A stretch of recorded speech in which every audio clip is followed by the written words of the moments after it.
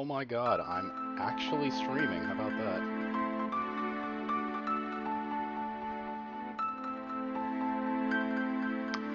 Alright, welcome everybody. This is All or Zero. I know I don't do this regularly enough, but I'm gonna try and change that this year, I promise.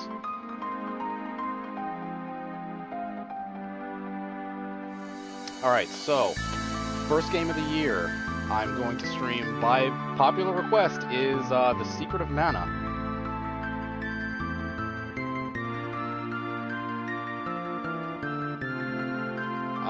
What I did was I threw up a poll on my social media, and granted I have a rather limited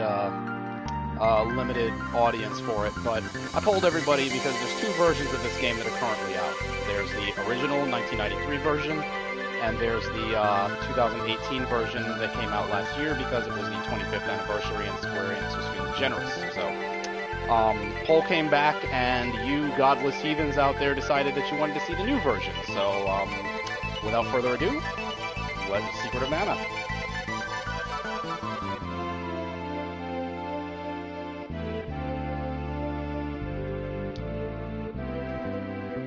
A couple of things about the game before we start, I guess. As I said before, the game came out in '93.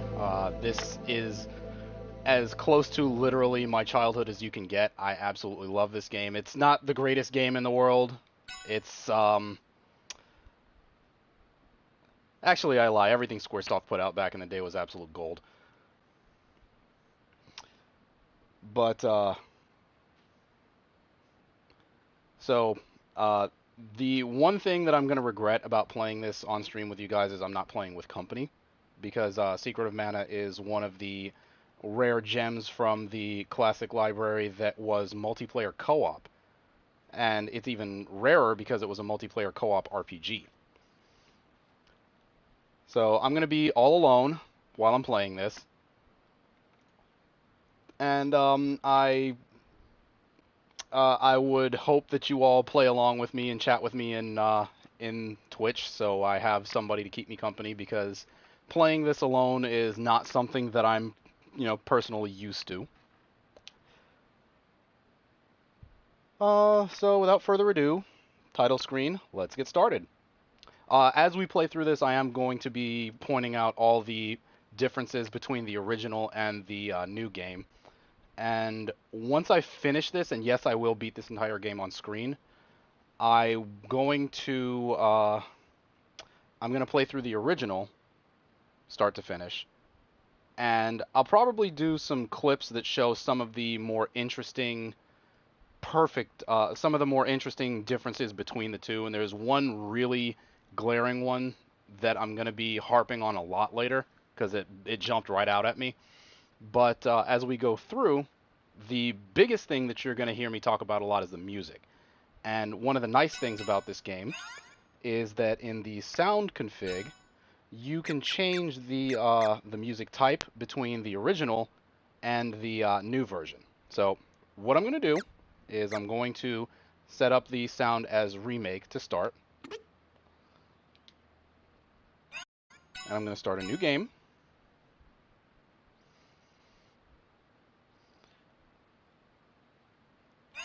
And as you can see, I've already played through this once. Yes, I have beaten this game and platinumed it. You can go check that out on All or Zero on PlayStation Network. So I'm going to start in the second slot. I'm going to get to it. So without further ado, folks, The Secret of Mana.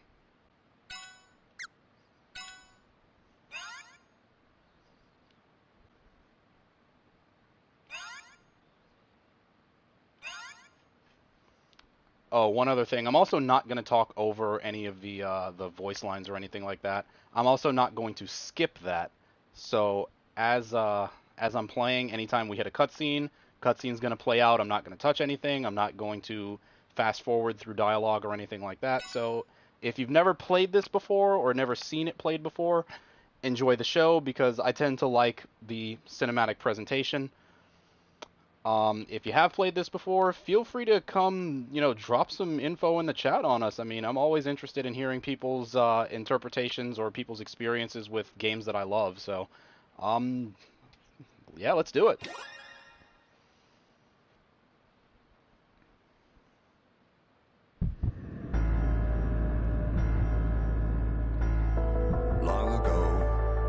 The world prospered and humanity thrived thanks to a power known as mana. However, humans soon sought to use mana to create the ultimate weapon, a floating battleship called the Mana Fortress. This greedy arrogance angered the gods, who in turn unleashed vicious beasts into the world. A violent war between the mana beasts in the fortress engulfed the world in poison and fire until mana had all but disappeared. In humanity's bleakest hour, a hero wielding the mana sword appeared and destroyed the fortress. The world was left in shambles, and yet humanity persevered, and there was peace throughout the land.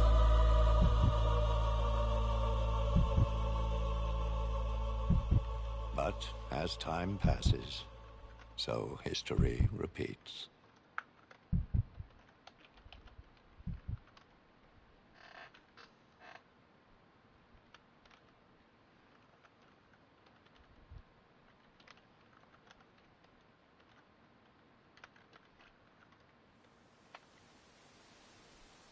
Hey!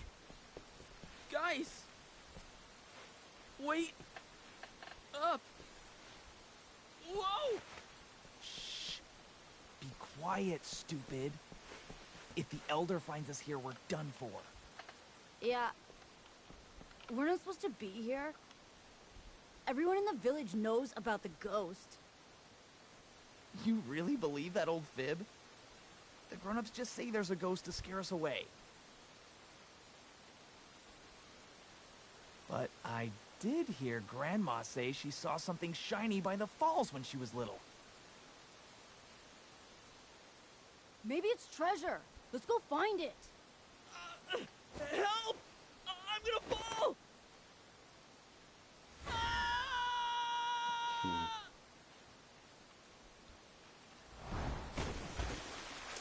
Now, the first thing you're probably going to notice is he just fell off the top of a waterfall.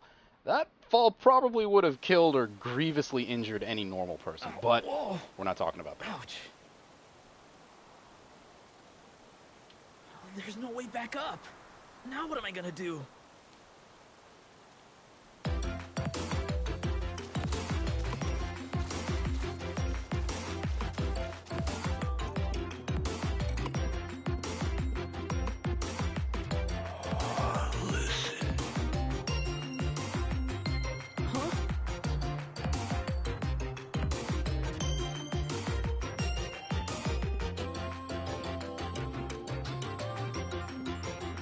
Now, as for the music in this... But I'll never get through here without a weapon.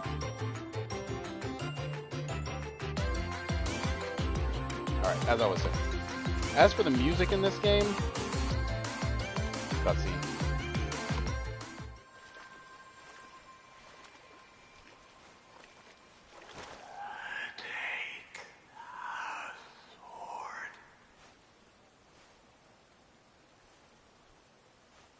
Who are you? And what's the sword doing here?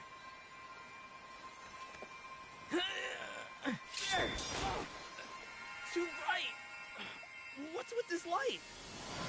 Oh, ghost! Listen. I entrust the sword to you.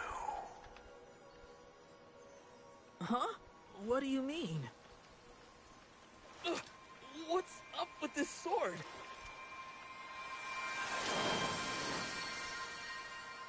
The light's fading already. Oh, I have to get back to the village! Okay, one other thing before I even talk about the music. First, the biggest complaint that I seem to have seen online when I read the reviews was that the cutscenes are... Some of the cutscenes are voiced, but the character models are very, very rudimentary. And on that note, I will actually agree. They made good character models, and they're on model with the original art from this game, as you can see. Like, it's spot on. Everything is absolutely perfect to what the sprites look like in the original game. The problem is they went kind of lazy, and they didn't fully animate all of the sprites. So what you'll notice over the course of the game is that their facial animations will change, but they're not actually speaking along with their spoken lines and things of that nature. And the other thing that they didn't do, which you'll see in a scene coming up shortly, is some of they copied the animations basically pixel for pixel from the original game, which doesn't exactly lend itself to the updated graphics that they put into the game. So this is our main character. His name's Randy. It's pretty cool. I always did like his design. I love the double tassel on his headband and everything like that. And here is our first weapon, Rusty Sword. Get used to seeing this thing, because we'll be using it a lot. Anyway. Ring menus were maintained from the original game. I always liked this system because it felt pretty natural after using it for maybe 5 or 6 minutes. Each ring contains a different section of your items, equipment, things of that nature. There's one for weapons, there's one for items, which I don't have any items yet, so that won't show up. There's one for magic, which the main character doesn't get. And then there's the system menu, which kind of is your like equipment screen and settings and all that stuff. So let's get on with the game. As I was saying before, the music in this game was actually redone completely by the original artist. I know I'm going to butcher his name. Hang on. Hiroki Kikuta is his name. He did fantastic work on the original Secret of Mana game. I absolutely love this game's soundtrack. I have it on permanent loop on my phone whenever I'm out and about.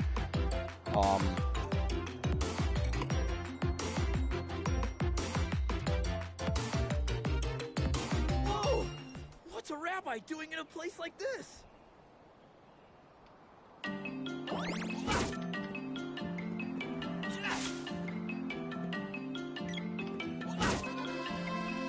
Hey, welcome, welcome. Who is that? Say something in the chat. Introduce yourself.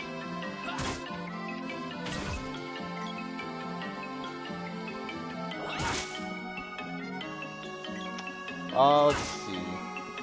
While we wait for our mystery guests to introduce themselves, I'll give a little rundown of the... Oh, hey, what's up, Grax?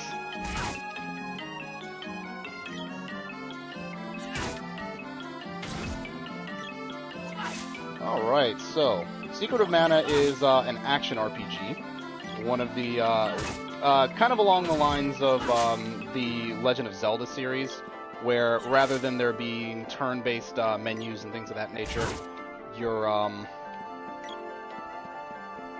And yes, I agree, it is very nice to be back on the stream scene. I'm gonna try and make this a much more regular thing. Oh yeah, it took me a while to find the camera. That's actually one of the reasons I'm starting so late.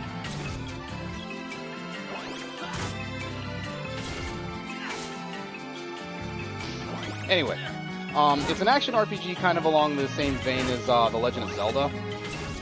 Biggest difference is where The Legend of Zelda was basically just swing and swing and swing as much as you wanted.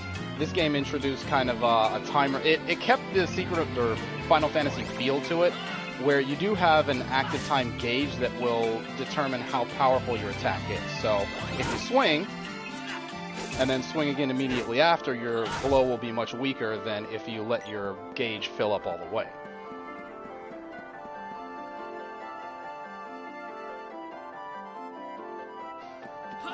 So you kind of have to learn the enemy's patterns and make opportunities for yourself to attack at full power, rather than just kind of hacking and slashing away. Hey. Granted, you can hack and slash away, and there's some things that it actually makes more sense to hack and slash away at, and I'll show you one of those enemies as soon as I get there. But in the opening, there isn't really a whole lot that warrants it. Rabites are relatively tame for all intents and purposes, and while they can kill you in if you get overwhelmed, they're usually not much of a threat.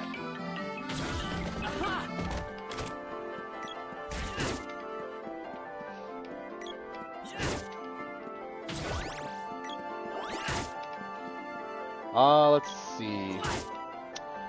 Here's a little blast from the past I'm not sure if anybody's aware of, but once upon a time, at least pertaining to Square RPGs, there was a rule that got informally developed with players.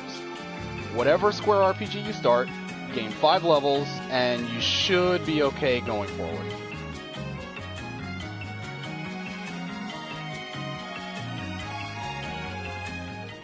Alright, so let's get that out of the way because it will give me a good start. And I'd feel weird about playing this game any other way. And Grax, you and I are on the same page about that. This game is my childhood. I grew up playing this game with my sister and my best friend. I've beaten it probably close to 100 times, which is insane. And I mean start to finish, full plays, every single time I sat down to it. I beat this game, as a matter of fact. I picked it up when it went on sale last year, and I played through it start to finish, 100% playthrough, platinumed it, whole 9 yards. This game is a thing for me.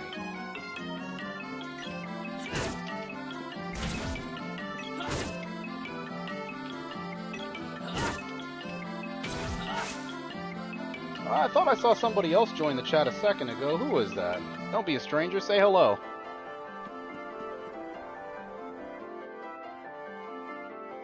Yeah, seriously, any Super NES game that you play, especially if it's made by Squaresoft from back in the day, try it. Pick up the game, gain 5 levels on your main character, and then proceed. You'll notice a pretty decent difference in the early stages of the game for having those 5 levels on than not.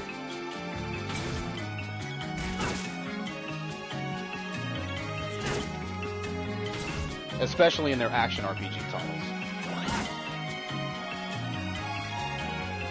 Yeah, the holidays kind of destroyed my wallet and free time too, so I'm right there with you, man.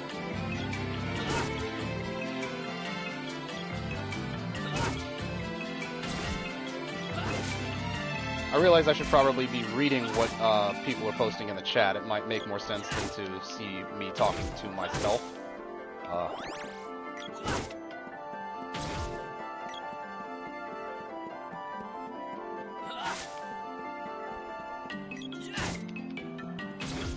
And I'm going to ask for forgiveness ahead of time because I know it's going to happen at some point. If I start humming any of the music as I'm playing, just let me know that it's annoying and I'll stop. Because, again, this music is so deeply ingrained into my soul that it's probably never going away.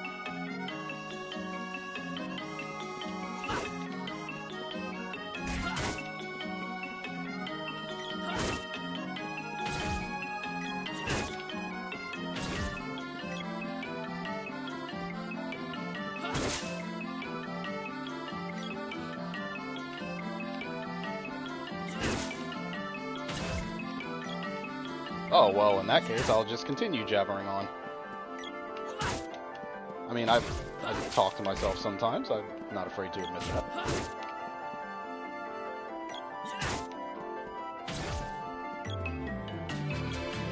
And this game in particular, speaking of that 5 levels thing, early on in this game, there's a reason that you're going to want to have done that.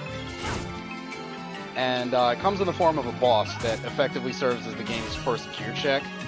And he is something.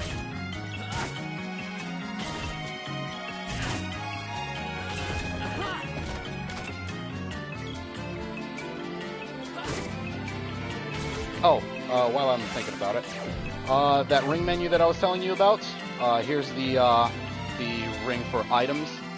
one of the interesting things that they added to this game is the ability to like hotkey two different things, be it spells or weapons or items or whatever have you on L1 and R1.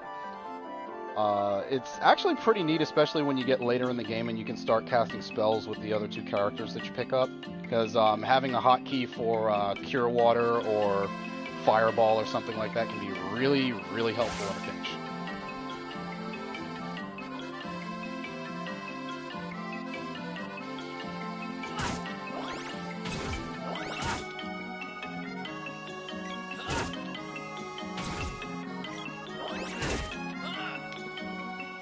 Oh, one other thing while I'm thinking about differences between the original and this. If my stream crashes at any point, that is because the game itself crashed. And that was another big complaint that myself and everyone else online had, is the game feels almost randomly unstable for no reason. So you get to the point where you're going to be doing either autosaves or hard saves very, very frequently, which I'm not totally unfamiliar with doing that in games. There's some games where I autosave like an absolute maniac, or I save like an absolute maniac. I'm not a fan of autosave most times. But this one, because of how weird the game can be, I tend to save more frequently than I usually would. On that note, the autosave is actually really, really good in this game, and it will basically put you back to where you were with almost, I'd say 95% accuracy to what you were doing. Oh, should I turn off the transparency? Because I did have transparency on just for effect. And Pixel Ramen, it's nice to see you hanging around in the chat. And good to give you something to do while you're in places unknown.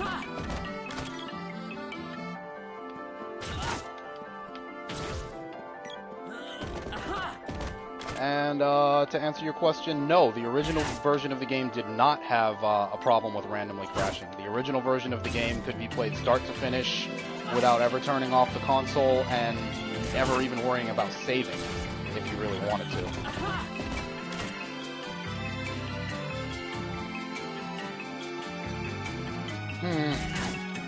Alright, so I have one person saying that I blend in a little too much, one person saying that they like the ghosting effect. I could meet you guys halfway and turn it down a little.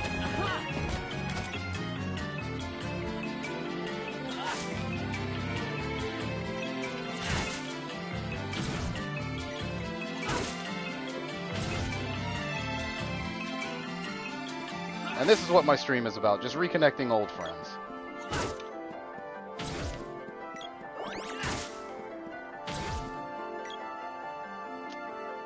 I actually don't know if I can do that on the PlayStation version.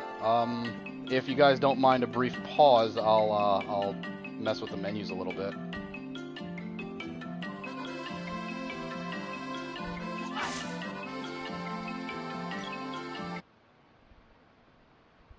Oh God.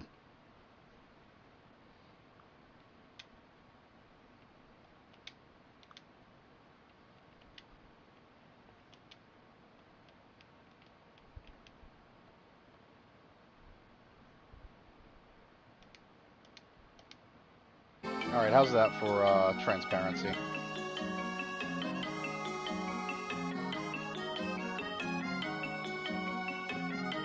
And yes, Grax, that is one of the things I do find really cool about the PlayStation 4. It basically gives you an all-in-one broadcast studio right in the system. Not really a whole lot of tweaking necessary, and quality-wise, it's actually pretty good.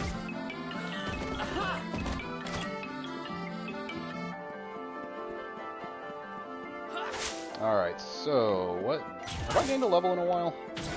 I don't know, have I gained a level in a while?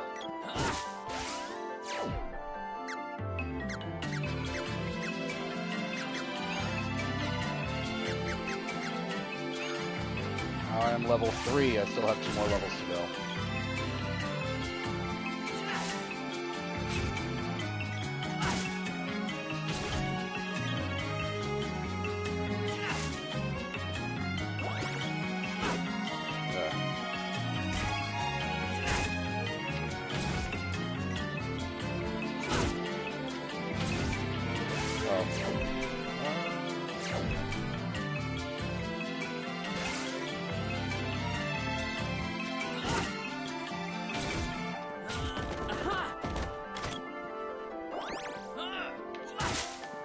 that random money.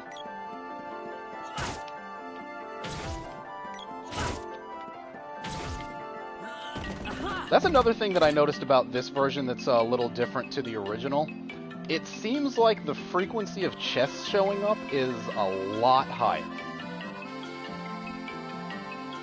It feels like it, at least. I don't know if that's actually the case, but it definitely feels like enemies drop chests way more frequently than they used to.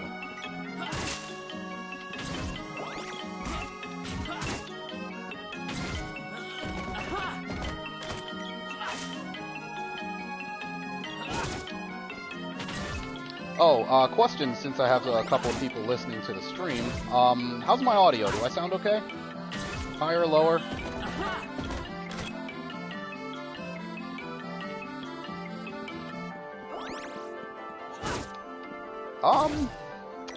As far as game balance, you know, believe it or not, not really. Because most of the stuff that you find in chests is either going to... It's either going to be items, as you see me picking up candy constantly as I've been walking back and forth, or you'll get armor, which can be helpful, but a lot of times after you get your first piece, it's not really going to do anything but give you money. And money's never really been a hard thing to come by in this game, except for very, very early on. So, no, I don't really think it affects the game balance all that much.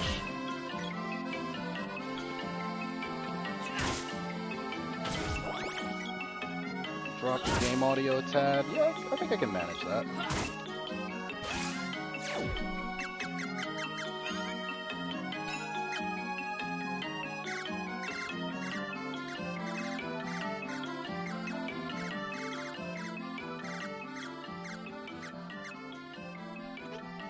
That better?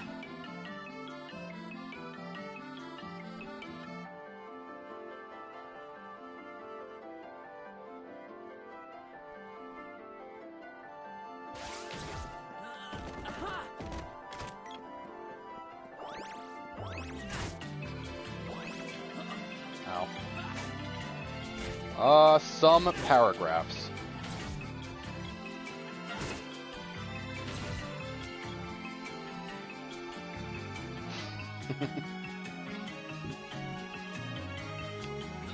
Well, let's see. What else is there to say about this? Oh, that's another thing that's really cool. You see the mini-map in the top right-hand corner? That wasn't there in the original version of the game, and I actually really appreciated that they added that because it's a really cool reminder of what the original game looked like versus the remastered graphics. And as you can see, it's pretty much a one-to-one remake of the original game, just with 3D models. The forest looks exactly the same. All the grass. Well, actually, there's one major difference. You see this little dark patch in the mini-map up top? This used to be tall grass, not the reeds that you see here, or the shrubs, but there was actual tall grass that you could swipe away too. That didn't actually affect you, it just looked neat to walk through. Oh, okay, good. And here's a little something interesting about the game audio. As you saw, I turned it down in the game. I actually had it turned down way down when I was playing it originally because it was so loud. Like, it's insane how loud this game's audio is.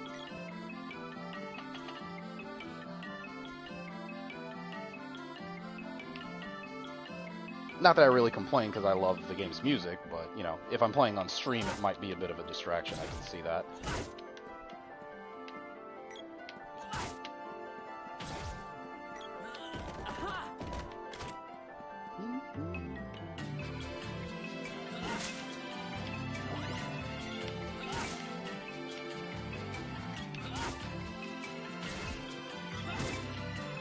One level to go. And yes, this was one of the only, I think, 3-player co-op RPGs that I can think of on the Super NES, let alone any other systems. You used to have to grab a multi-tap for the Super NES plugged into either a port 1 or 2. and it would allow total up to 5 players to participate in a game. Most people used it for, you know, sports games like Madden, NFL, and NHL hockey, things of that nature. I was the odd man out, and when I found out that this game could allow more than 2 players at a time, was another reason that it became arguably one of my favorite Super NES games and the basis of why I loved co-op games in my childhood. You know, in all honesty, if I could wrangle up 2 more people to sit on the couch and play with me, I would be more than happy to have you over.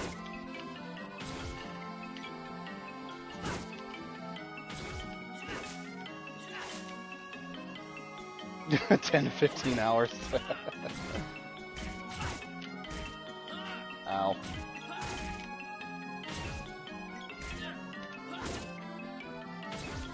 Alright.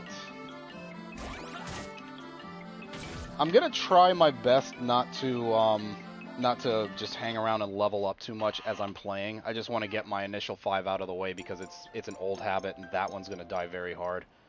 Especially because I know what's coming.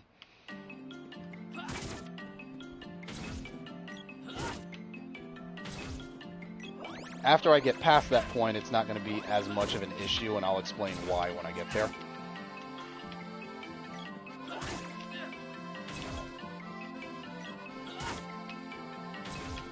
Oh, speaking of differences between the original and this, one of the other things that you'll notice as you play through this game, if you played the original a lot, is the monster balance is actually a little different.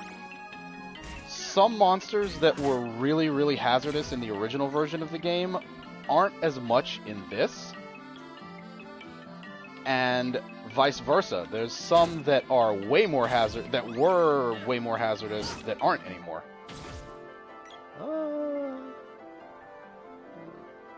Oh, which one I had to mod to play through? That would be the sequel to this that was never released in the States, Secret of Mana 2.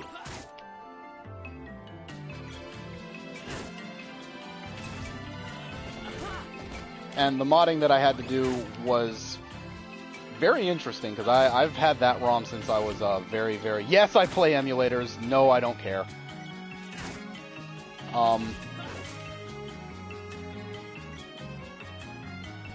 But anyway, the reason that I had to mod Secret of Mana 2 specifically was because, 1, the game was never published in English, and 2, the game actually is only 2 players co-op by default. So when I modded it, there was a secondary mod that came out around the same time that the English patch came out, and I'll discuss that in great depth. But there was a second mod that came out that allowed you to play Secret of Mana 2 in 3-player co-op, just like the first game.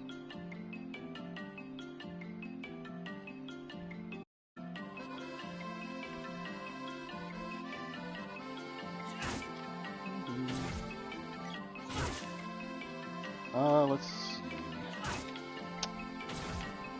Speaking of Secret of Mana 2, I was gonna try and hold that off until I actually got around to playing it, and yes, I will get around to playing it, I promise. But Secret of Mana 2 is one of those games, along with Bahamut Lagoon, that was never given an official translation and never released in the United States.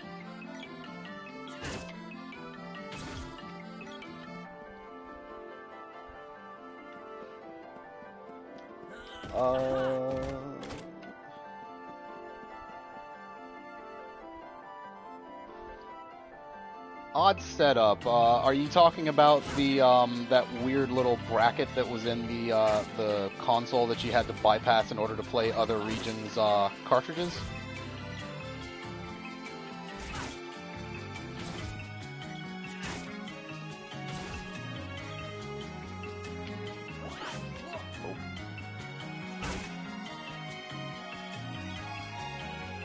Whoa, that's weird. Would you do me a favor if you can find it? Take a picture of that, because I'm trying to imagine what that would look like.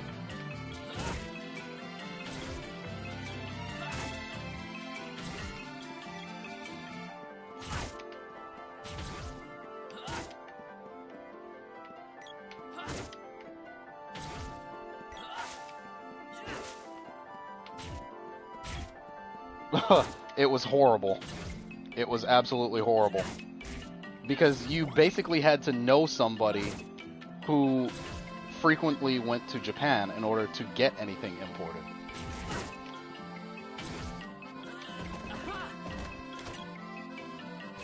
Oh, okay. There's... Actually, did I change that? Okay, that's another thing that's different between this version and the original. The amount of items that you can have in the original was capped at 4. In this version, it's capped at 12, which is one thing I do feel makes the game's difficulty a little trivial, because you don't really have to be as cautious with how and where you use your items as you did in the original, especially when it comes to magic restoration items.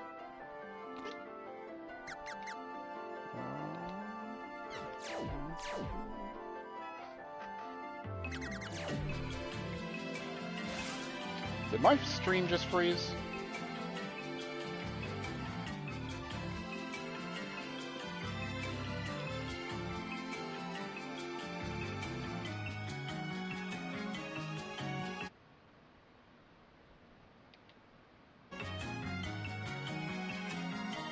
Hello?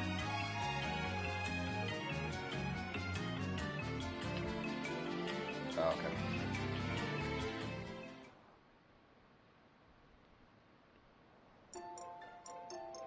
So, in case the stream dropped out and nobody heard what I said before, importing back in the day was absolutely a nightmare, because unless you knew somebody who frequented Japan, it was near impossible to get anything, for one.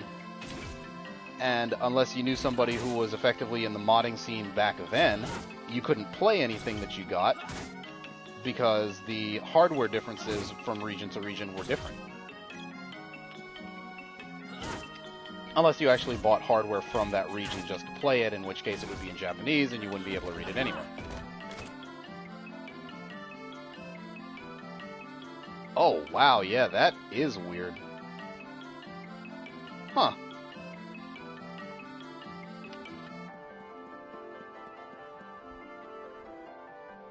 I'm kind of surprised they never made anything like that for Super Nintendo cartridges for the States from Japan.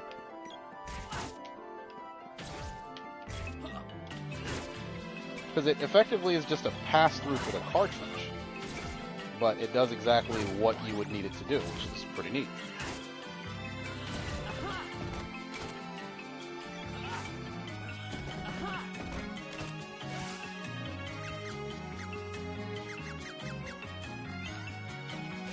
Alright, alright. One more level. I promise this will be the last one.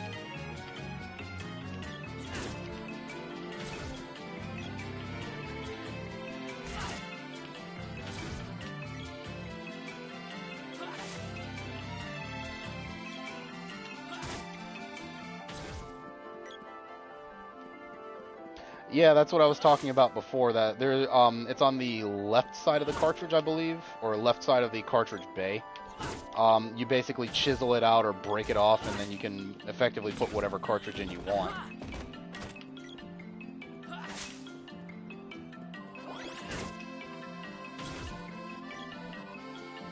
I was too timid to do that when I was younger because I loved my Super NES to death, and the thought of harming it in any way absolutely freaked me out.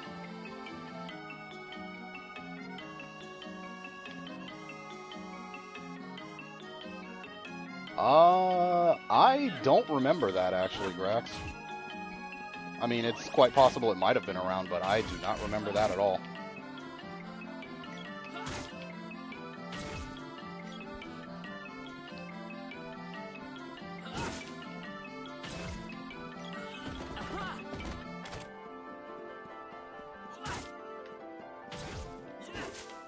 Now, here's something that's going to prove how old I am. One of the... And I almost don't even understand why I did it, other than I wanted to take screenshots of the stuff. I played Super NES games emulated on my PC during the era where Super NES games were still in print. Like, they were still releasing new Super NES games, and I was emulating. Reason for that was, as I mentioned a second ago, I really, really wanted to take screenshots of stuff in the game. So a lot of times I would play the games and just screenshot them. I played through Chrono Trigger God knows how many times like that. Which is another one I could play on stream if anybody wants me to. I'd be happy to go through that again.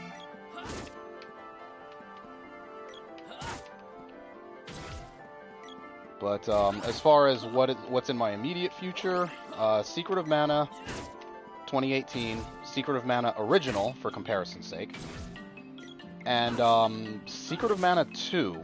And that one's going to be really interesting because I'm going to leave it to audience participation to decide what group I play with and how I level them up.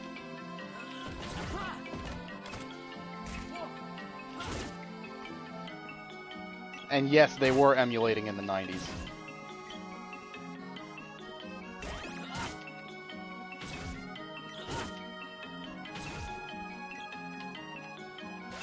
I leveled up, right? Okay.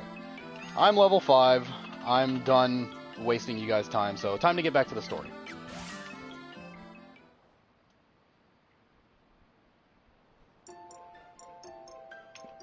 Did you see that?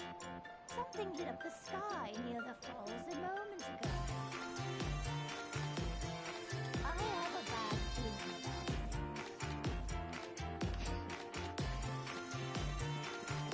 The Elder was looking for you. What did you do this time? That's another thing that people complained about is some of the voice acting seems really questionable.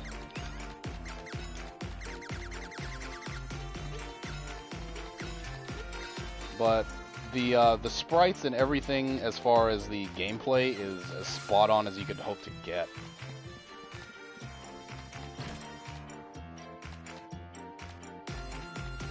Yep. Oh, this is my favorite thing in the entire game now. They redid Mr. Modi's animation, and his dance just cracks me up. Absolutely cracks me up. I'm gonna find the one in the desert later who's standing out in the open and not behind the desk so you can really get a feel for how impressive this guy's dancing is, okay?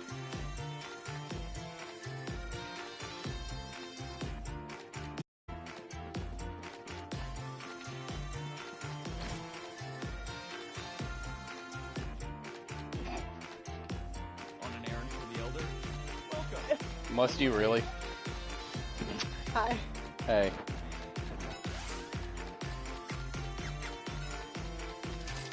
Anything else? Come again.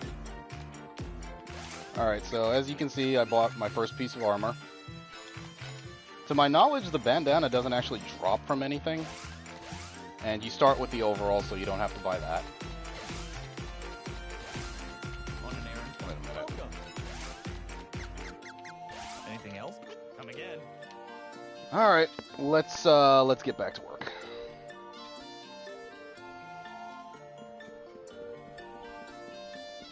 There's an Hello. unfamiliar face in here.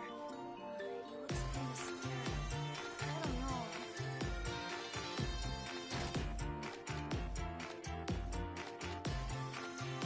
I think that guy is a knight.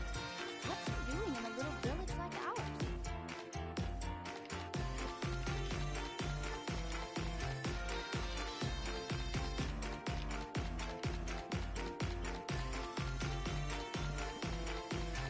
Alright.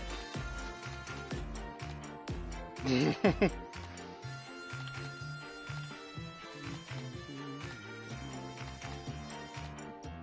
you're all right. Elliot just told me what happened. I thought you were a goner. That's why I told you not to bring someone like him along. You idiots. None of you were supposed to wander into that area. What's that you have there? Oh no. It couldn't be. Cool. Did you find the treasure? What have you done? That's the mana sword. There's no way you could have pulled it free. Mana sword? But legend says the village will be destroyed if it's removed. I never thought it'd come to this. The mana sword is said to protect the village from disaster. But now... Aha! So you're the reason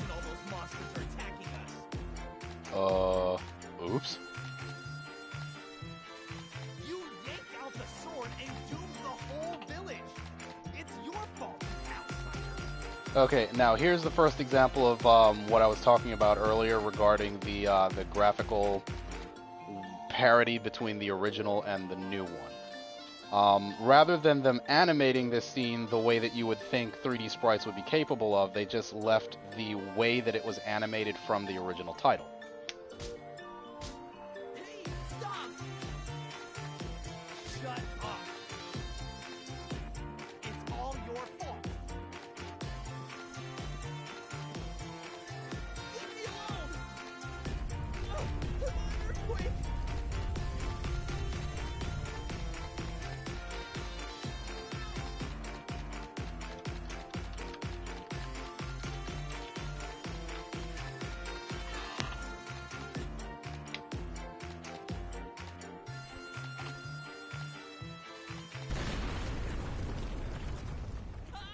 Oh no. Help! I'm a monster! You have a sword, why don't you use it? Can you hear me? Hold down and study the enemy's movement to look for an opening. Oh hey, fun fact, you can't die in this boss battle.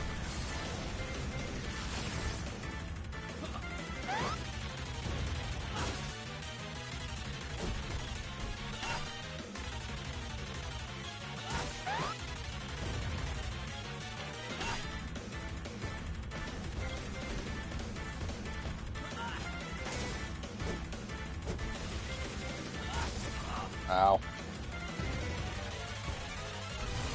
Ow. Okay, you're trying to prove me wrong about that whole not dying thing, right? Dick. Ugh.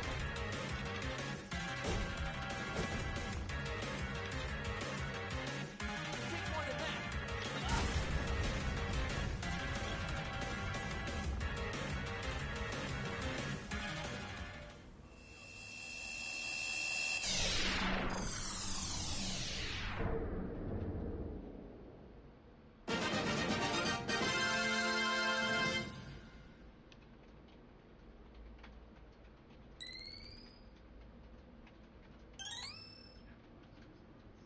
You did well.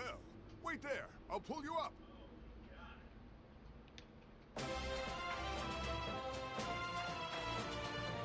Stay back! Well, this is still technically the tutorial as far as the game's concerned. So I get why they would say you can't die, why they don't allow you to die here, but yeah, it doesn't really make sense if you've already fought your way through the forest. You should have a vague idea of how the combat works by then.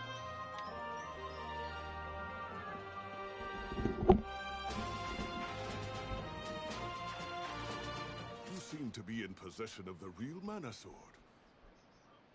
This is troubling. Why is that? Legend says the sword can only be retrieved by a knight when the world is in peril. But you are far too young for such a responsibility. Something must be wrong with the mana sword. Here, you take it. No, I cannot. The sword has lost its power. It must be restored. Only the one who pulled it free can do that.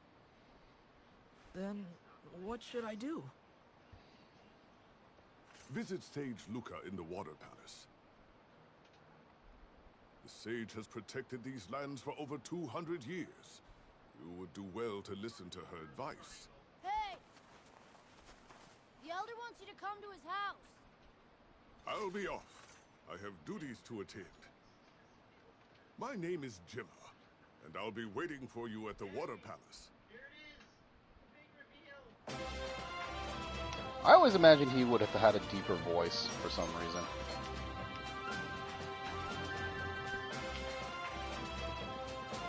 And one thing I'm curious about since I'm still in this town. One night is 5 GP.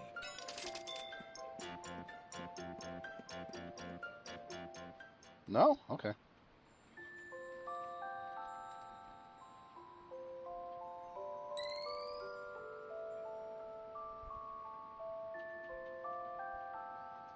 Alright, well, you'll understand why I did that shortly. I swear to God, if I save over that maxed out game, I'm gonna be upset.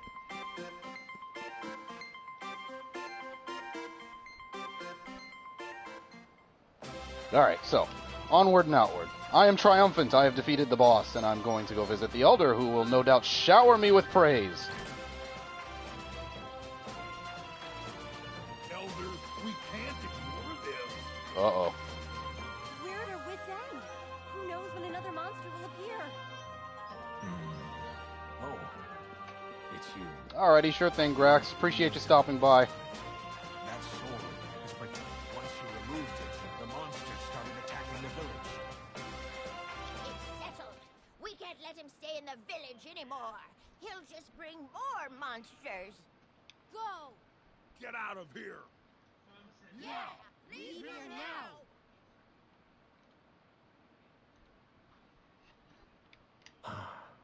I don't want to do this, but I have no choice. I banish you from this village.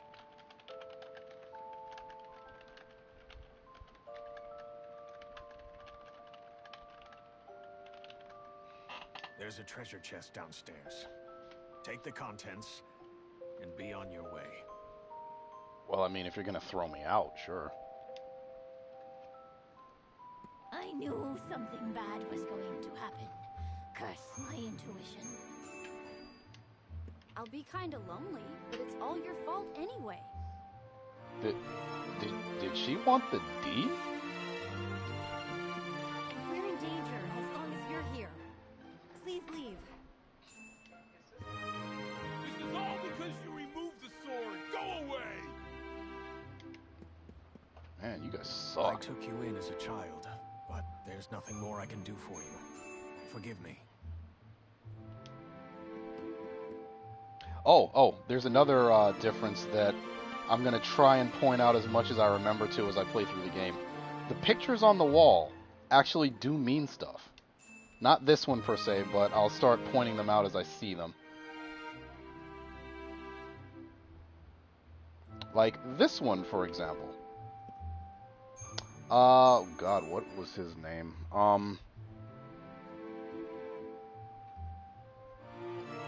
I don't want to spoil it. I'll leave that one for later.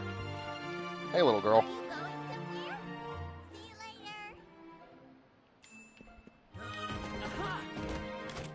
Money. Okay.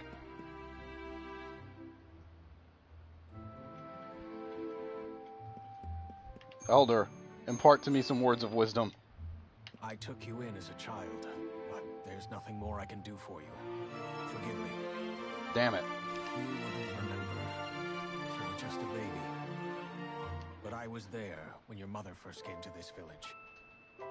After she disappeared, I did my best to raise you. But today is the day we must part ways. I hope that you find your mother again someday. Goodbye. Alright. I'll go. I won't like it, but I'll go.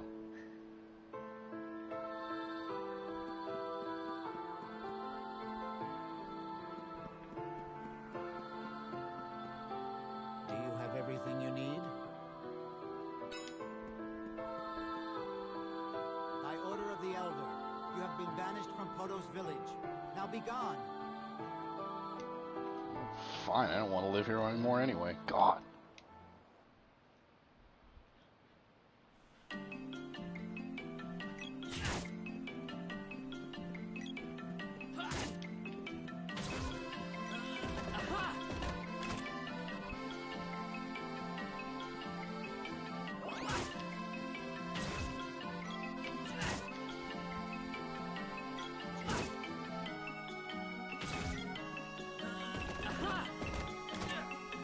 Ow. Okay. Yeah, punch glove.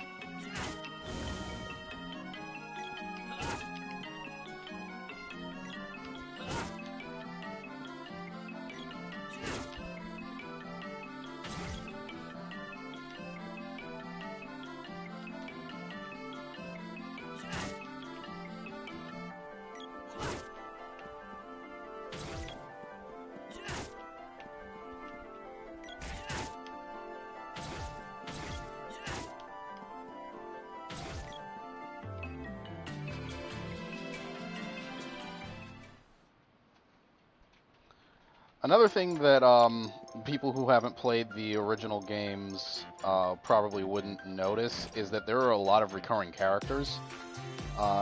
Neko is one of them. He is the Welcome to Netflix. skinflint cat, I guess you could say. He is the cheapest, just all around dirtiest guy you're ever gonna know. You're ever gonna run into in most of the games. Not so much in this one, but in Legend of Mana later on, he is the epitome of bad faith salesman.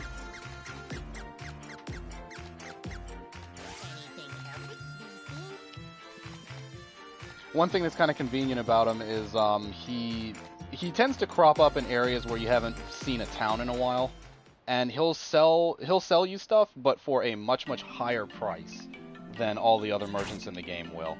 So it's one of those trade-off things. It's like, do I go back to town to restock and resupply, or do I just, pay the extra money and have Neko sell me what I need?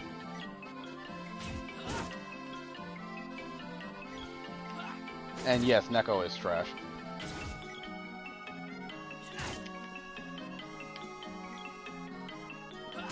Hey, what's up, Lionheart? Appreciate you stopping by. Oh wait, where am I going?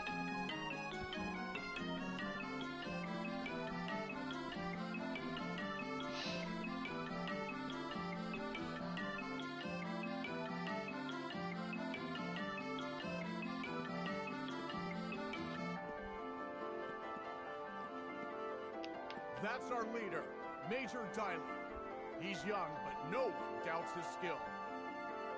He knows how dangerous this mission is, but I've never seen the Major waver.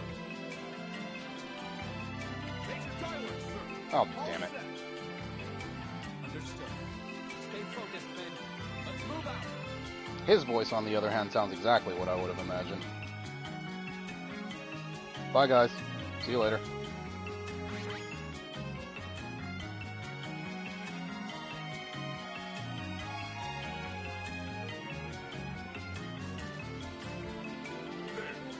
Let's go.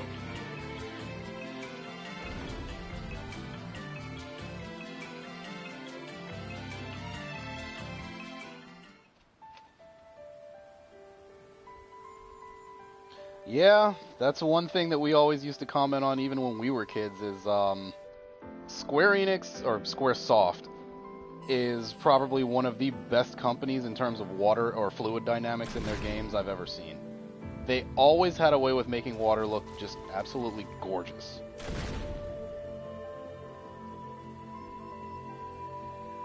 Uh-oh. Where's Luca? I guess I'll ask that girl over there. Hey, where do I find Luca? Mind your manners. It's nice to see you again, Sage Luca. You're very welcome. Wait, you mean this little girl is 200 years old? You say little, but she's probably taller than he is. Luca, monsters have started invading villages. This young boy just fought one himself. You underestimate my intelligence.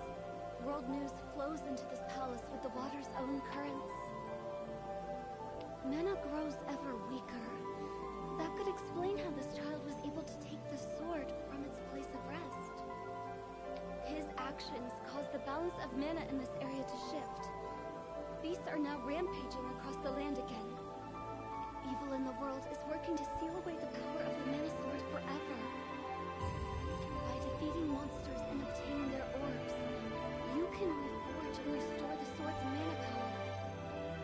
It looks like your sword regained some power from vanquishing the mantis ant. There are more hidden orbs with the mana power to revive the sword.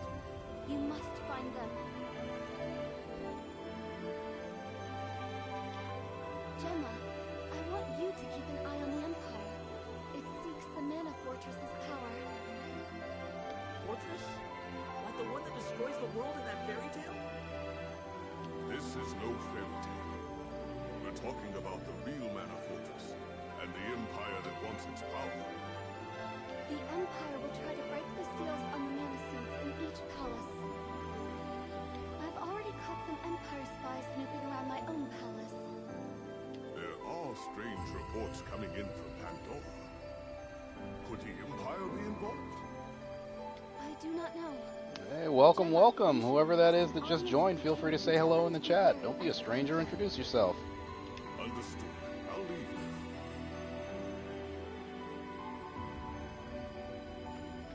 Head for the cave in Gaia's name. There's a dwarf blacksmith that lives in the area. Dwarves are known for their weapon-making skills. You should see if they can reforge the sword. As the sword becomes more powerful, your skills will improve, and you'll learn more abilities. Bye. What frightens you so?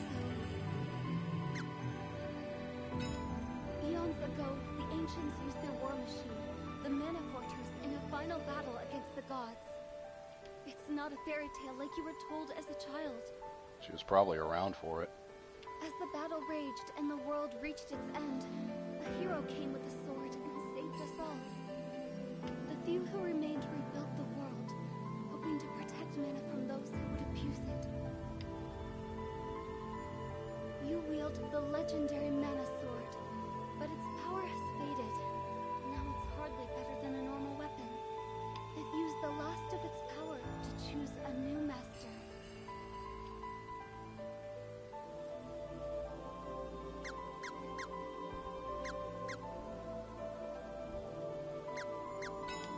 If the Empire restores the fortress, they'll drain the world of mana power. You must restore the Mana Sword to full power before then, or the world will be destroyed. So, where do I fit in? You must become a hero who is worthy of the sword. Sure.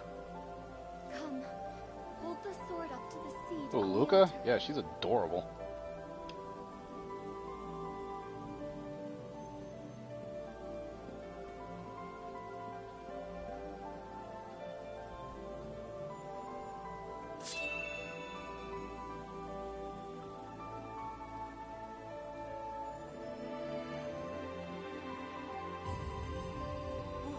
What happened? The seed and the sword have now synchronized with each other. Now, no matter where you are in the world, this mana seed can grant power to your mana sword. You found one of the 8 palaces. Now you must visit the others and obtain the powers of their seeds. I worry about you out in the world with only a rusted sword. Take this spear I imbued with holy water. Yay, new weapons. Use it along with the mana sword, and it too will regain its true power. I'll heal you. Would you like to save the game? Oh, and for anybody who's never played this before, this is going to end up being kind of Take gems like of a light cheapskate's and Gaia's save point, There because you can find the underground palace. most of the places where there are people who guard palaces are sages, and they'll restore you to full HP and save your game. So keep that in mind. To reach Gaia's navel, head south through the kingdom of Pandora. Okay. Bye.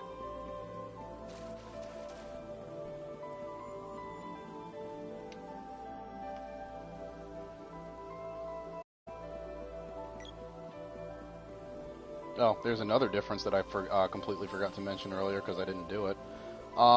In the original version of Secret of Mana, in order to run, you would press the A button on the controller. When you ran, it would only let you run in straight lines in the cardinal direction, so north, south, east, west. In the remake, you can run in any direction that you want, as long as you're holding the button down and you have stamina left in your action gauge. So that's one of the things that was kind of a problem and really never really made sense as to why they did it, other than probably console limitations at the time. But they fixed it.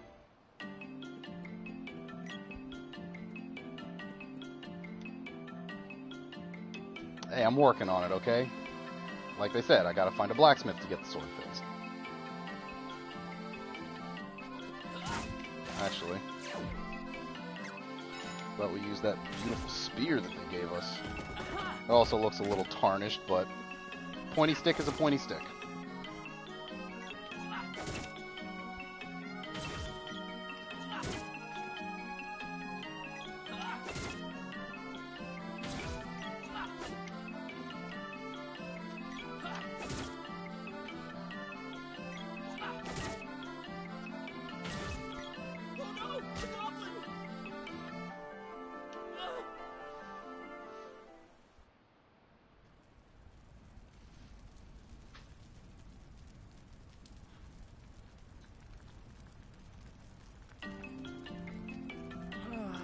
This is probably bad, right? You, do not move. Stay still. Very lucky human. You will be main dish tonight. I don't think I like goblins. Delicious human. Very lucky.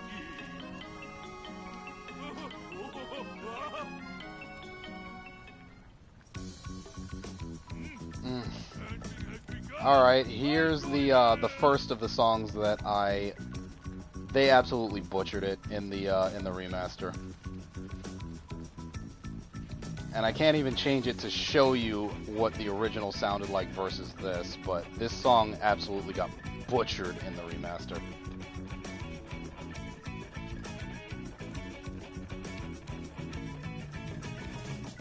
Now we have Solid Snake back there.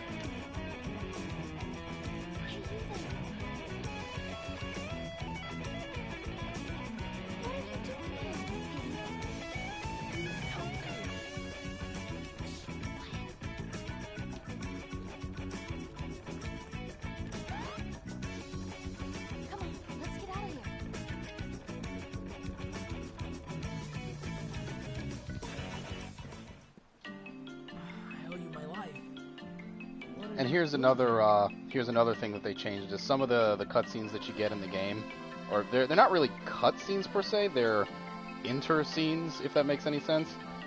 They actually give you the characters in full animation so you can kind of see what they're doing.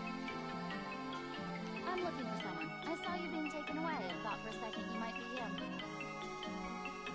Yeah, very much like the Tales games, actually. I got the wrong guy, though. What a waste of time. Hey, wait a minute. Just kidding. Look, I'm in a hurry. Go back to your village, kid. Hey, wait. I didn't even get to ask your name. And so...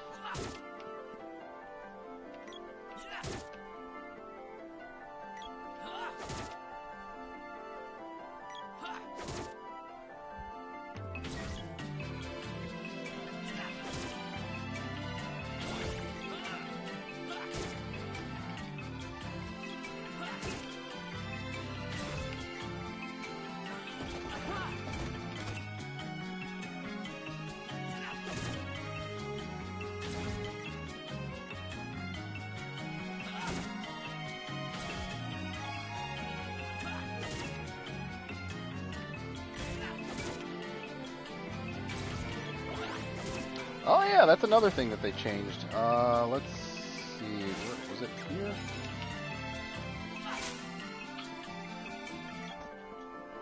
Yeah, okay. I have to go around to show. For some bizarre reason, and I really can't fathom why they would have done it, they removed all of the, what formerly would have been done with the Mode 7 from the game. These little things, not this one specifically, because this one just gave you a little boost to the ledge up there, like so. But there's other ones of those things, and I forget what they're called in the game, that will just bounce you up so you can get kind of a bird's eye view of the area that you're in. And everything that did that from the previous game, from those to the cannon travel to everything, have been removed from the game. And I really don't know why, because it should have been easier, if anything, to animate that in this.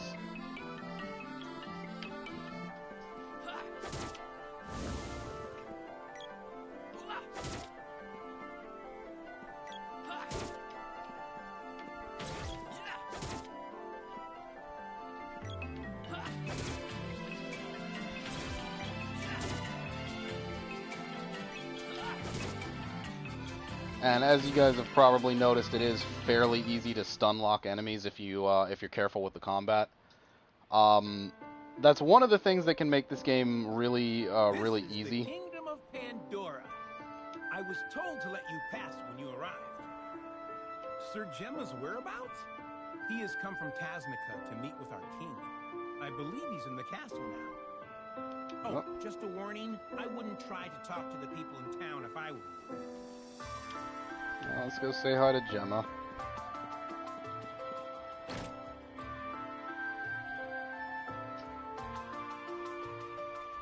Wait, what? Oh. Oh, customer. Well, I don't keep much stock, but you're welcome to look.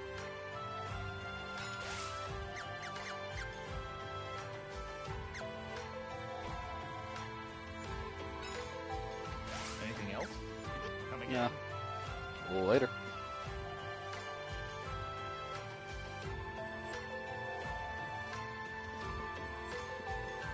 Everybody stays indoors and nobody goes out. Leave me alone. Well, fine, alright, damn. This is Pandora Castle.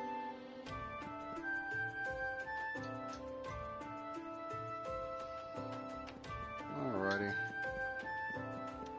And like I was saying before, the one-to-one recreation of the areas in this game is really impressive because it's just the 2D sprites made 3D, and the game looks gorgeous for it.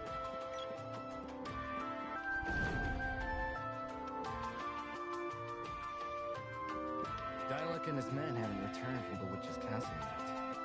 Oh, is that where they were going?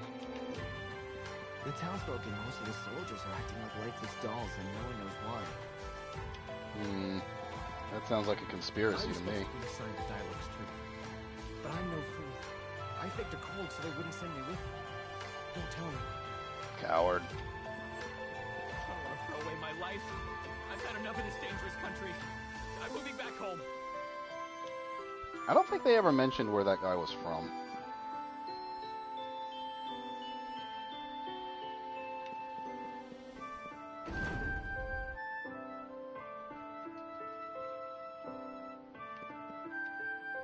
This is Pandora Castle.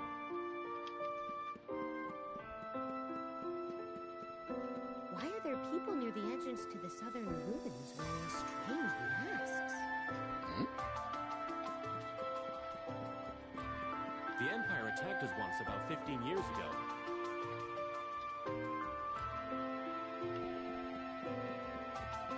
Yeah, he probably did have some issues. He promised he'd play with me.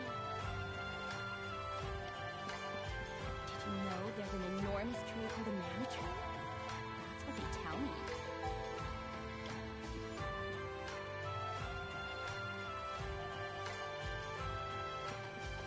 The souls of the townspeople have been sucked up by that witch up north.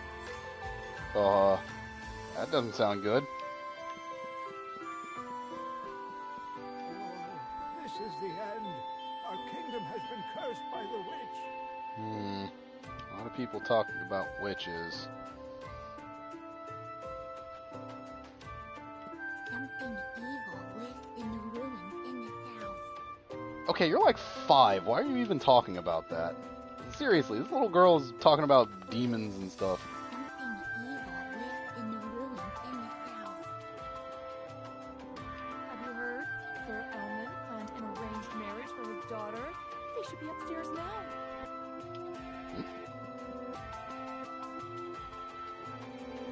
I mean, always demons. Oh, hello. My dad is infuriating. I am in charge of my life, not him. Oh, right. You're that dummy I saved earlier. Sorry about before. Thanks.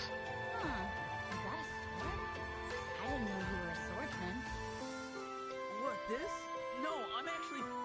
This is perfect. Now's your chance to pay me back for saving him. I need your help. We need to teach that witch a lesson. We're going to save Dyla. This is how misunderstandings happen.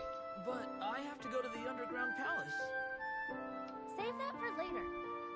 Come on, let's go. Whatever your name is. What's your name? Oh, you can call me...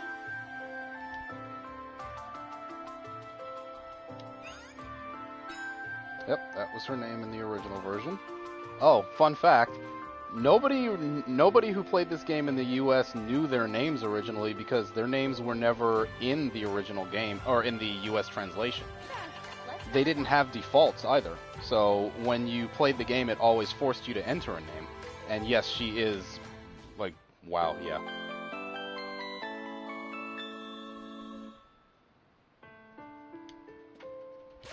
Speaking of which, another thing that I love about this version of the game is that you get full character models of everybody, so you can see how cute she actually is.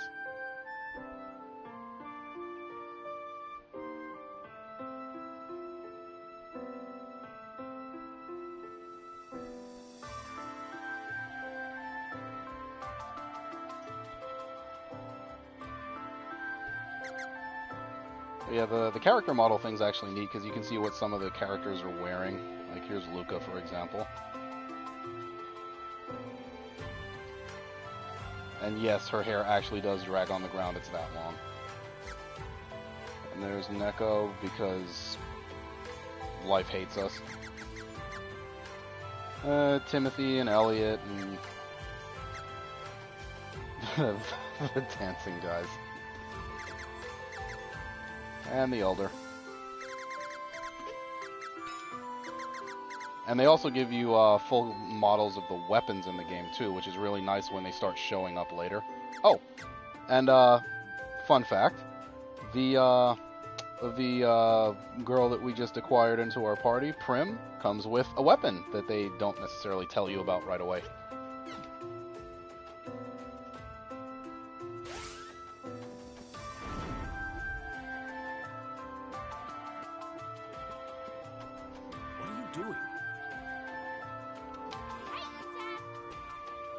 Oh, okay. Right, let's stay out of the family dispute. This place is no longer my home. I'm never coming back. Okay.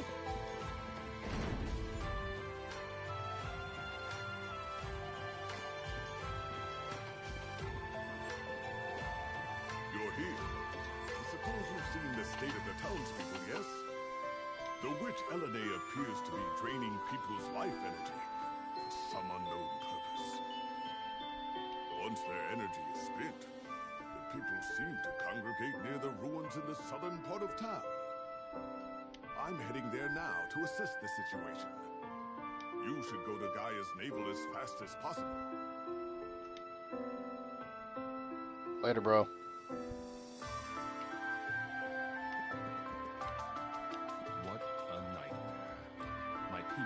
Like zombies, and I have no idea when the Empire might strike. The scouts say the troops I sent to fight the witch at Elman's suggestion were soundly defeated. What? You mean my dad is the reason Dialog was ordered to attack the witch's castle? This whole mess was a cowardly plot to drive Dialog and me apart! I don't think there's any proof of that. Watch your tongue. You wanna silence me? Fine, let's go. So you were expelled from your village? Unfortunately, this realm has problems of its own. It would be best if you took your leave of this country as soon as you can. Man, this place is depressing. This was such a peaceful country until now. What is the world coming to? Alright, let's get the hell out of here.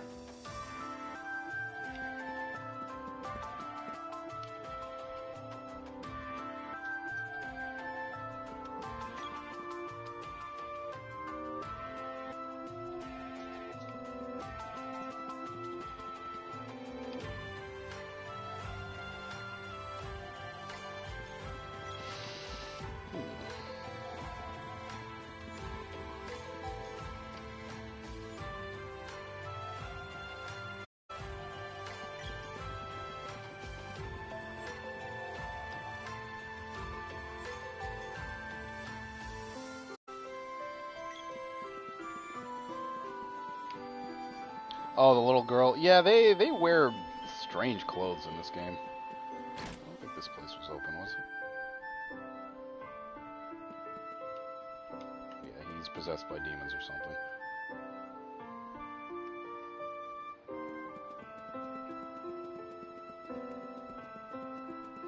Alright, so before we mosey on, let's take a look at our equipment. I'm wearing the bandana, nothing, and some overalls. The girl has the kung fu suit, and nothing. So why don't we grab her a headband to go with my bandana. Oh, customer. Well, I don't keep... Yeah, I do too. That's one of the things that they kind of dropped the ball on, I think.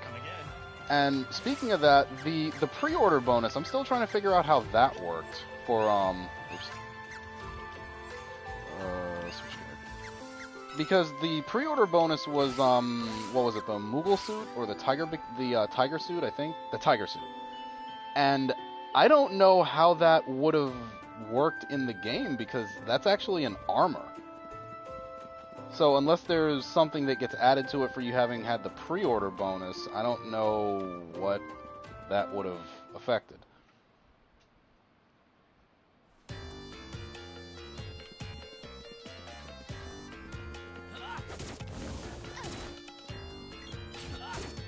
Oh, and as you can, as you can see, the computer will fight with you if you don't have a second person playing.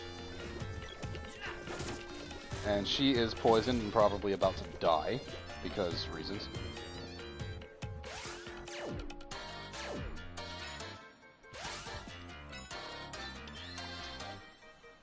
Thanks. Right. Oh, that's another thing they changed from the original version of the game to this one. And I'll show you in just one sec. Yeah, poison actually can't kill you in this, which is nice. None of those slow burn HP depleting attacks can actually kill you. It has to actually reduce the last HP that you have to 0. What was I looking for?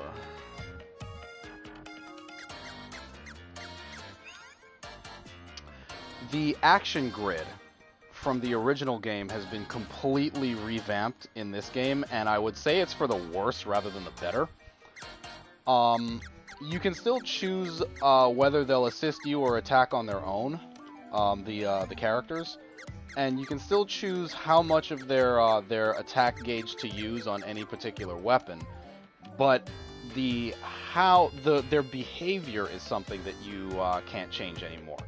And by behavior, I mean, in the original game, you used to be able to set whether they would approach enemies directly or whether they keep away and stuff like that. That's completely gone from this. They just removed it altogether for some reason, and I don't know why. But it makes managing the NPC, or the NPCs, it makes managing your other two party members a little more interesting because you have to be completely aware of where they are at all times.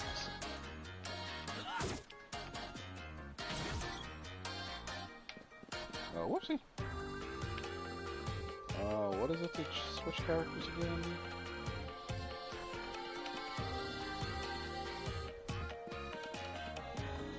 Oh wow, I don't remember how to do it.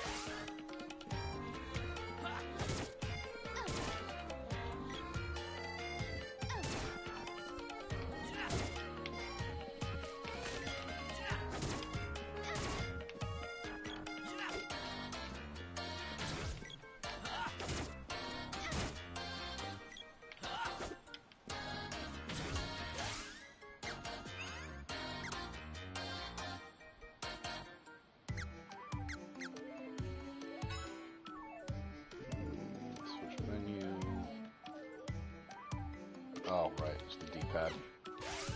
Alright, so I'm going to switch over to the girl for a little while, Prim, and use her because I want to level up her gloves so she'll have a level 1 charge. Which I actually haven't showed you guys yet, except for that one time that I did it in the Mantis Ant fight. As you level up the weapons... Oh lord. Hold on. I'll switch back to Randy so I can show you. As you level up the weapons, you acquire attack charges for your attack gauge. You basically hold down the attack button instead of just attacking, and then you can charge up the weapon to whatever level you have and then release it to do a stronger attack. Some of those charges are actually well worth it because they give you much increased range or like guard breaking attacks or things like that. It doesn't necessarily say that, but that's what the effect is in the game. And Prim gained a level because she's still lower than me and needs it. And actually, here's one thing that I do find kind of annoying that I need to change.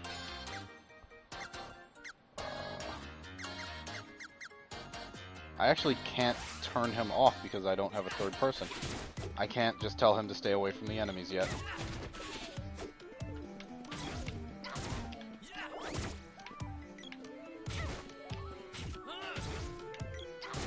Now, notice he won't actually attack the enemies on his own because of how everything's set up. Alright, so level 1 glove charge.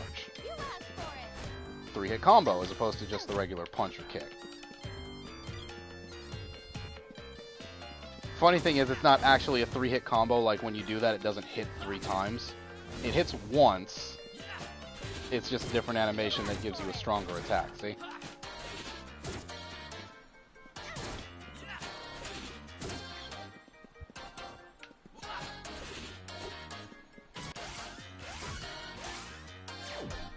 And let's just shuffle the weapons around so everybody levels up.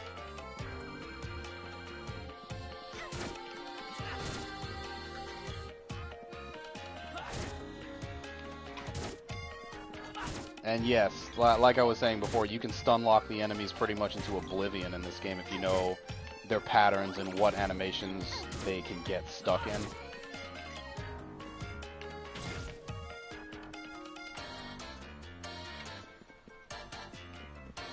It was here. It's even worse than, or it was in the original game, it's even worse than that. You can chain cast the magic that you get so quickly that the enemies will literally die and not realize that they're dead. So we're gonna buy her a Kung Fu dress. Anything else? Come again.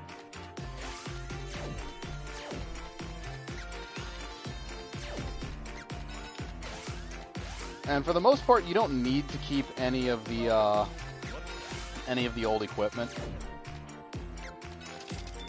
There's some things that I do keep later on in the game because they're rare and you can't get them anywhere else. I know, right? The Kung Fu suit seems like it would have more defense, and the Kung Fu dress would, I don't know, it's that whole girl armor thing, I guess.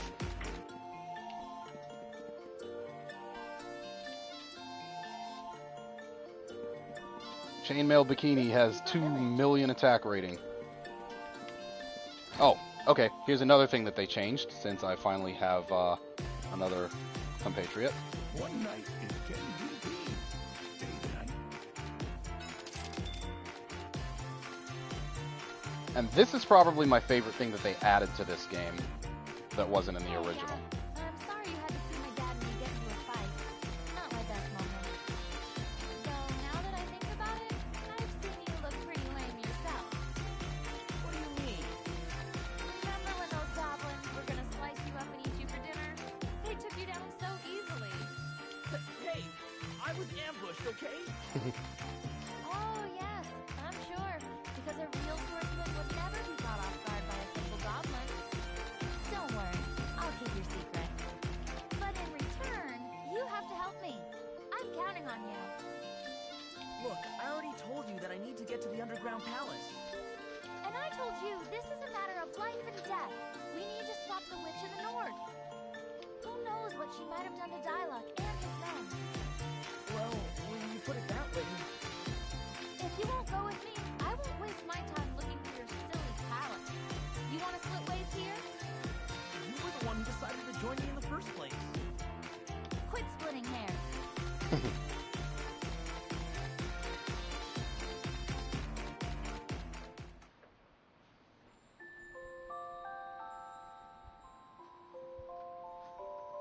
But this little interaction that you get when you stay at the inns is probably my favorite thing about this version of the game. It was never there in the original, and it really goes a long way to expanding the characters and the lore of the game, because they will tell you stuff when they're talking to one another that you'd never find out otherwise.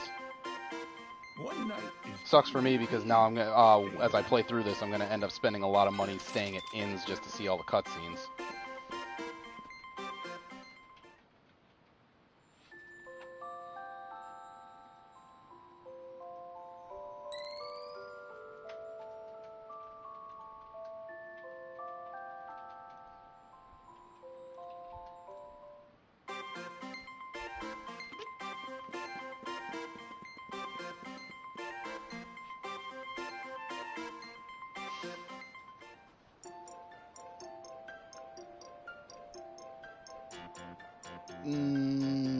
Well, like I said, those cutscenes didn't actually exist in the original game. That's all new stuff.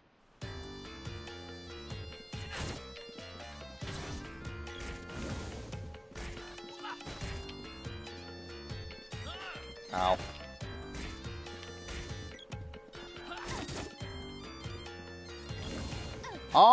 I don't think there's anywhere where you can go back and watch them, unfortunately. Or at least I don't remember seeing one when I was flipping through the menus. Which is kind of a shame, because there are quite a few of them.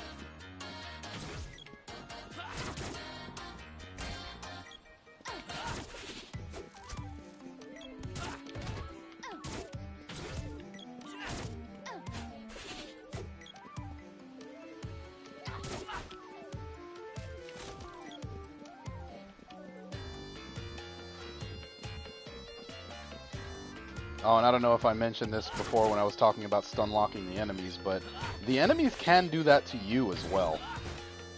And that's one of the things that made this game interesting is the mechanics work both ways, so if you get caught in the wrong way by a group of enemies, you can literally get stun locked to death and there's nothing you can do about it.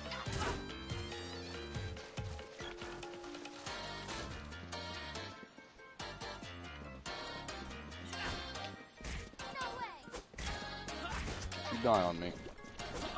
Ow.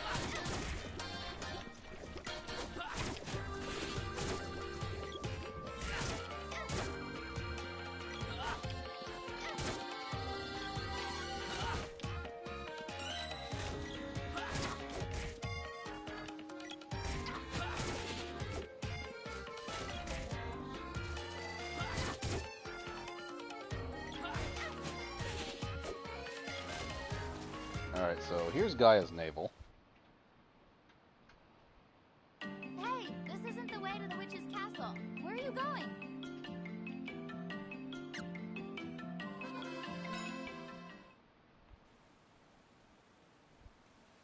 Oh, I fully intend to. By the time I'm done with these gloves, it'll be, what, whole body deep? Ow.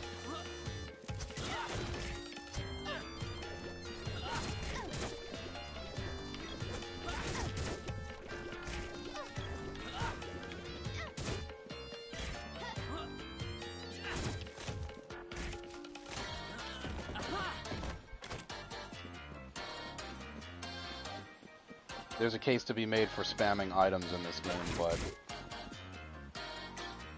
it's not really necessary most of the time.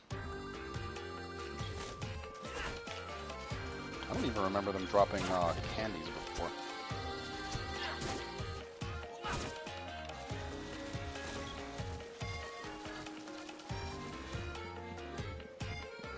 That's another thing that's that they did keep from the original to this. The enemy placement is exactly the same in this as it was in the original. So, assuming you have a fairly good memory about where enemies spawn, you can kind of be prepared for them when you walk into places.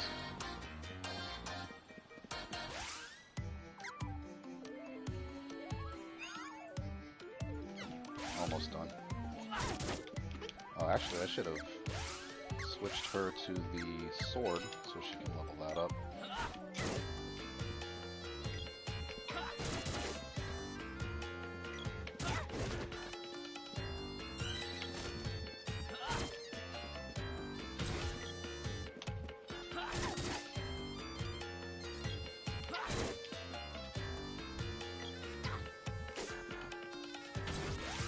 Something I thought was kind of interesting that was also another holdover from the original game. I'm assuming it's because of a memory issue with the original game's programming, but you'll probably notice that there's never more than 6 living things on screen at any given time. So the 3 playable characters. The 3 playable characters and the 3 enemies that you'll see on screen at one time are all you'll ever see.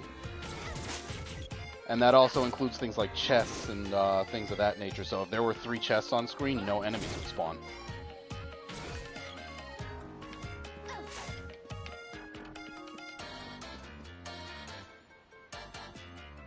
A broom, really?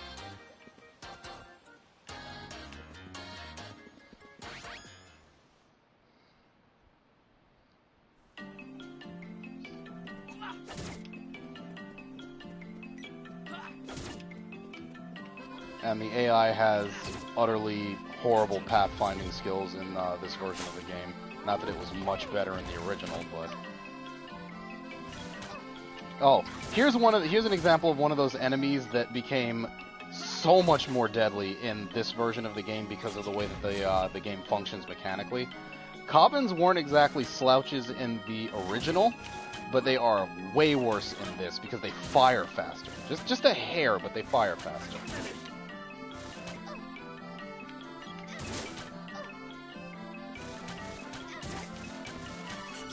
Oh, Jesus, Randy died.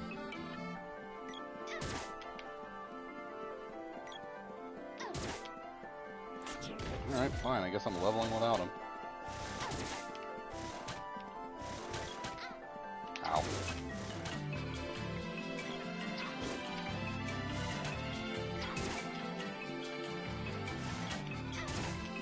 And Cobbins are interesting because they usually won't attack you if you're right next to them. Ouch.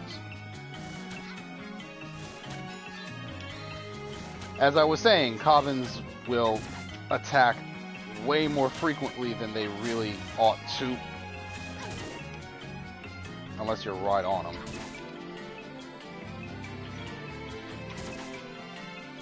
And yeah, they are archers, but even for this game, they... Oh, God. Even for this game, they attack way faster than they did before.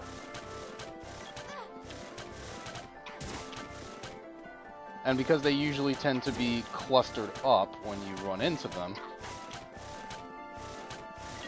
you run into situations like this where they can, Jesus Christ, trap you somewhere if you're not careful. Screw you guys.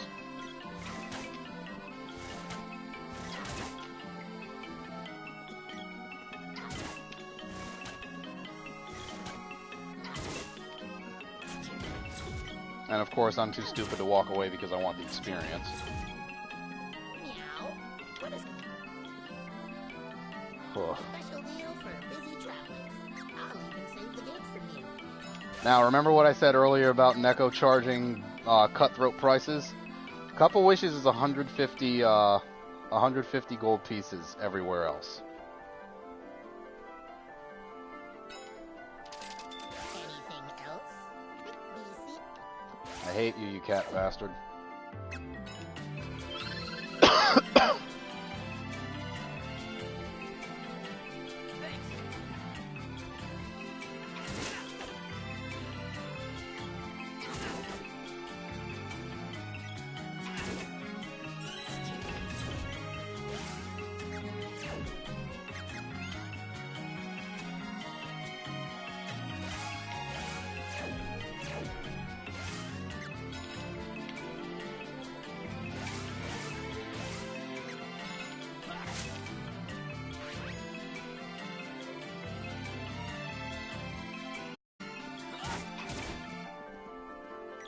And for those of us who haven't played Secret of Mana before, it's interesting to note that when I went to Gaia's Navel originally, I did that specifically to show you guys the dialogue there.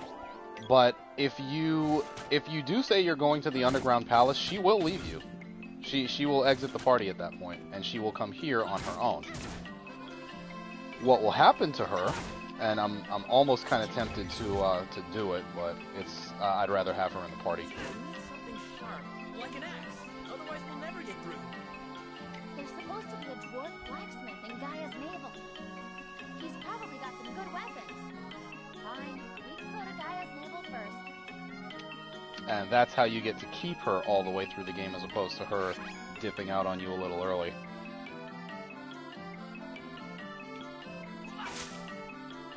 Oh god.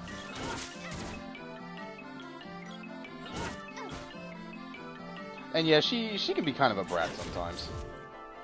She's still cute though. Oh my god.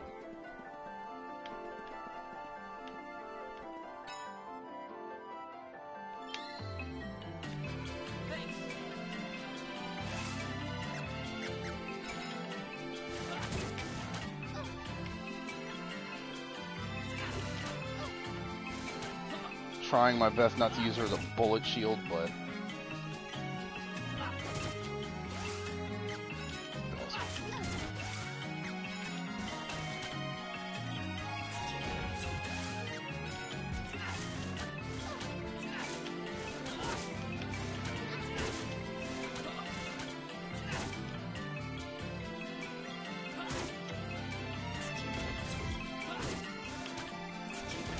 Cobbins, man.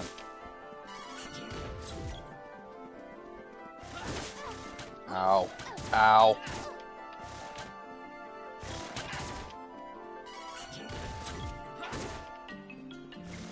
The one saving grace of this game that'll keep you from having to use a lot of items is that when you level up, you are automatically restored to full HP and MP.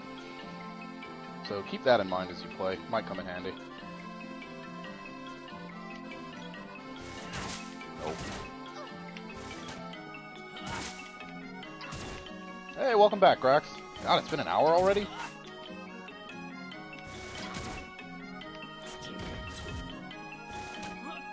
Ow.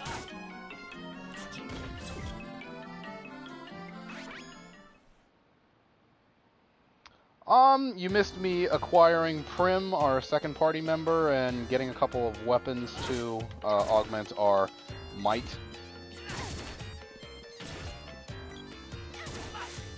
Oh, and you almost missed the first of the new cutscenes that they added for the player characters. They kind of flesh out the world's lore and interpersonal relationships and stuff.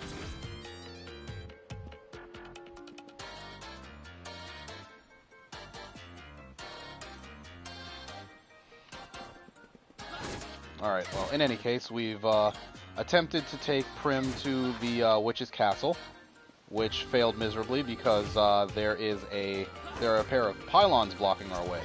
And we need something sharper than a sword, and sharper and heavier than a sword to cut through them. So we're heading to Gaia's Navel to enlist the help of the blacksmith, the dwarf.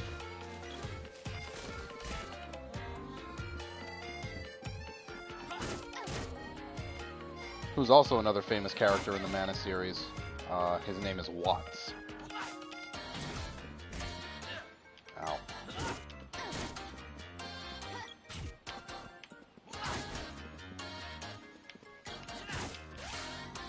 Alright, I'm getting tired of her not doing stuff.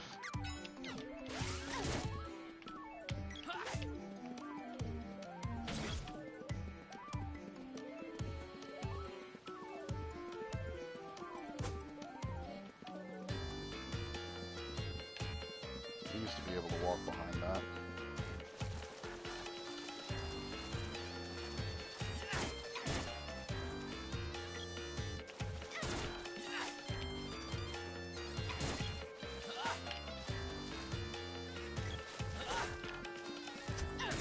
Ow.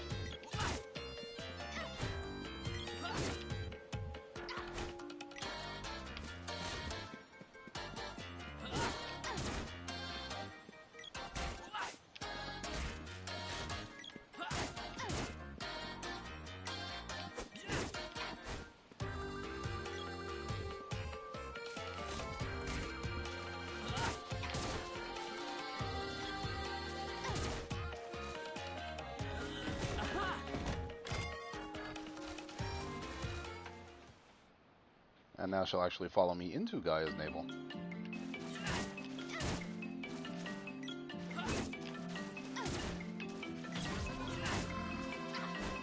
Okay, here's another example of enemies that changed. I don't know if I'd say for the better or worse, but the goblins used to be really, really aggressive. And they don't seem as aggressive anymore in this version of the game, and they're also a lot easier to kill because they stun lock easier.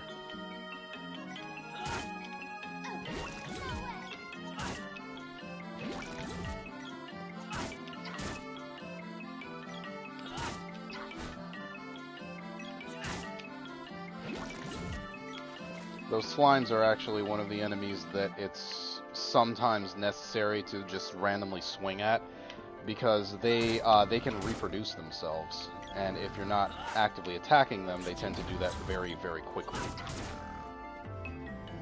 The goblins can do it too, and you'll see one of those goblins later, if I remember to not stun lock them to death.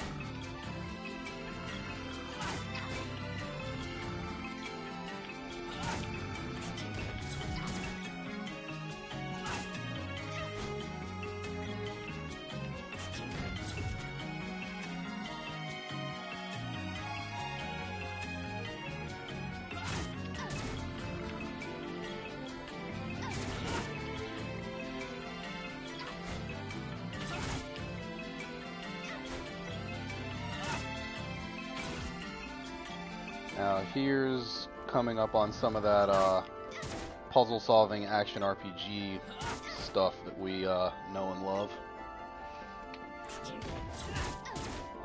The way forward is blocked by a lava flow, and the only way to rid yourself of said lava flow is to look for a way to do that. So rather than going that way and being stuck, we're going to go this way.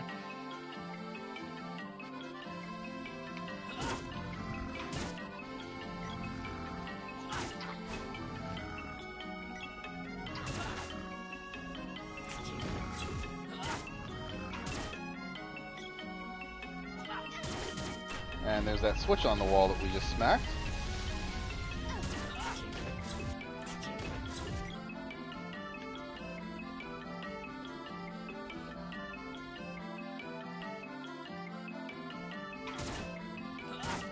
And now all the lava's washed away because the water poured out.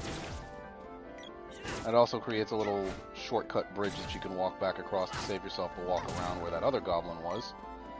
But because I am an inherently violent person, I'm going to go up there and slaughter that innocent sleeping goblin because he's there. Actually, I'm doing it for the experience. And money. Because I had to spend $300 to resurrect Randy earlier.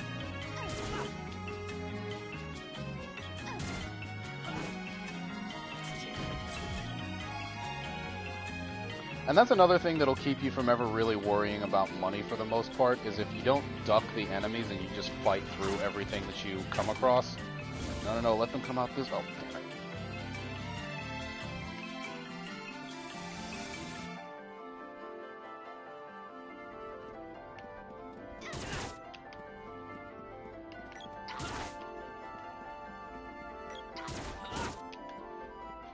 But yeah, the goblins walk way slower, and they don't attack nearly as frequently as they did in the original version. So the goblins are kind of kittens where they used to be lions once upon a time. And here are those slimes that I was telling you about that can reproduce themselves.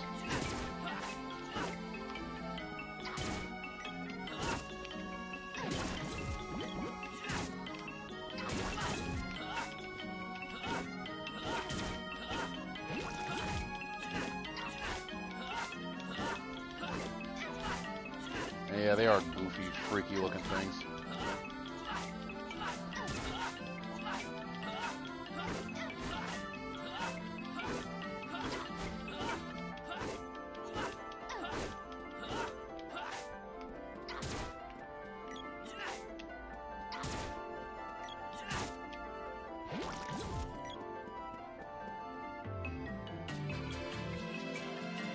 And here's a little secret that people somehow manage to miss playing through the game sometimes.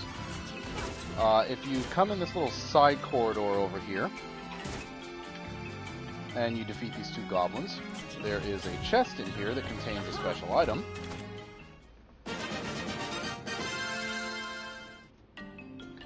That you can use to instantly escape from any dungeon that you're in. It will take you back to the entrance. Well, almost any dungeon. There's a couple that you can't use it on. Like the last dungeon, for example.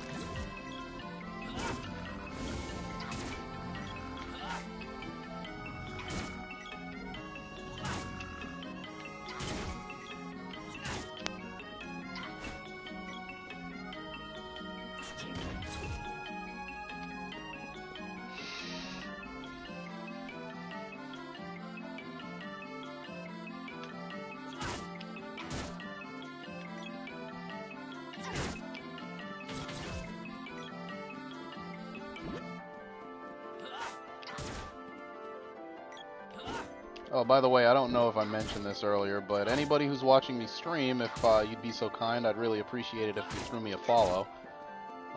Getting to Twitch affiliate's a long, trying road for people who have no notoriety, and I'd appreciate all the help I could get.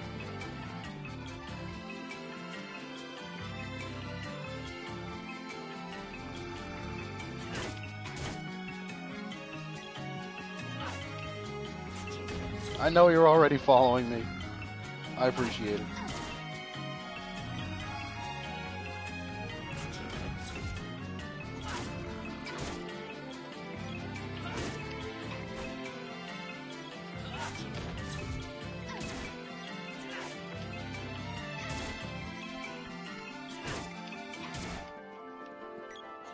Die. I don't remember what they drop off the top of my head.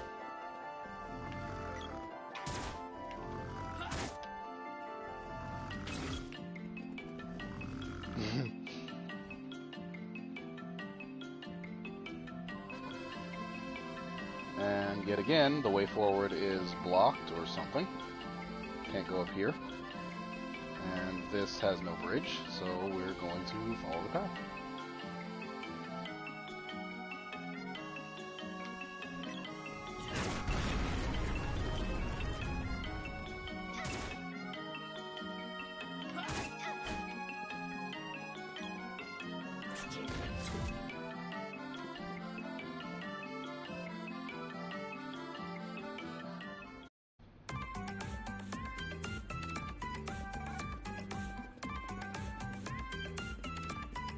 This song I'm still kind of 50-50 on. I don't know whether I like this this reimagining of this song or not, but welcome to Dwarf Village. I can hear rumbling from somewhere even deeper underground than we are. Sounds like someone's digging. Oh my. From the surface. You know, those right sound got washed out here a while ago. Now they work as a side story. Oh, that's another thing that they changed. They refer to the sprite in this game with gender-neutral pronouns. Go figure that.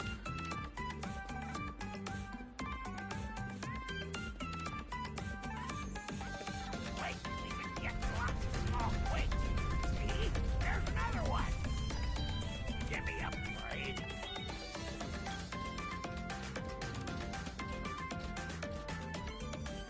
Alright, so let's go visit the blacksmith.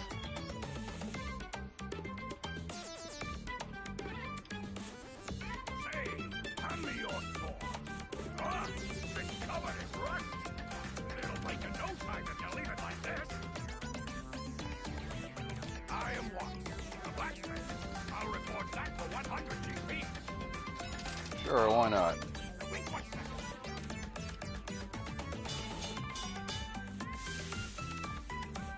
Another example of them using exactly the same animations from the original game.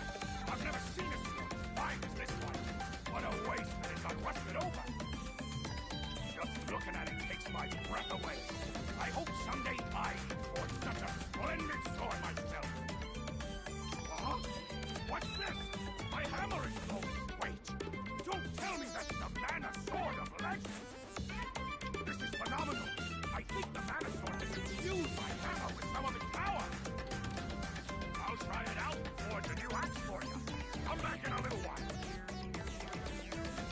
Oh, another thing that kind of doesn't make any sense with the remake. Oh, right, they did change it. Okay. Before, the names of these weapons used to be Rusty Sword and then Broadsword. Now it's Rusty Sword and Rapier. And I don't know how you get this from this. They're not even the same type of sword, but far be it for me to judge.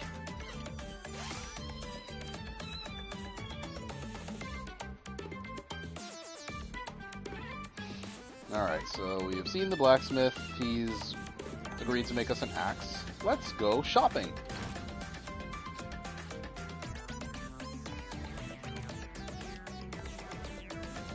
Welcome. What'll it be? Spiky suit. I like that. And how about new helmet? That sounds good.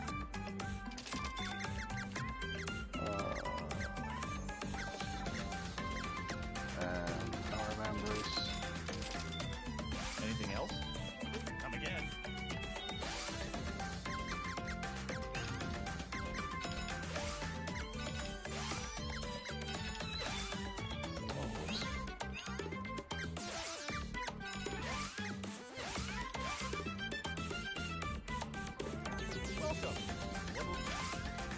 Now, notice I have no trouble spending money as I get to the new town simply because I've been fighting everything I've come across so far.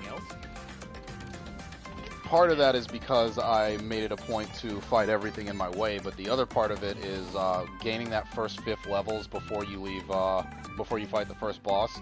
Gives you enough of a buffer that generally you don't run into a lot of things that'll bankrupt you until much later.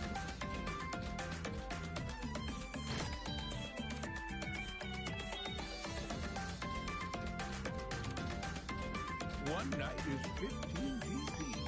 Stay the night. Cutscene.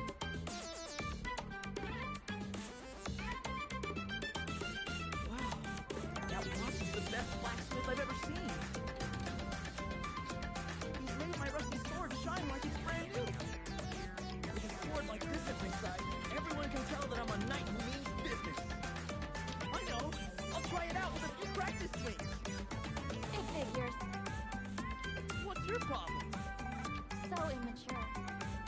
A rust-free sword doesn't make you a knight. You'll never be a warrior like Dialogue without training. That's why I'm practicing.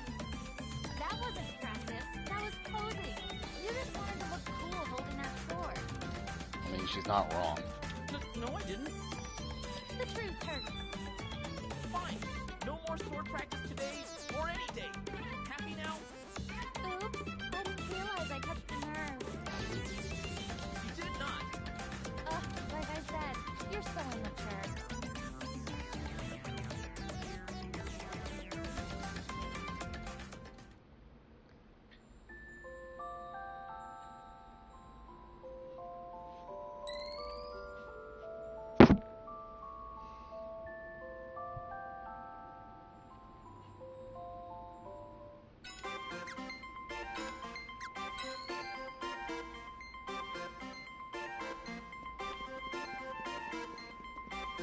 Yes, it is.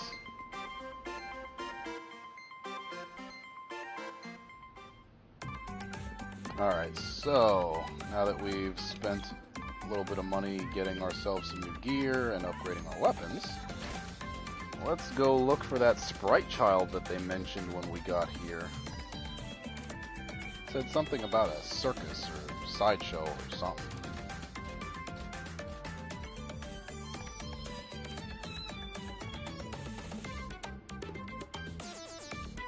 Step right up. That's it. This is Dwarf Village's world-famous sideshow exhibit. Entry is 50 BP.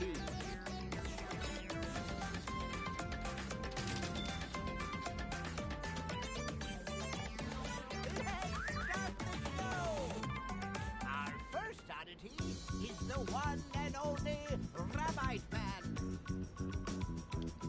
It's both a man and a rabbit. This is how you make people riot. What? Oh? I can't believe it, can you?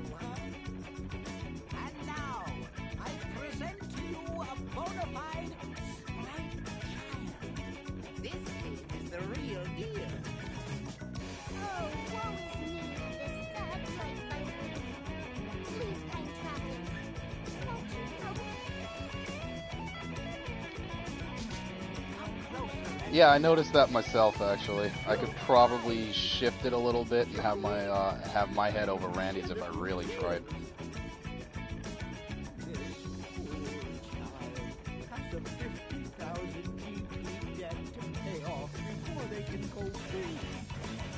A little comment on this statement that the Elder's making right here. I wouldn't doubt that he actually did accrue a debt that big, and you'll understand why as I played through the game. They're working here to pay it back little by little. If you have any heart at all, please help. Even a small contribution of 100 GP would be appreciated.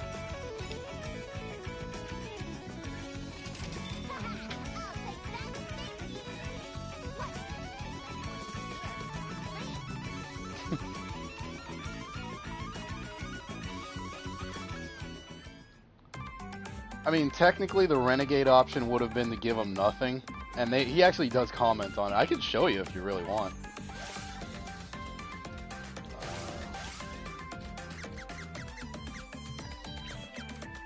How do I do this again?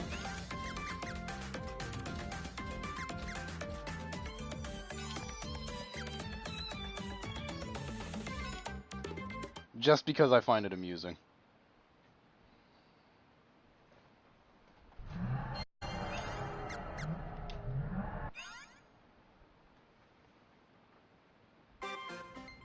Alright, so, going back through that again.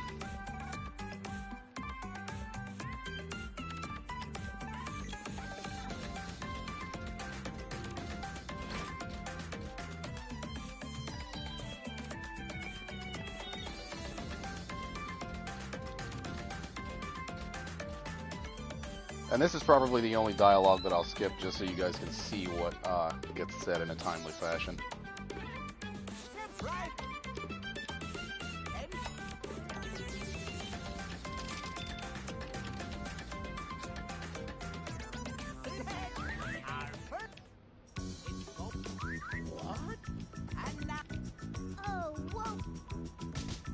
Really, I should have done this first because I usually just give them the money. They're working here. If you have even a small contribution of 100 GP, please. You can't just... Oh, they changed that. I thought they... I could have sworn you could have said no in the original. I'll have to go back and play through that.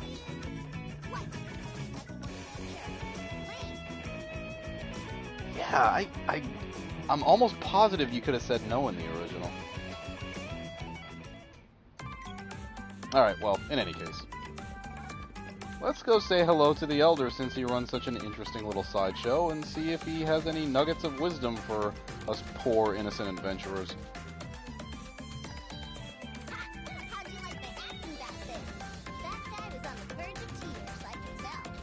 What's up, Ryan? Don't forget my storytelling. I got them hook, line, and sinker. Oh, we'll make a fortune off this scam. Oh, you dirty sons of... Long enough. Please forgive us. This child really is a young sprite. That wasn't a lie. They lived in Sprite Village, but they were washed down into the cave with the floodwaters. So I was just helping them to earn money. Right. Besides, this scam was their idea in the first place. Pretty good fun, huh? Hey, apologize. Fine. I shouldn't have. Happy now? I am ashamed to have taken part of this ruse. Here's your money back.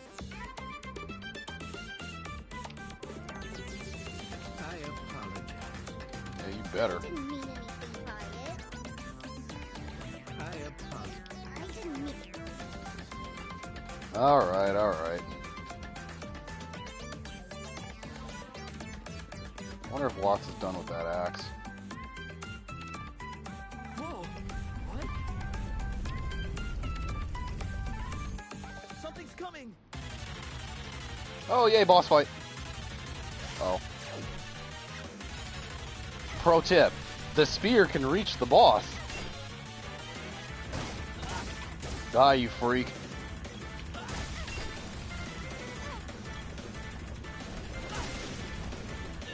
Ow.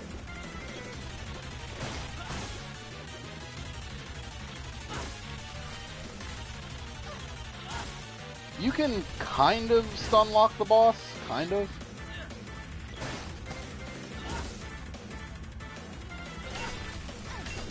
Of course, he's completely immune to damage when he's like that. But...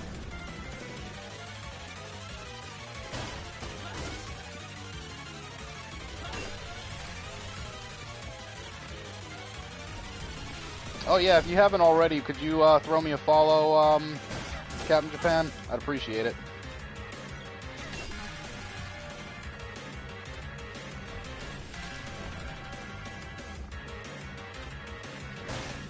Die!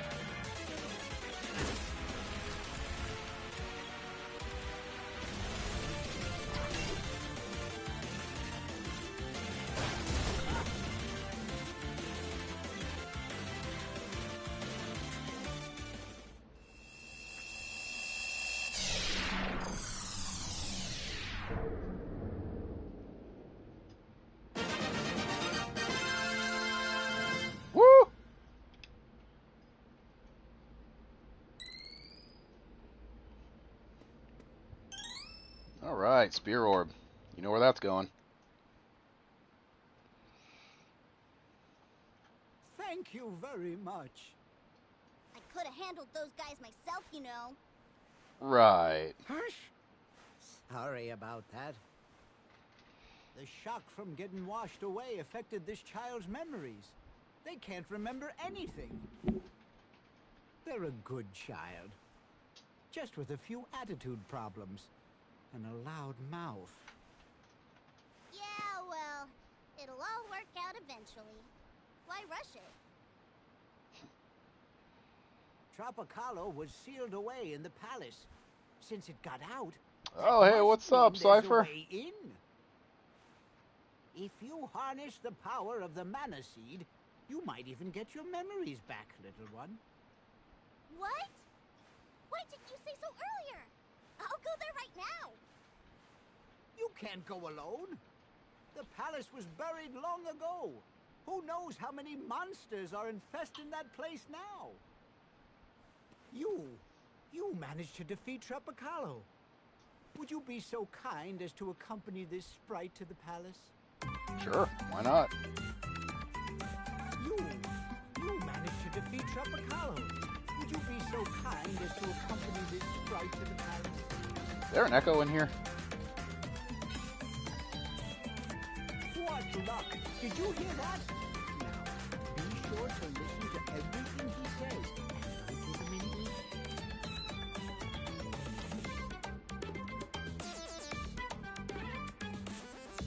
Oh, so it's a race now. I like that.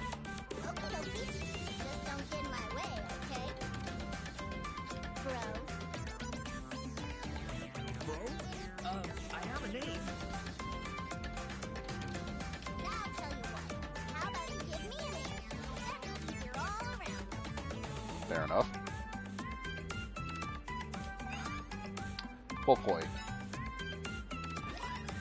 Yeah, sure. I guess that works. Nice to meet you, bro.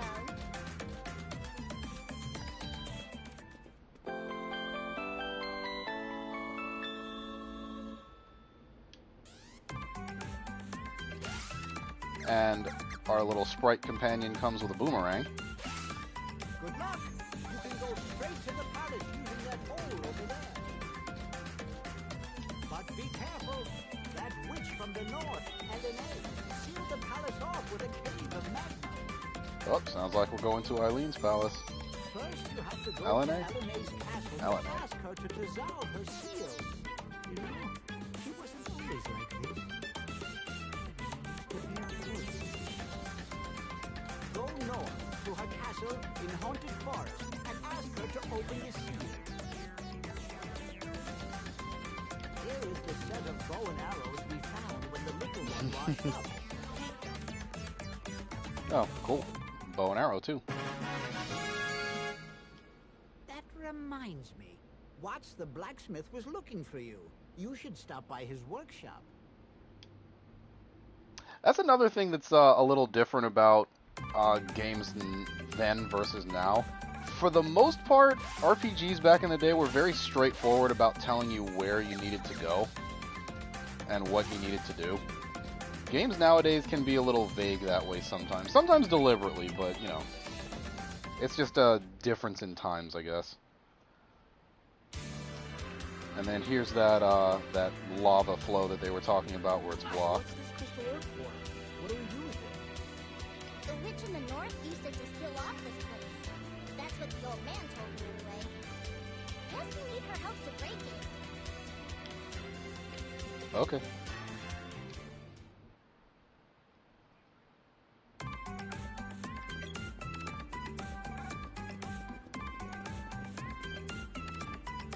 Alright, first things first, let's go see the blacksmith. Well, I tried making that axe. Didn't turn out how I thought it would. I wonder why. What's happened to that boomerang? Wait. Try holding this axe. Aha! I can reinforce these weapons, but the mana power won't activate unless you hold it. This axe is mighty special. It may be compact, but you can smash a boulder with it. Wanna buy it? Take it with you for 100 GP. I mean, how can I say no? Bring them here, and I can reforge them using any ores you find. Alright, Grax. Always a pleasure having you in the stream, man. Let me show you my special shortcut so you can come here directly.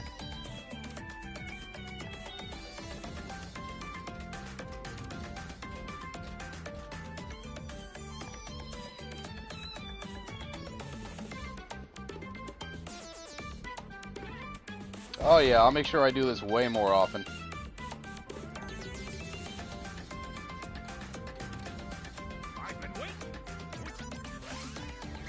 Let's see, I got a spear orb. And I think that's it.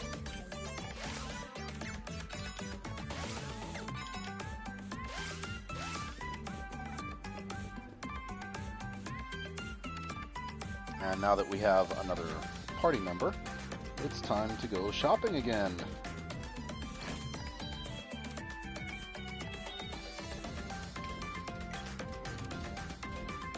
Welcome.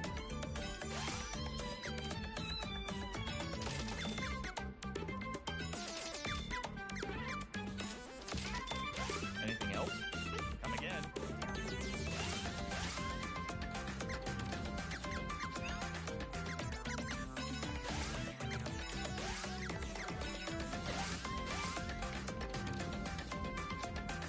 Welcome.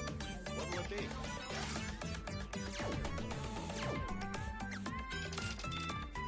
Anything else? You know, while I'm thinking about it.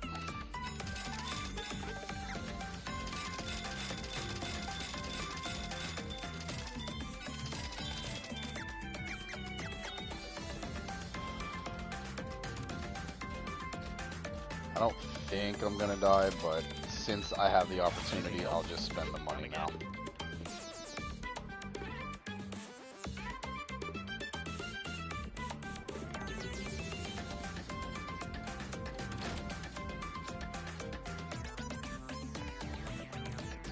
Do I have 15 gold left to do this? Yeah, okay. I'm gonna try and hit the cutscenes as often as I can remember, because I don't always go back to town as frequently as some other people might. What is it? Is there something on my face? Just can't decide if I should make you my underlings or not. You look like troublemakers to me. Underlings? Forget it. Besides, he looks more the subordinate type than I do. No way am I taking orders from them. So that was a strange ass back there. Did you really manage to trick travelers into giving you money? No comment. That's not good enough. Tell me.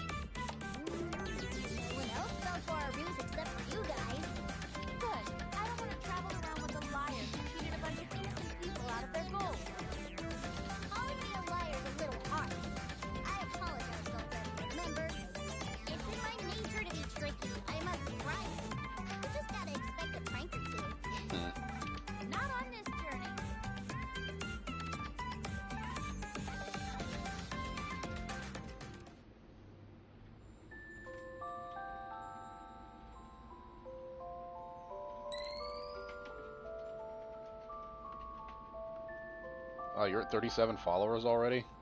I got a long way to go to catch you.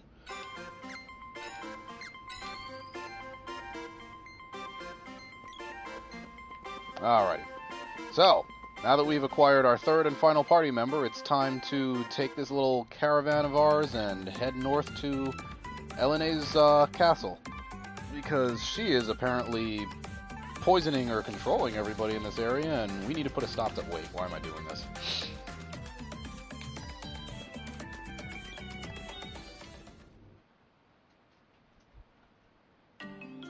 This is a very convenient shortcut, and oh hey look, it's Neko, who's offering to sell us things. Special deals for busy travelers. I'll even save the game.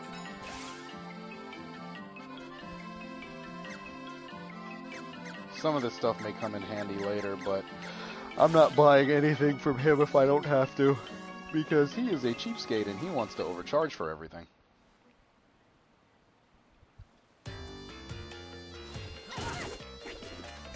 Alright, so... let's see.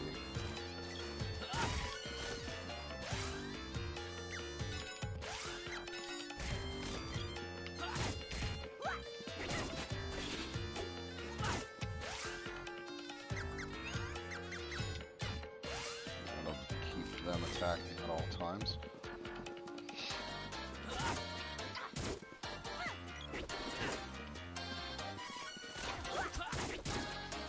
And he'll gain levels pretty quick, thankfully.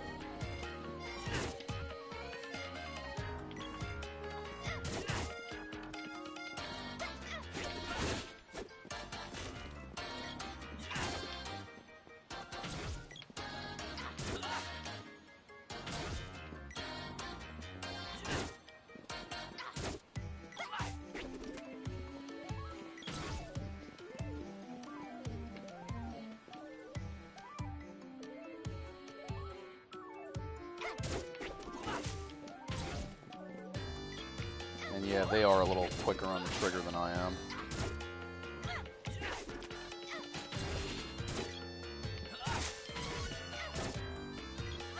So out of curiosity, since I do have a couple of people in here watching me stream, any games from your childhood that you'd want to see me play through at some point? Anything at all? I mean, I have a list of things that I want to play on my channel, but I'm always open to suggestions, and I mean, even if it's something I haven't played, all the better.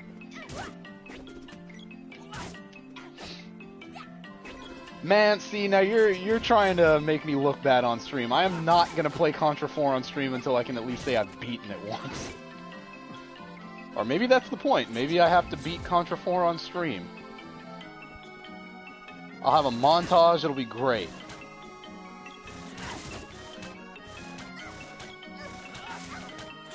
Okay, guys, stop it. I could play Xenogears on stream. Yes, it would be a montage of death. Just an endless series of game over screens and frustration.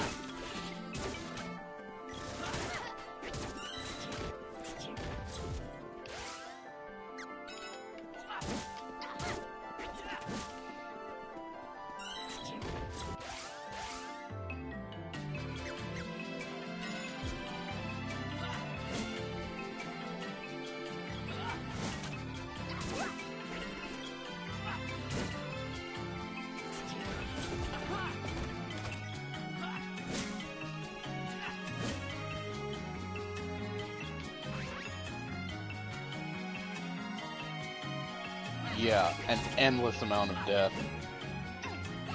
I mean, I may have to put the game on easy just to get through the beginning part.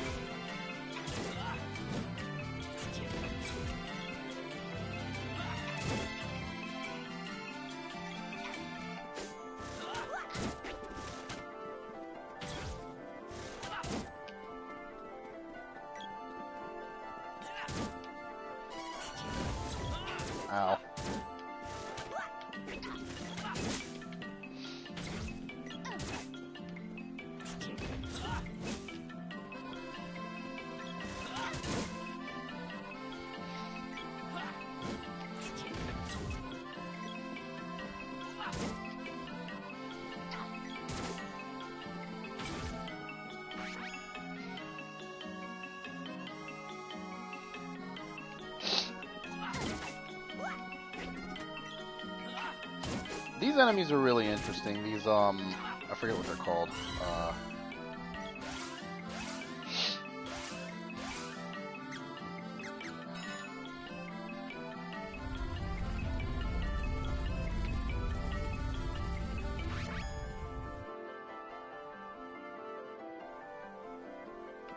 I could play Super Mario RPG again. It's been a while. I don't know how Nintendo will take to it, but...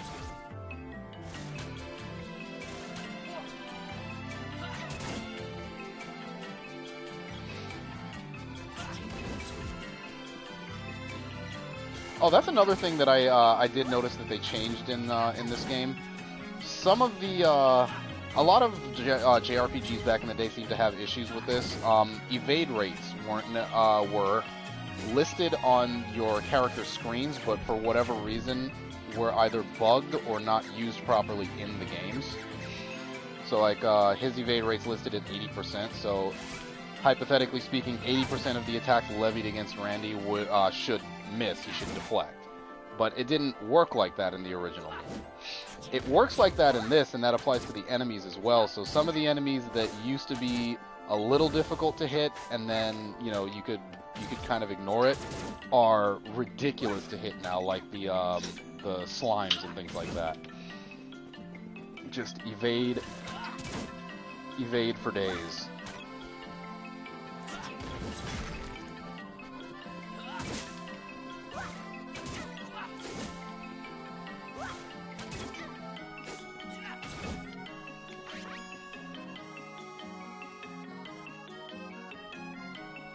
I haven't played Mega Man and Bass in quite a while.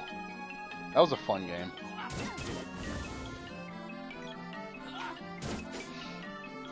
Yeah, I never bought it on GBA, which is a shame. I really should have. Great game. The one thing that it does make you question, though, is why can't Mega Man shoot at angles? Because somebody obviously thought about it back in the day. Bass can shoot at angles. He doesn't start off with a Buster Cannon per se, but he can shoot at angles, and that's important.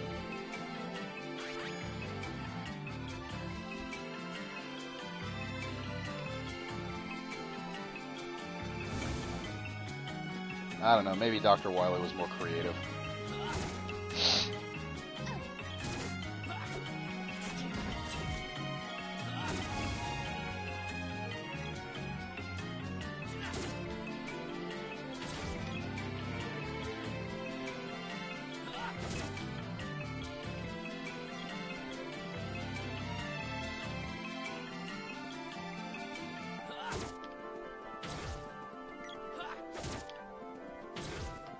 It's interesting what 5 or so levels will do for your character's power.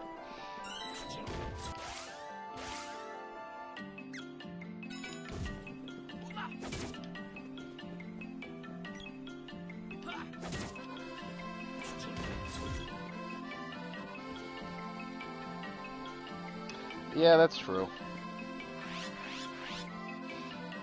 Dr. Wily took all the things that he learned from two of his arguably greatest creations and made the greatest creation yet, short of Mega Man X.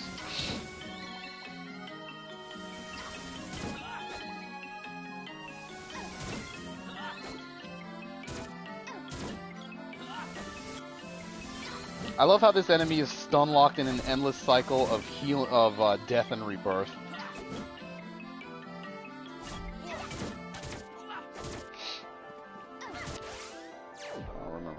Are called off the top of my head. Werewolves, okay. These guys are early in the game, in the original game, one of the most dangerous enemies you can run into. Because they're really, really fast and they hit like a truck for this part of the game. In this, as you can see, they're very easy to stun lock.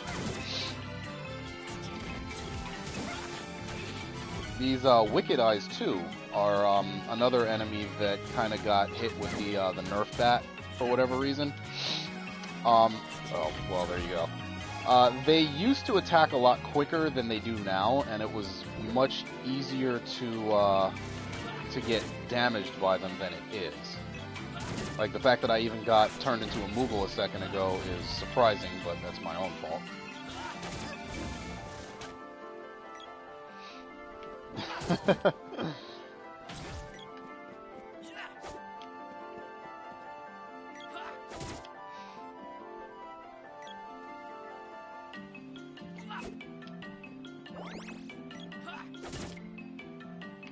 Die.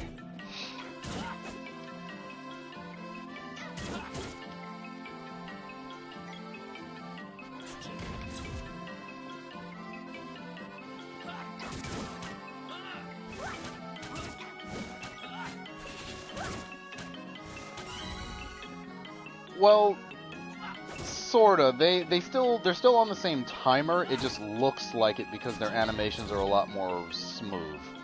But the cadence of the attacks and the cadence of their recovery is still the same as what it was on the SNES.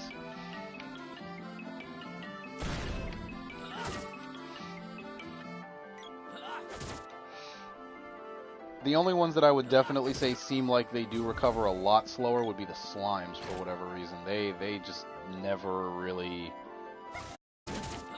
They're not as dangerous as they used to be.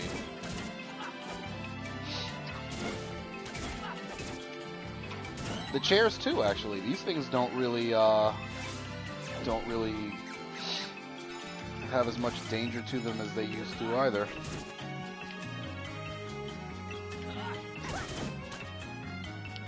Because the Polter chairs used to be very, very fast.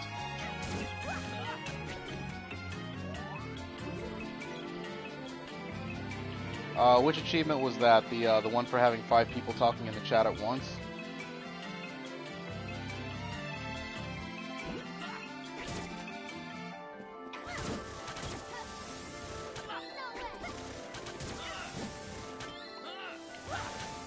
Haha, very funny. Ow. Okay, I'll keep an eye out for that when I finish off my stream later.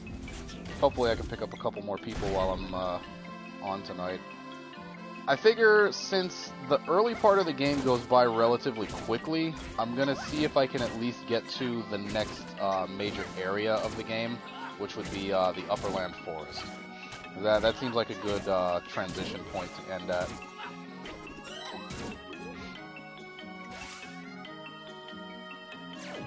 Actually, I don't remember what I had her with. She's done with the sword, she's done with the spear, she's done with the knuckle. She's stuck until I give her something.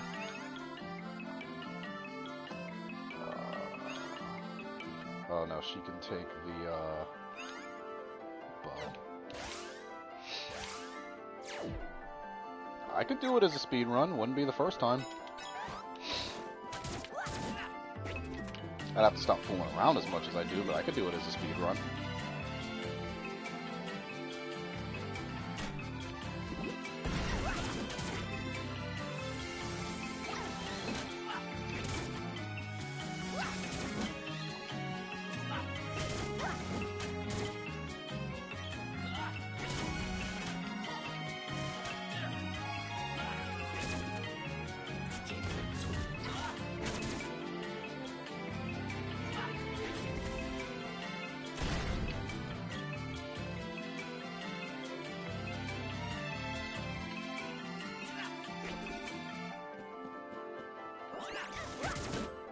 And that's another thing, how I would have taken damage just now from this guy's attack. The fact that my evade rate is actually accurate now is the reason that I didn't, because usually these guys are the reason that you want to make sure that your gear is in tip-top condition coming to this place. He would have hit me right there again, too. Hey, that's weird, the switch doesn't work.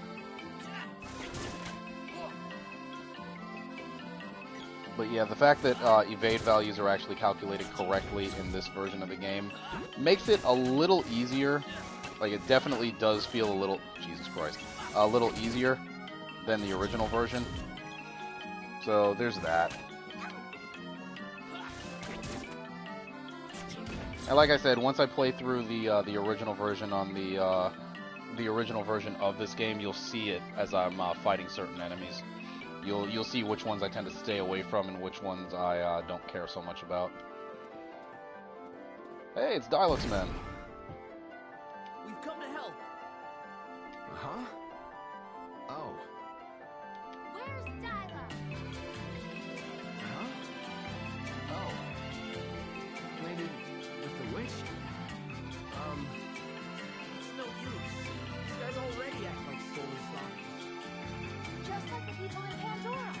You think that the witch is behind this whole thing. Home. Want go home? Want witch? Stand there. All three on the platform. It makes a bridge. Yeah, actually you do have a point. Let me see if I can adjust that.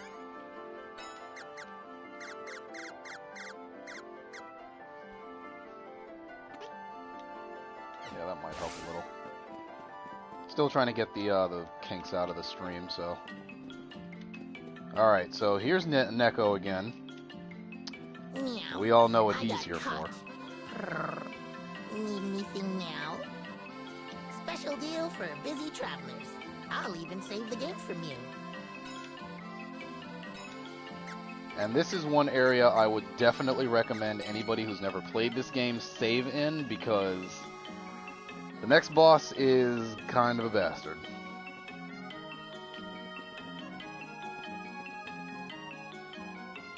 Alright, so, armed with our newfangled information about what to expect on this switch, we step on the switch, and we get a bridge. How about that?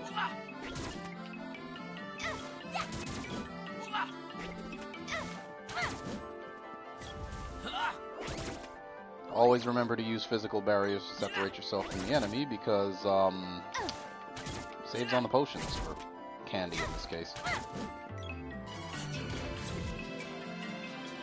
I kinda wish they'd drop a box, because I think they drop cups of wishes.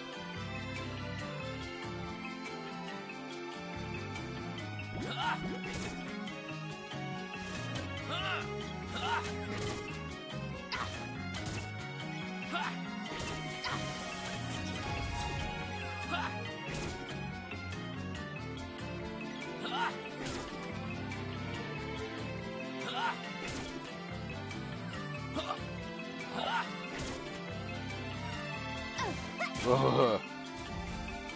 I'm a Moogle, I'm a Moogle, I'm a Moogle. I'm a Moogle, I'm a Moogle, I'm a Moogle. I'm a Moogle. Okay.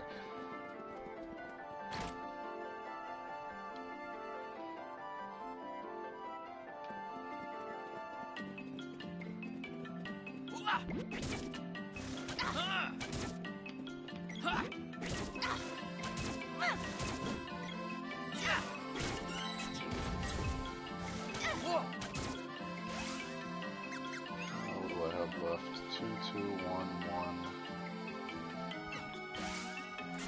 Waiting on a bow, I guess. Aha!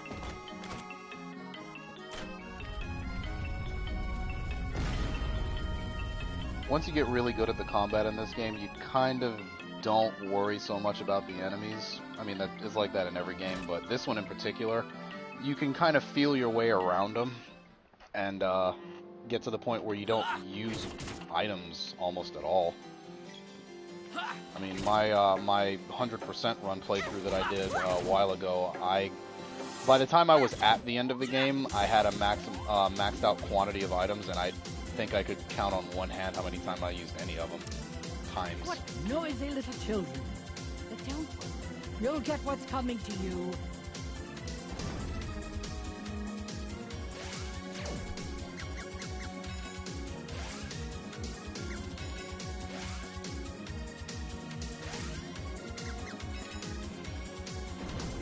Okay.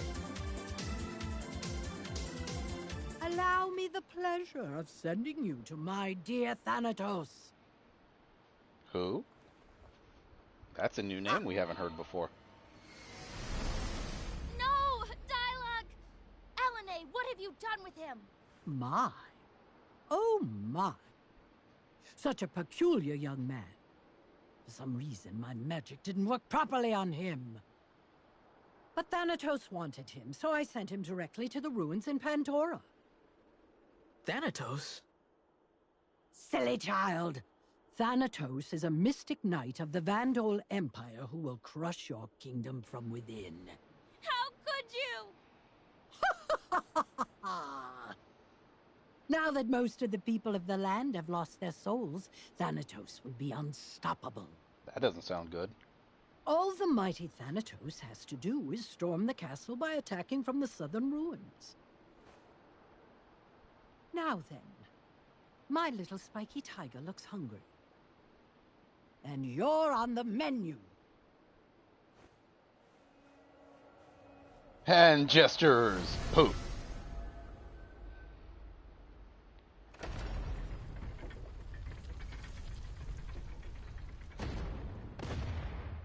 Okay, this is the first gear check boss in the game. You either have the equipment to withstand his attacks, or you die. It's as simple as that.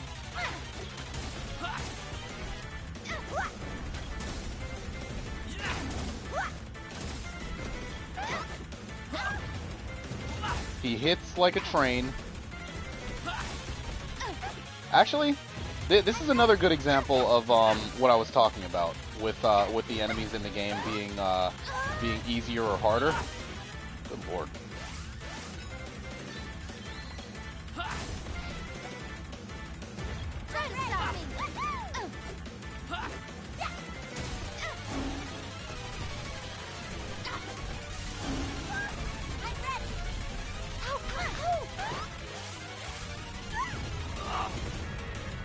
Oh my god. Oh no.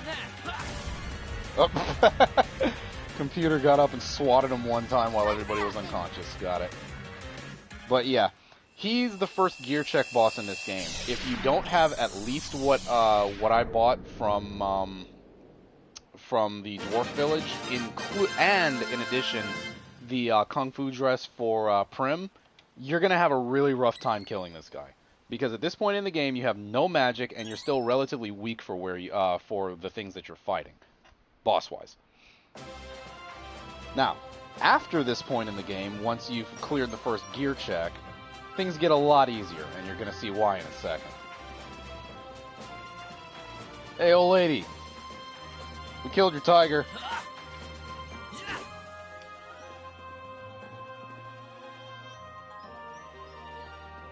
No! Please, forgive me. I didn't mean for this to happen. But once the magical herbs that grew in my forest withered... See? Even in video games, the elderly still need their herb. I had no choice. I exchanged the souls of the villagers for herbs from Thanatos to keep my powers. Lesson learned. I'm resigned to be a simple old lady and live a normal life from now on. Now, think about this. She just admitted to selling people's souls to somebody in exchange for keeping her magical ability. In any other place ever, there would probably be a trial and an execution or something, but this is a kinder, gentler JRPG, so we're just gonna gloss over that and if you're looking for that young man who was here earlier, he's already left for the ruins to the south of Pandora. You can take what's in that treasure chest over there. I don't need it anymore. Why, thank you. The orb in the underground palace. God, You yes. need to use ice magic She was to attempting to make her magic great again. I'm back to my old magicless self, so I can't help you. Well, alrighty. What's in the chest? Aha! Money. Always good. Aha! Ooh, yay, my favorite weapon. Now, the whip actually has more than one function in this game. In addition to it just being a weapon, you can also use it to cross gaps in chasms. And I'll show you that because it's convenient to where we're going in a second anyway. Actually, what am I doing? There's no more enemies in here.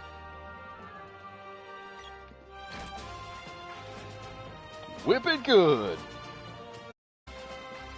Allow me to send you outside with what magic I have left.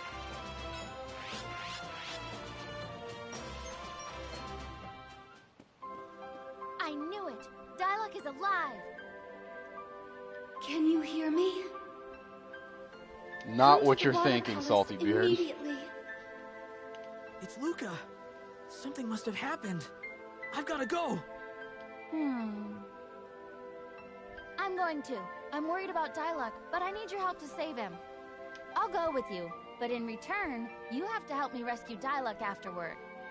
Don't worry, I'm coming along. We'll get this job done in no time. Alrighty, let's get going, guys. And with that, the party treks onward to Sage Luca's palace because she summoned us. Or she summoned me or she summoned Randy more specifically.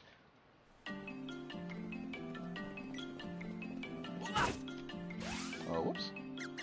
That's right. Back to leveling equipment. Wait, I don't remember what he was on now. Yeah, he was on the axe, she was on the bow, and I'll stay with the whip.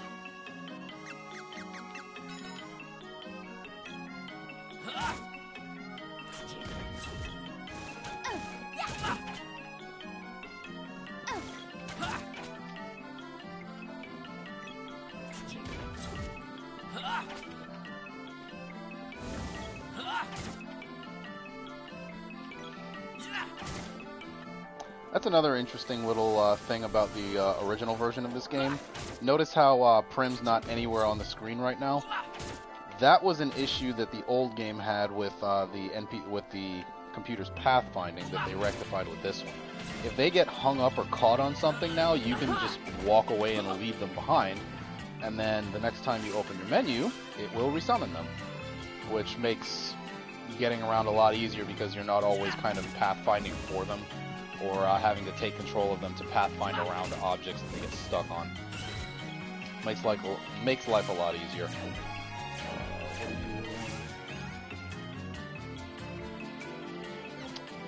Boomerang for the lady.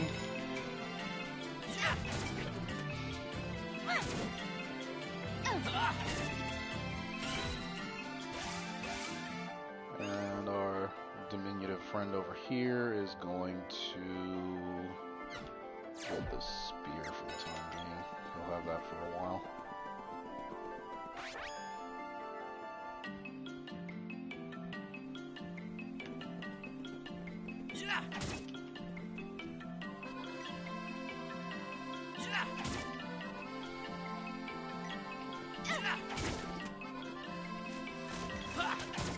And this is why I like the whip so much, is because it gives you tons of range, and it seems like it cuts through certain enemies' evade a lot easier than other weapons do. But this is how it helps you cross chasms and stuff, gives you options for shortcuts sometimes. And this shortcut goes right back to where we met Diluc earlier, right in front of the Water Palace. So let's go talk to Luca and see what she has to say.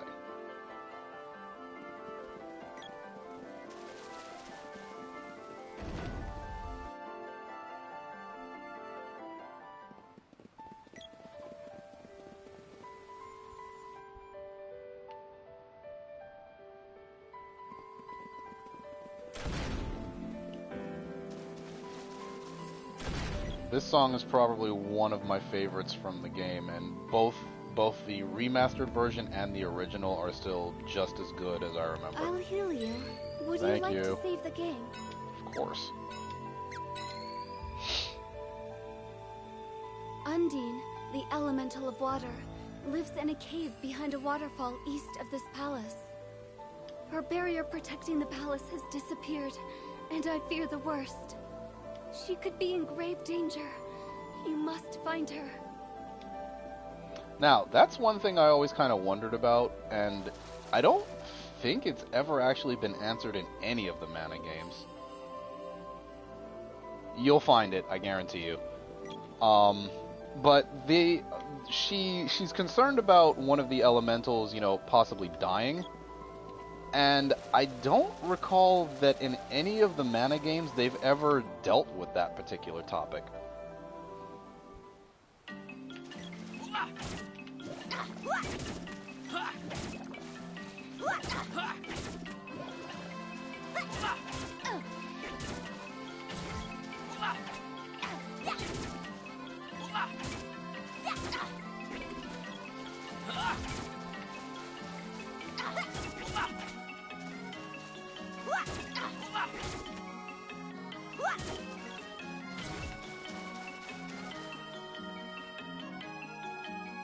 Now, if I was in the mood to level up or look for money, I would hang around this waterfall a little while because it's a captive audience in a small room right next to the water palace, so I can get free heals. But I'm not going to do that because I don't feel a need to grossly over-level myself, as I'll end up doing that over the course of the game anyway. What the? Kill it!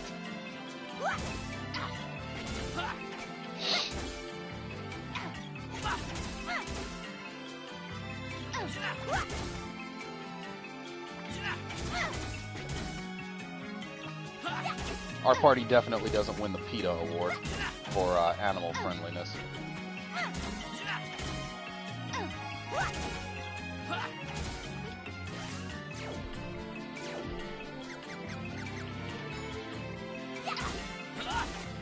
Oh God! Please God, kill it! Oh God!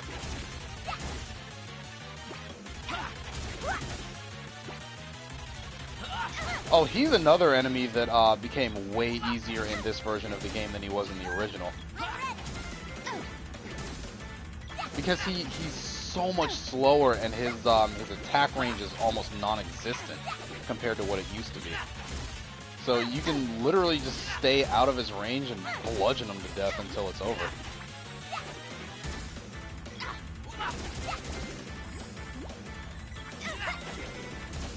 As we are doing here.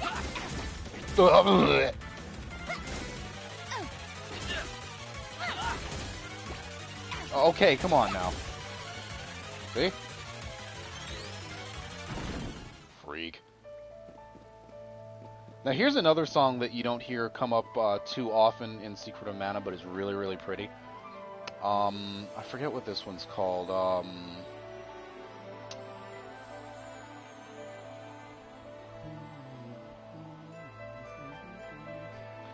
Yeah, I can't remember what the name of this song is, but it's associated with the Mana legend.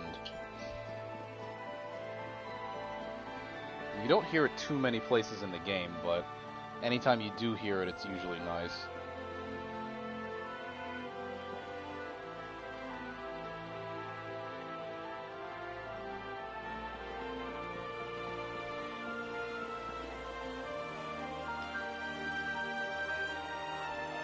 My thanks. I am Undine, the water elemental. In return for your kindness, you may use my power. Elementals may manifest as two types of spells, to use as you will. You may call upon my recovery and defense magic. And you may use my battle magic. What about me? He said with hope in his eye. You are the wielder of the mana sword. Magic will never be yours to master. Oh. For to pit your own magic against that of your sword could yield disastrous results. That's a new bit of that's a bit of lore that they never really explore in any of the other games, but if they ever wanted to make another sequel, would be interesting, is what would happen if the hero of mana decided to try and master magic along with the sword. However, you may channel the magic of others through your mana weapon.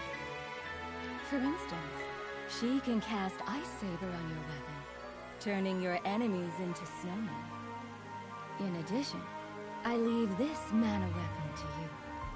With it, You may attack enemies both above and below you.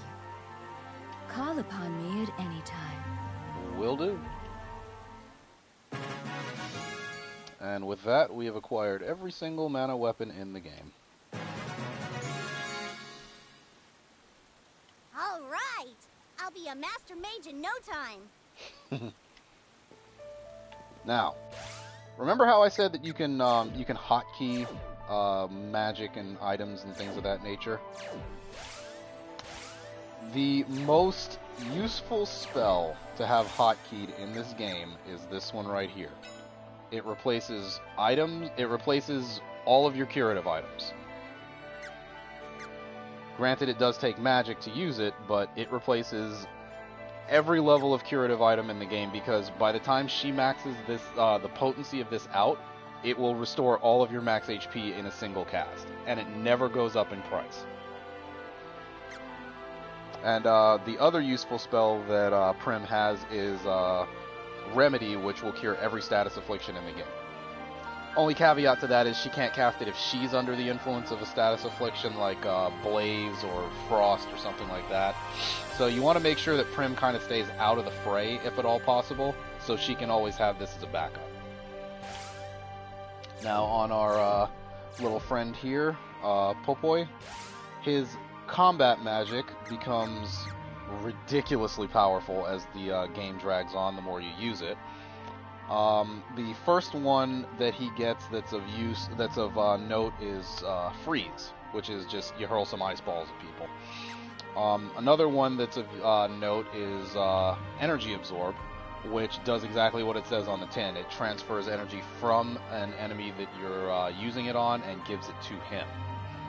This spell actually works functionally a little different in this game because the timing of how it goes off is different than it used to be, so this one needs to be handled with care, whereas everything else seems to more or less work exactly the way it did. And I'll give you some examples of that later, since I'm going to spend a couple of minutes and level these up. Alright, so we're going to go back out here and go tell Luca that we rescued her friend Undine, and everything's good.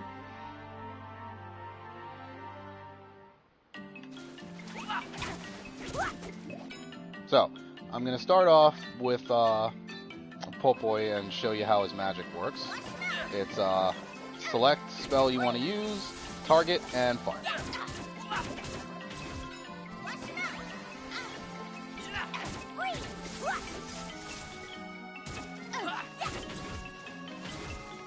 And then for Prim, you can either target each character individually or you can target the entire group.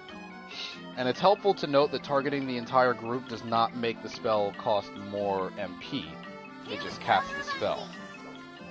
Pure water. Thanks.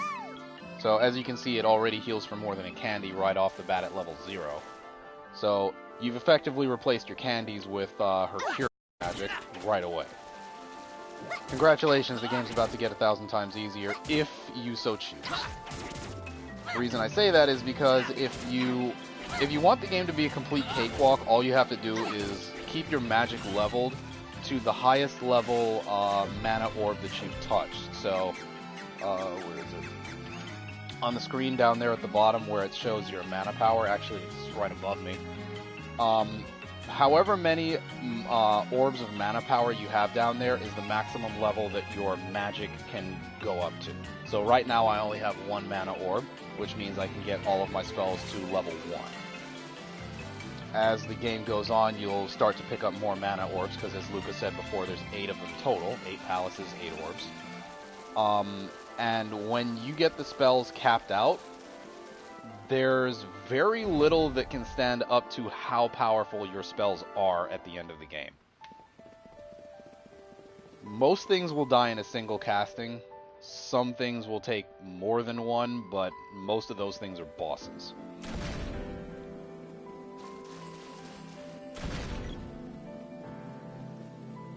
Hey, Luca. I'll heal you. Would you like to save the game?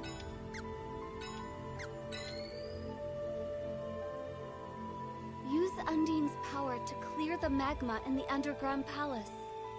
Hey, that came full circle, didn't it? Crystal orbs are made to respond to a specific elemental's power. Okay. Now, since I'm in a mood to show differences, I'm gonna show you what I mentioned earlier about them taking away the Mode 6 engine stuff from the original version of the game. There's a fast travel system in the game called Cannon Travel, which when I get around to playing Secret of Mana 2, you'll see how Cannon Travel kind of came to be made, which was something else. But in this game, Cannon Travel is an established method of transportation, and it's common enough that people use it. So we're going to go take the Cannon Travel service back to Gaia's Navel.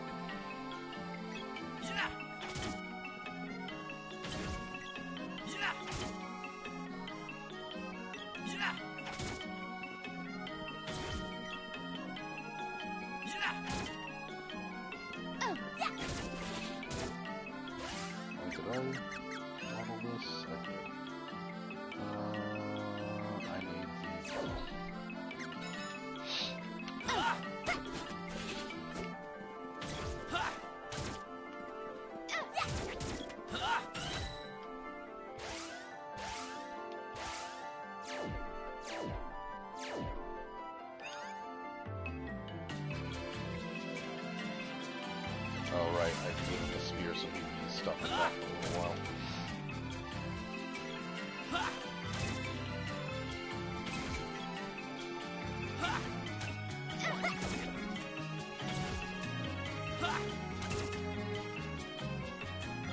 And I love how I just said I was going to do something and I totally walked right by it and didn't even realize. So back we go toward Podos Village. Because Podos Village sits right next to a cannon travel service.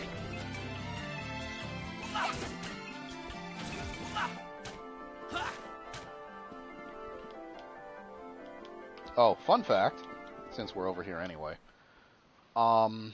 In the original version of the game, I guess you could call it a glitch or a cheat or an exploit or whatever. They throw you out of here forever You have in been this game. banished from Podos Village. Now be gone. In the original version of the game, there was a way that you could get back in here by kind of shifting through this guy by switching characters quickly. In this version of the game, because of the way that it's built, they have effectively patched that little exploit out.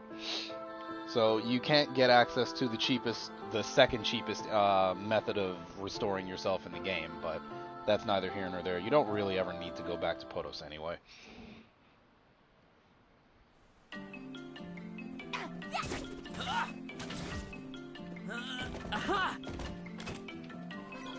Alright, so, Cannon Travel Service. Cannon Travel Service. Okay, look at this jacked monster of a travel man. Hey there. Special offer just for you. Only 50 GP to any of these destinations. Gaia's Navel. Sure thing. You just pop yourself into the barrel.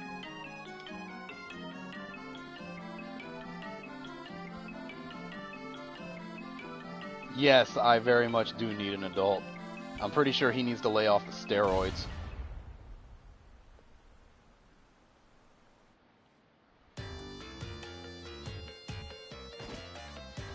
Now, that transition was just one screen shift to another, but in the Super NES version of this game, when you use a cannon travel service, I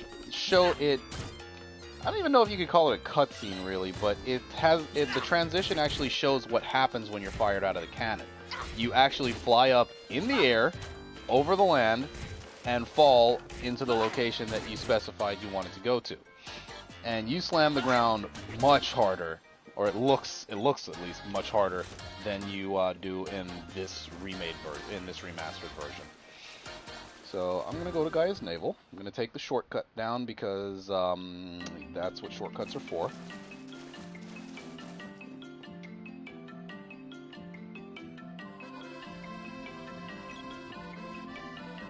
Plus it'll put me right in Watts' shop.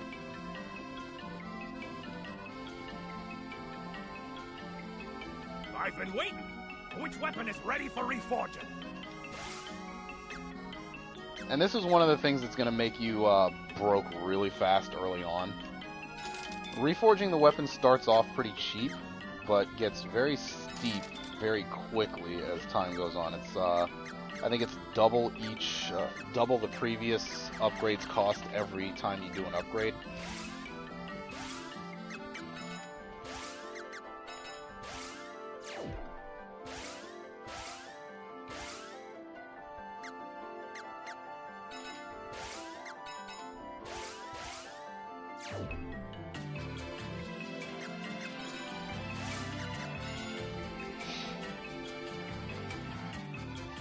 Now, I'm going to do my best to not break the game by using magic excessively.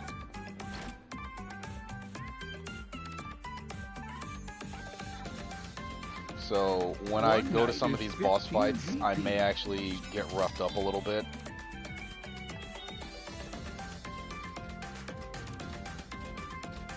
So that's a witch's castle. What's the deal with castles anyway? Is every meal a feast like people say? Are there beds as big as boats? These inns don't have enough space, that's all I'm saying. I think I'm cut out for the high life. Not sure how much you like it.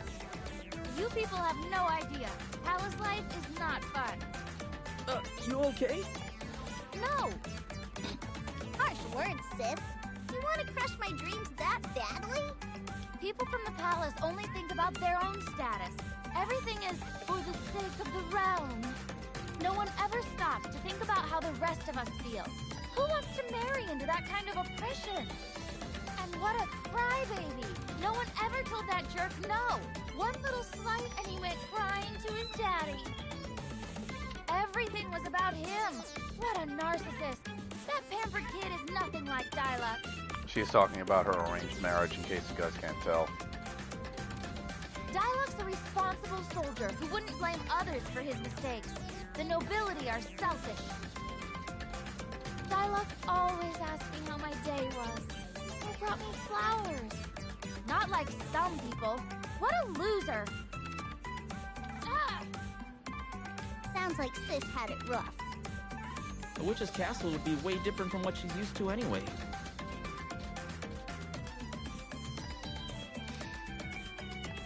But yeah, these little cutscenes I really did enjoy when I was playing through. It was like the one new thing that kind of kept me interested as I was playing through it, because it really expands on the 3 party members' characters in a way that you never got in the base game.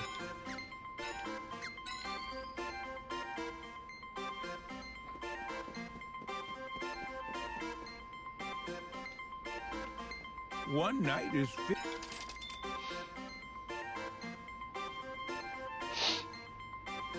Yeah, you weren't here when I mentioned it before, but Elena's true form gave me a new respect for magic power.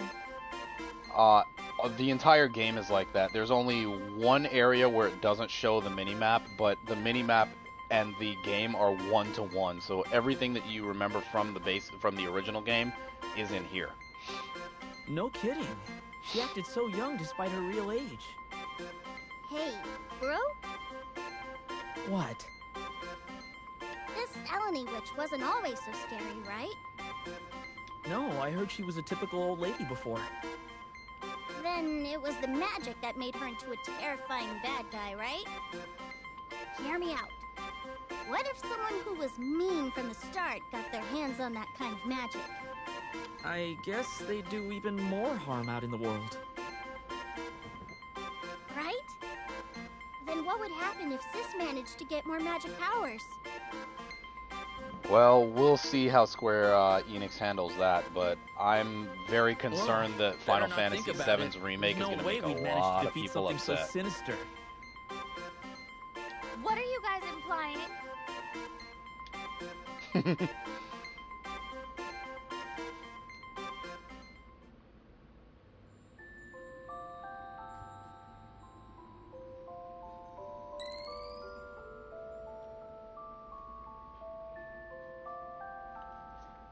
You know, honestly, if Final Fantasy VII's remake isn't great, and it really does mess with people's feelings about the original game, it might actually have more blowback for the company than they realize. One night is 50. Oh, one more. Oh, nope, that's it. This is the other thing that's gonna kind of suck about me playing through it, is I'm gonna be blowing a lot of money staying at inns just to make sure I don't miss any of the cutscenes, because the cutscenes are really cool.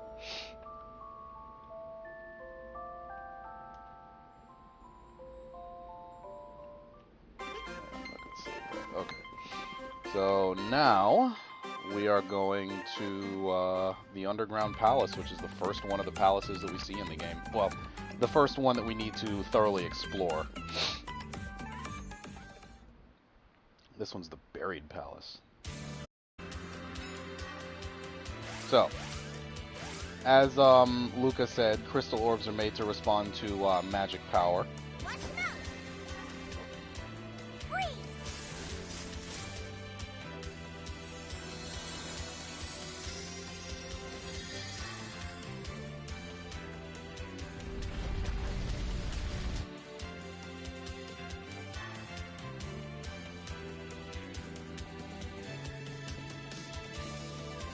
And now we have access, so let's go do some damage.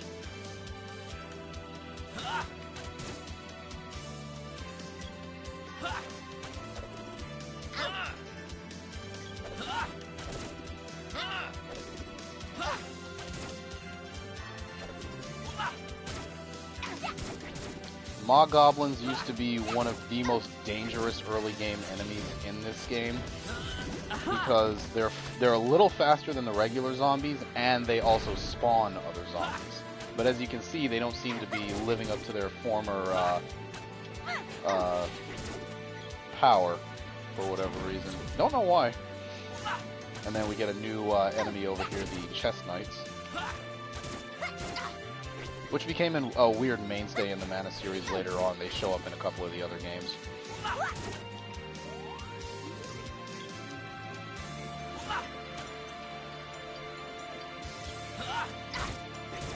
Oh, speaking back to the music again. This is one of the things that I loved about this particular song.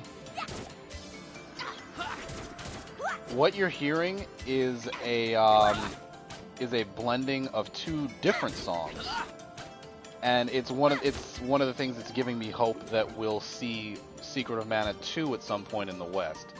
This song is from Secret of Mana 2's soundtrack. It's not Hope, Isolation, Prey, I don't think. I forget the name. I'll look it up later and mention it on the stream. But when I got here originally, it was the regular temple or the regular palace music, and then I heard this part play, and my jaw hit the floor because I was not expecting them to acknowledge Secret of Mana 2 because the game had never come out here before. So it was really nice to get that surprise when I started playing this.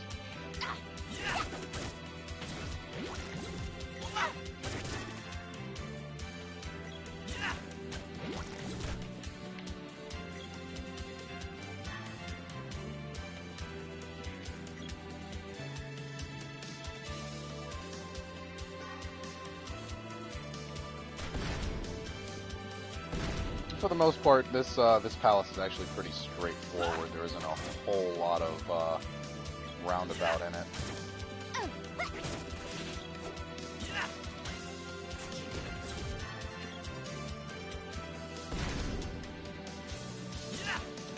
Okay, see how she just spawned a regular goblin?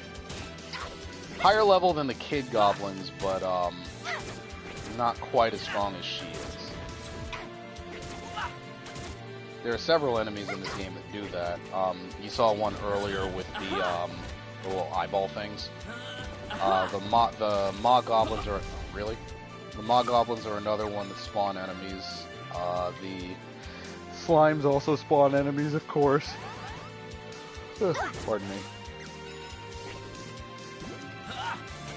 As you can see. Now, in an instance like this, it would be really wise to ignore the Slimes and kill the Maw Goblin before she can spawn the regular goblins to overrun you. because slimes are a lot easier to kill than goblins are. But in this version of the game, I don't really even worry about them all that much because it's so much easier to kill them.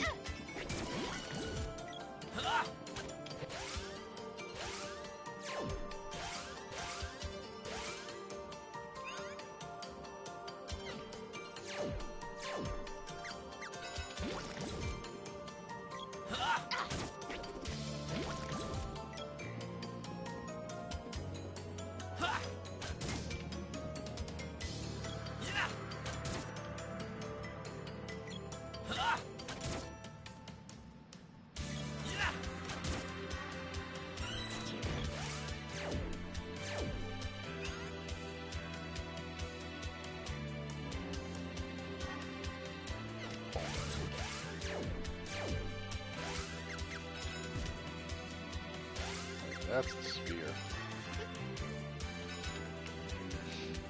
The spear and the pole dart look deceptively similar at certain levels. The biggest difference is the pole dart is a ranged weapon. So rather than you just poking with it, you actually throw it at the enemies.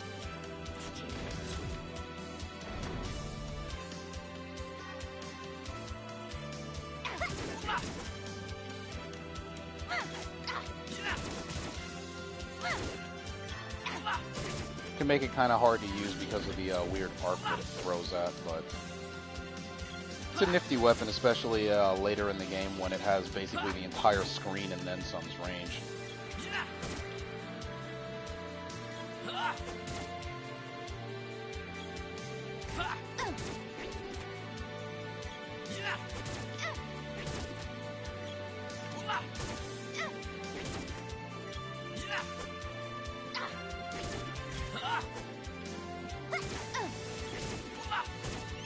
This is another one of those enemies that has ridiculously high evade.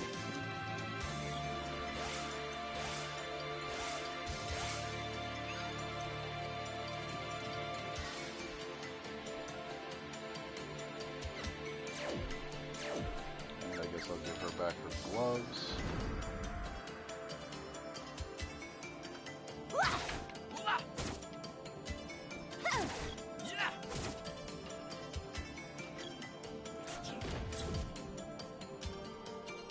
This is the altar room. Hey, hang on, hold up! You can't just barge in here. The Great Gnome ain't gonna let pipsqueaks on his turf. Now scram!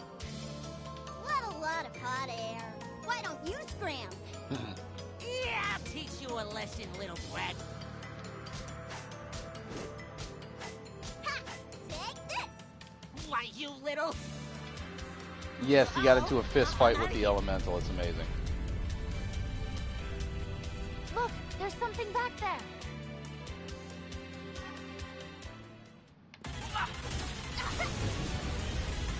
Now, this boss, if you play magic, if you play magic heavy on your save when you play through this, can be killed literally before he has a chance to do anything. Ow. But as I said, I'm not gonna spam magic because I want to have Sun Challenge, so.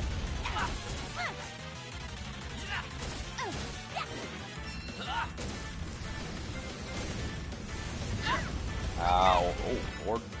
Water. Pure water. Face.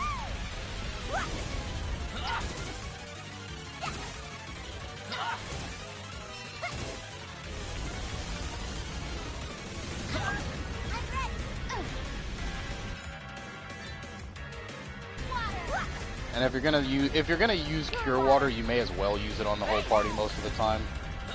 Like, there's almost no reason to not use it on the whole party at once. Ow, Lava Wave hurts. Oh yeah, did I mention that this guy doesn't really physically attack? He just spams spells all the time.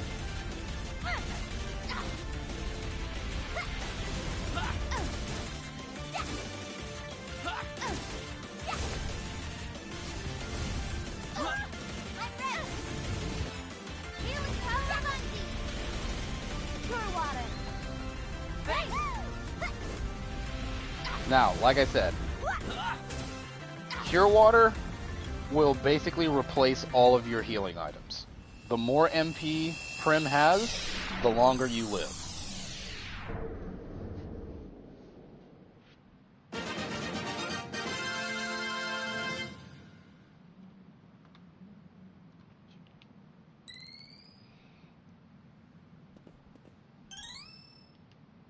And I got an axe orb, so on our way out we will go drop by Watts and upgrade our axe.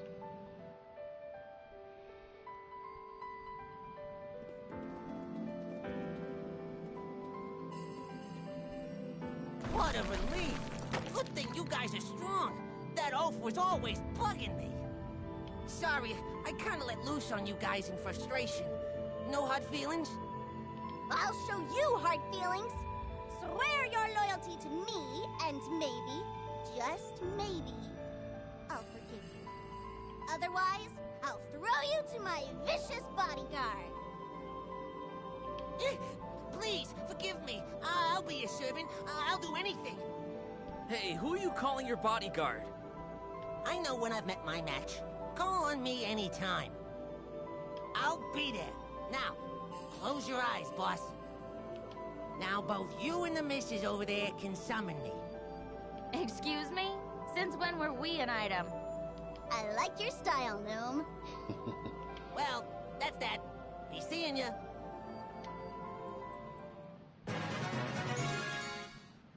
And Come on, now we have gotta another. get to the mana seed.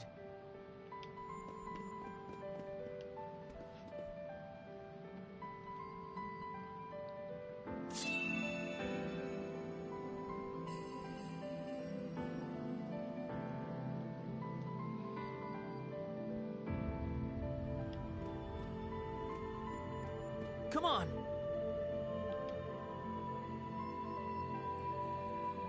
Ooh, my head. Ow. You okay? Hang in there.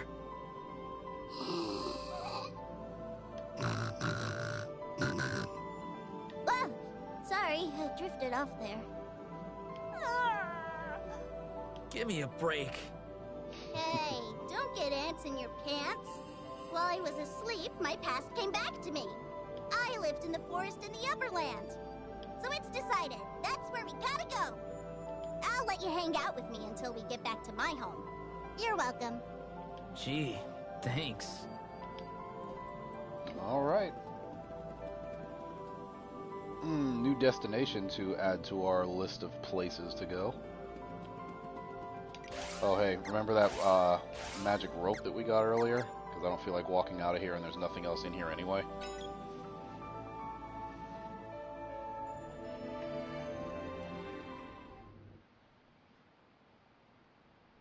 Can you hear me? Gemma has not returned from Pandora yet. Something must have happened. That's not good. I sense evil in the Pandora ruins. Perhaps you can look into it and find out what's keeping Gemma. Luke is right. We need to get to the Pandora ruins on the double.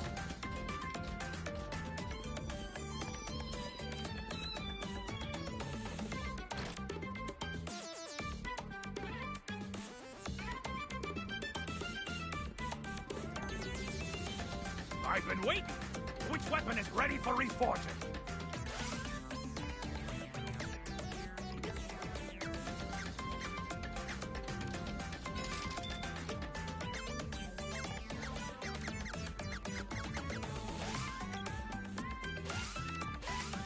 And as you can see, as you can see, the rate that you acquire orbs for your weapons will start to outpace your ability to level them unless you take time and, you know, slow your progress down to do so.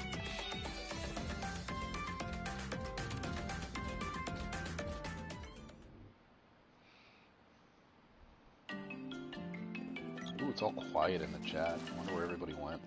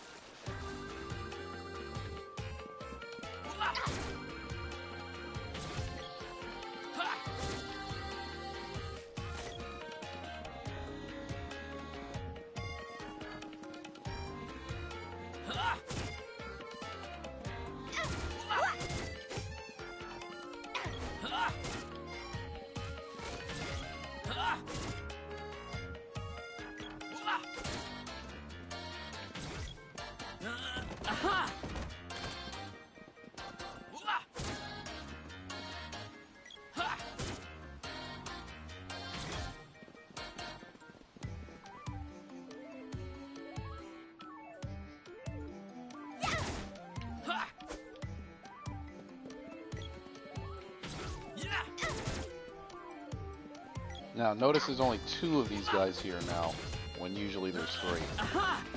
That's because that other that other guy was still on the stage when I walked over there, so now, when I walk back, that 3rd enemy will show up. Keep that in mind as you're playing, if you ever do decide to play through this game on your own, because there's enemies that you can just miss, because they don't show up on the screen right away. And some of those enemies do drop stuff that you're going to want, so there's that. I could hypothetically take the cannon travel back since there's a cannon travel right down there, but I want money and I need experience, so...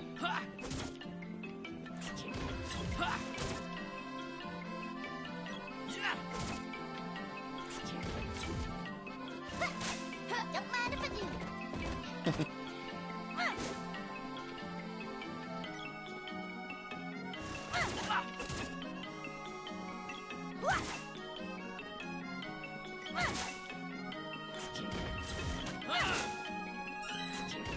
Don't mind if I do.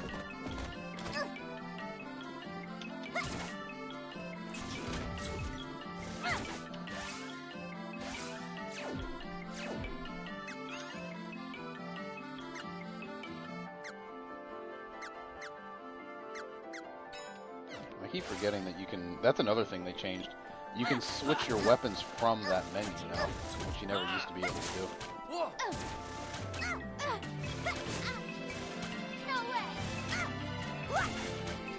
As you can see, Randy is definitely the knight here. His armor class and evade are way higher than Prim and Popoy's, so he takes damage. He can tank damage a lot better than they can. Popoy in particular is not very good at taking a hit.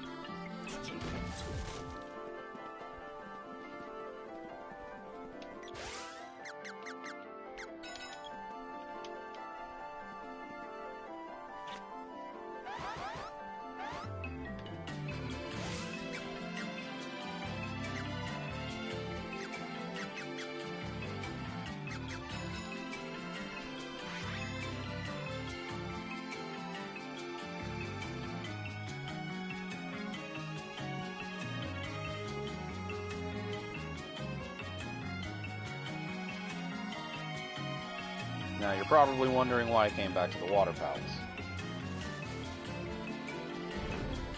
Actually, before I even go visit Luca, how about I go do what I was actually here to do?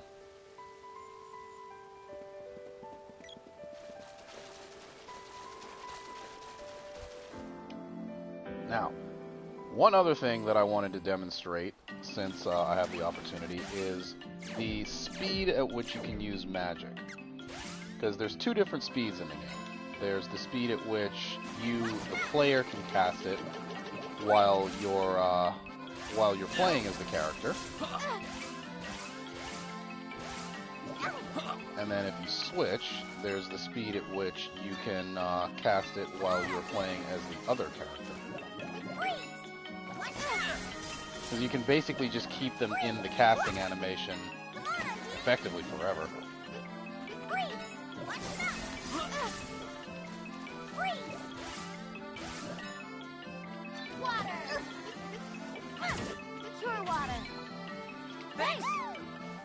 Now, it seems kind of slow on this version of the game, and it is. They purposefully, I think, slowed it down from what it used to be. Because in the Super NES version of this game, you can chain cast spells so fast that things will never get out of the stun lock until they die.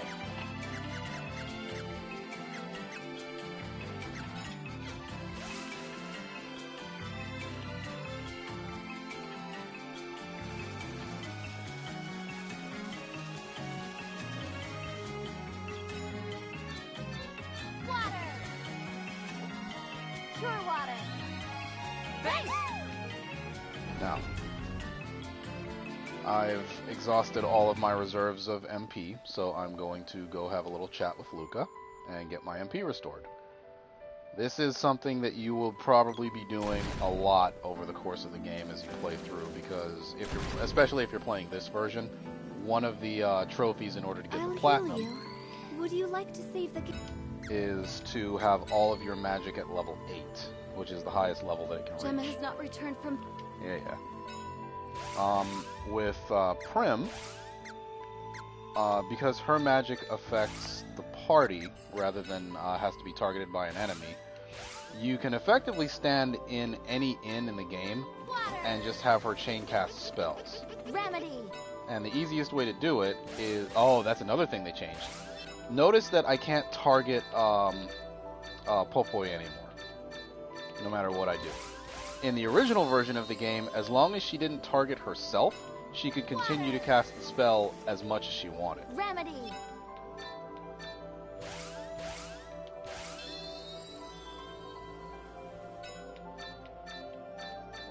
Healing power of Undine. And I'm sure you're probably wondering why I'm casting this spell in particular, and that the reason is because this spell uses 1 MP, so you can get more casts out of it. Healing power of Undine. Remedy.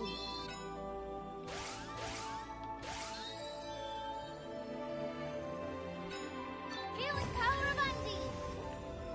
Remedy. Water. Remedy. Healing power of Undine. Remedy. Healing power of Undine. Remedy.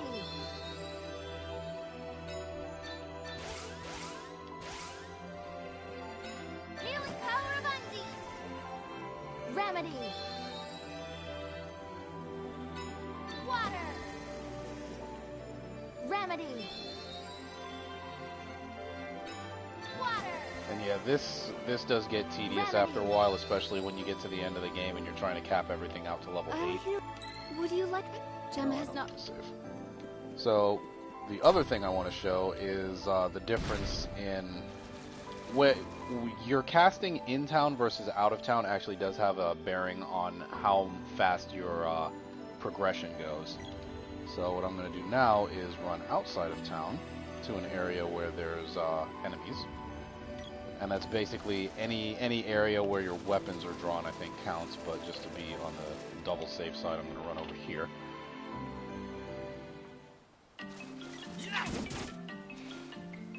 And we're going to have Popoi absolutely demolish these fish.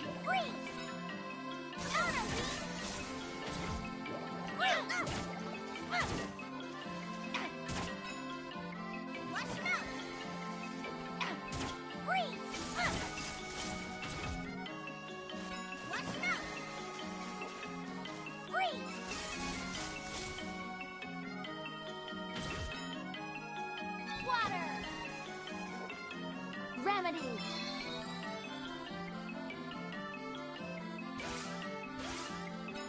Healing power of Undine. And then we're we're going to have Prim cast out all of her spells. Healing power of Undine. Remedy. Healing power of Undine. Remedy. Water. Remedy. Water. Remedy. Water. Remedy. Water. Remedy. You know, the next area that I'm going to, I'm actually very tempted to get game over on purpose because I'm curious about something. Because I never did it when I played through the first time. The boss that you're gonna fight is another throwback to Squaresoft's roots. Oh hey, Pixel Ramen streaming. If you guys have a minute, you can multi-twitch and throw her up and watch her while you're watching. And I know I saw somebody else join the chat a second ago. I didn't catch your name, so if you want to say hello, feel free. Ow, why am I getting acid rained on?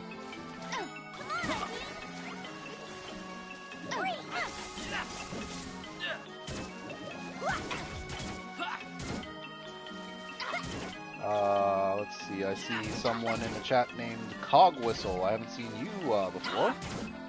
Welcome, welcome. If you enjoy watching me stream Secret of Mana, feel free to give me a share, or a like and a subscribe, because I tend to have a fondness for old school games, so I'll stream tons and tons of this stuff, and I put up polls to gauge what I stream next. So, you know, feel free to give me a follow, and if you want, follow me on Twitter. It's also at allerzero. I love old school games, and I'll play just about anything, and I'll play them all the way start to finish if you like. Try not to be too boring, so if you want, feel free to say something in the chat, and I'll be happy to answer. Otherwise, I'll just be talking to myself, and some people seem to enjoy that, but it makes me sound crazy, I think.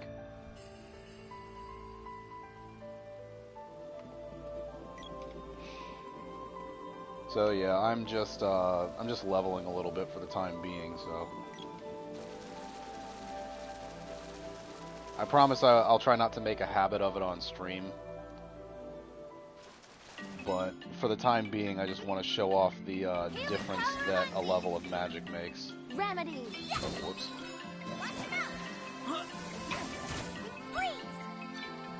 Healing power of Undine. Remedy.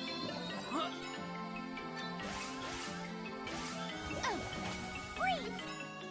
Watch him out. Water.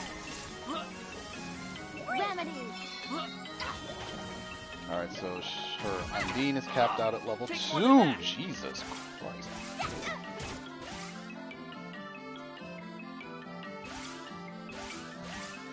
And because I don't have Cure Water hotkeyed right now. Healing power of Undine. Watch him out. Cure water. I actually have to sort through the menu for it. Alright. He's still... Come on, Undine.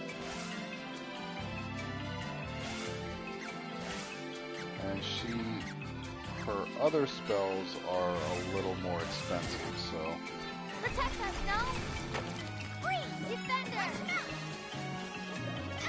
Freeze. Earth. Come on, Undine. Defender.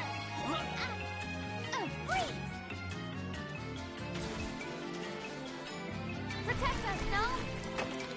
Oh, whoops, I think I just wasted a cast on that. Earth. Defender.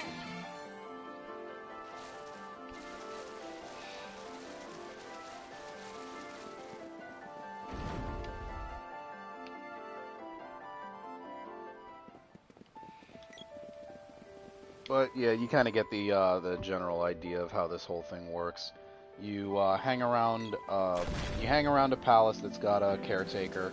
You use them as heal slaves, so you can get full restores to level up your magic. Save the game? The alternate way for doing this is more expensive because you actually have to, you know, find an inn. Gemma has not returned. But there's enough access to these palaces that it's not really a necessity.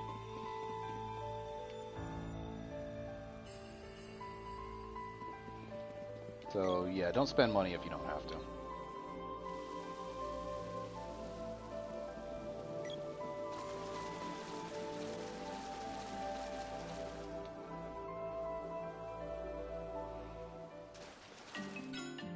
Protect us, gnome! Defender!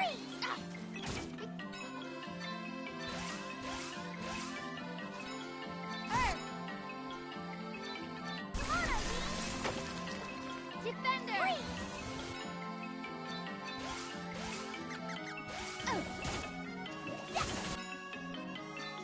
Earth! Defender! Protect us, gnome! Defender!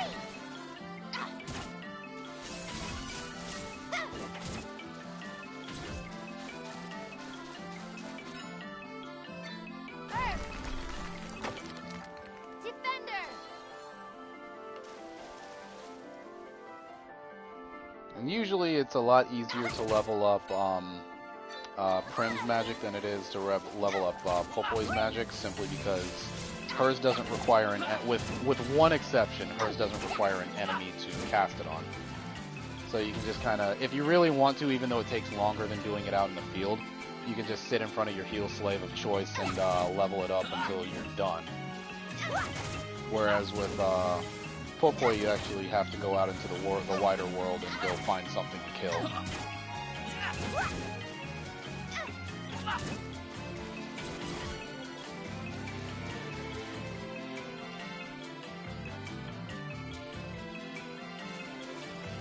And who else is in the chat that I've noticed?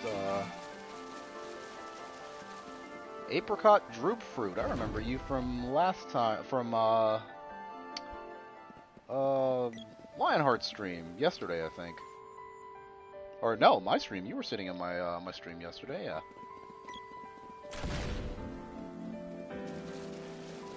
Let's see who else is in here. V and K. I'll heal That's an you. interesting username. Would you like to see? Let's see. Gemma has not returned from Pandora yet.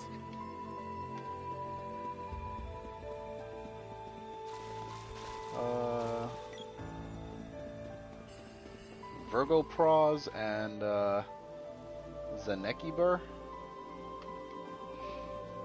If I pronounce your names wrong, just let me know and I'll endeavor to correct.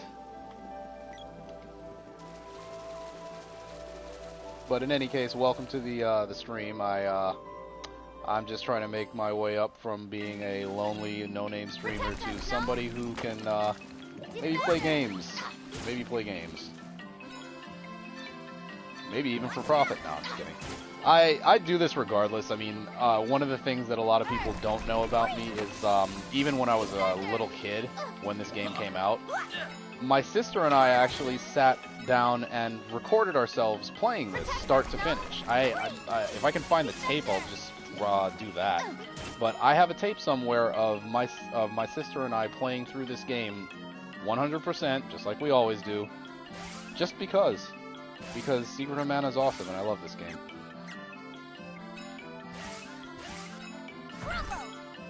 Protect us, gnome! Defender! Your turn, gnome! Protect us, gnome! Defender!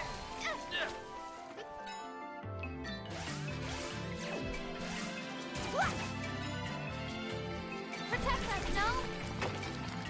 Defender!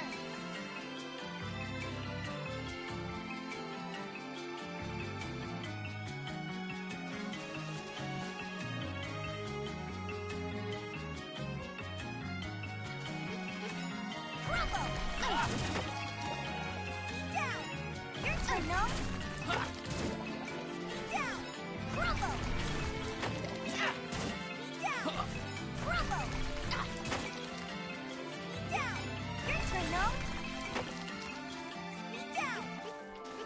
And it's nice every once in a while you get a reprieve on Popoy's magic because he'll wind up with something that doesn't kill the enemy, so you can just chain cast it on the enemy until you run out of MP.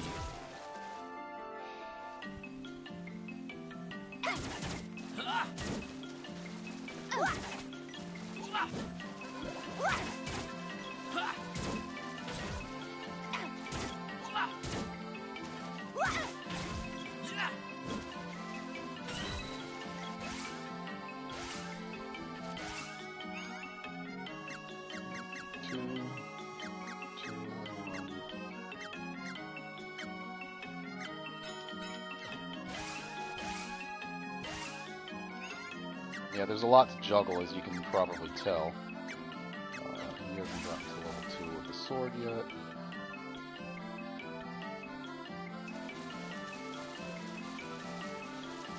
But yeah, lots of stuff to level up and keep your character strong with. Magic is, in a lot of ways, overpowered in this game. And speaking of magic being overpowered, after Squaresoft made Secret of Mana, they briefly had a US division that made. I can't really call it a sequel because it's not. It's more of a spiritual successor to Secret of Mana called Secret of Evermore, and I'll play that on stream too. But one of the biggest differences between the two games is in Secret of Mana, your magic is kind of set in stone. Like, what you have is what you have, and it's effectively infinite as long as you have MP, because there's magic in this world. In Secret of Evermore, you don't have magic. You're not casting magic. What you're casting is actually alchemy, and you require both the recipe to cast it and the ingredients to make the alchemy work. And one of the things that was the biggest difference between the two games is with your alchemy, once you run out, that's it. You no longer have the ability to cast that spell until you go back to town and restock. Whereas in Secret of Mana, all you have to do is come by a fairy walnut, and you're pretty much gassed up and good to go.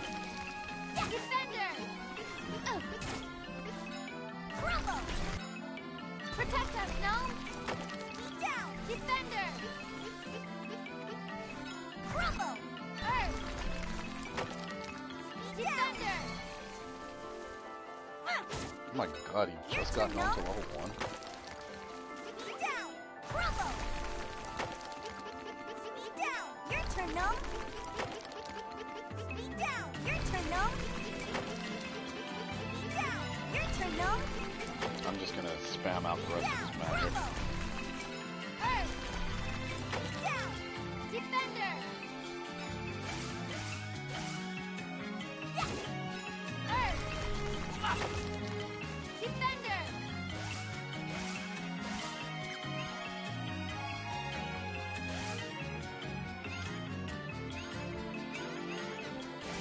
So a couple more trips of this and I should be done.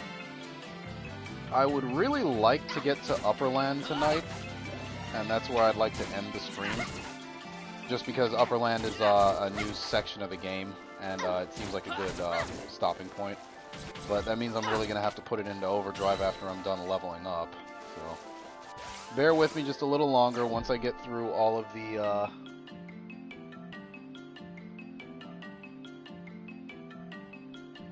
once I get through the... Once I get through the leveling up that I'm doing here, I won't do it again because you won't. There won't be another there isn't another orb in this area to give me another level of magic, so I won't need to do that.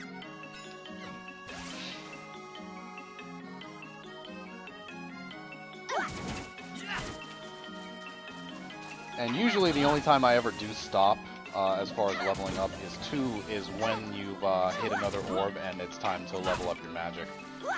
Generally speaking, I just kind of plow through the game otherwise.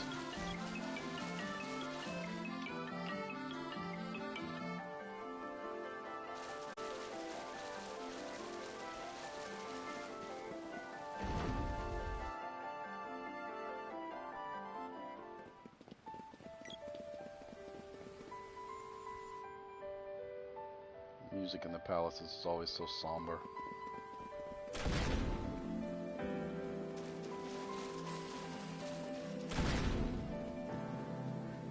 I'll heal. Would you like to? Gemma has not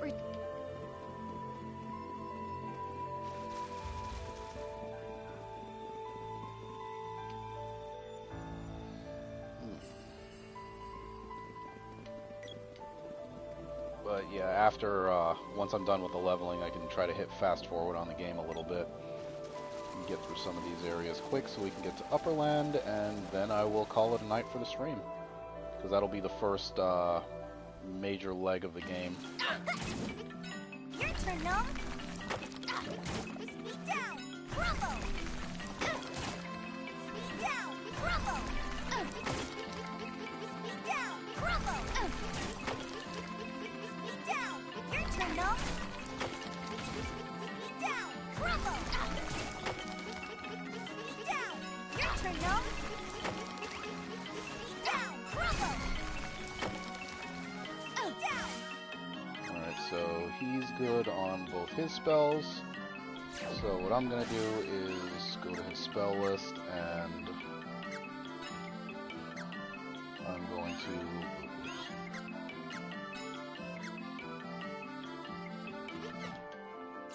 I'm going to hotkey Gem Missile as his primary. Defender! Protect us, Gnome! Defender! Protect us, Gnome! Defender! Protect us, Gnome! Defender! Earth! Defender! Alright, I think we are good to go. So I'm going to head back to Luca. I'm going to save one more time, and then we are going to put this crazy train into overdrive for a little bit so I can see what I can see.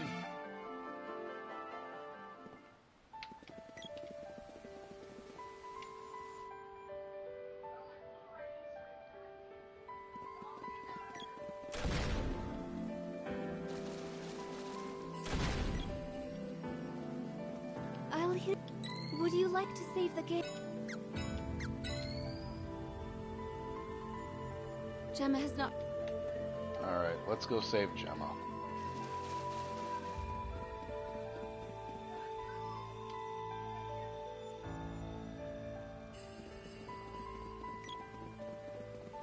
Thankfully, Pandora's just a hop, skip, and a jump away from here.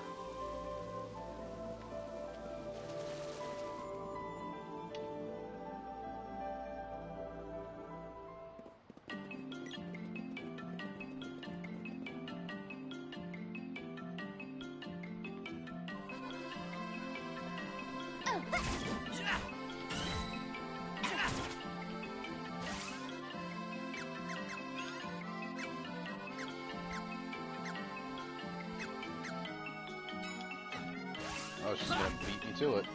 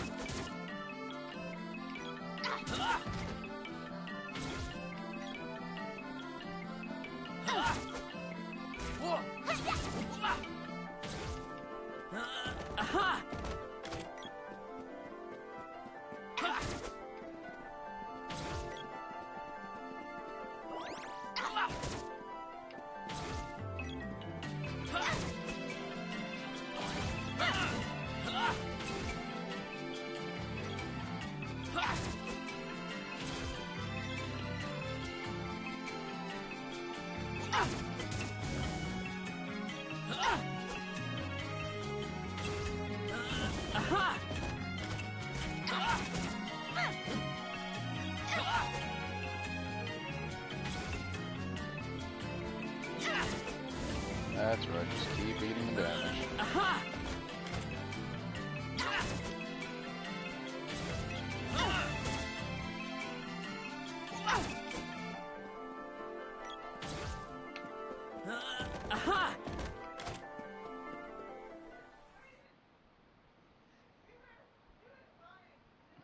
back to Pandora.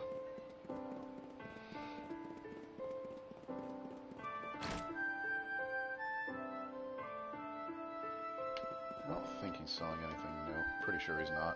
Whoa, a customer. Anything else? Well, does sell cups of wishes. Anything else? Right, I'll keep 4 cups of wishes on me, just in case.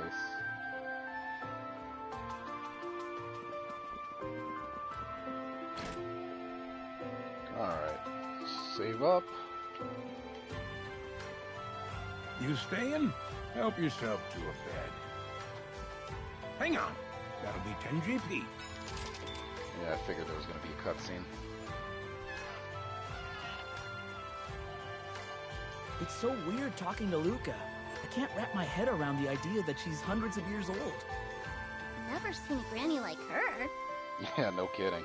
First time we met, I didn't realize that was Luca until Gemma got mad at me. What's her secret? Whoa! What's with the serious expression? I don't care how old I get, as long as I never look like Elena. How does Luca manage? I've got it! It must be the lake around the water palace. Undine must have imbued it with magic or something. That must be it! I'll just take up swimming in the lake every day and wait for the results. Look out, world! This fresh-faced girl is gonna cause a splash! What is she talking about this time? I wasn't gonna ask. You guys have something to say? No, nothing. There are some things we just don't need to wonder.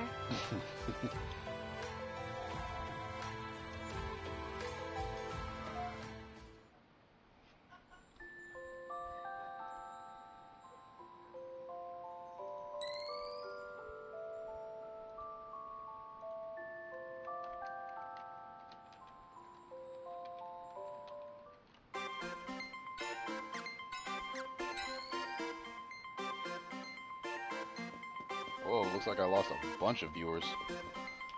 Not to worry. We're here for the long haul. Help yourself. Hang on. That'll be 10. One more cutscene, yes.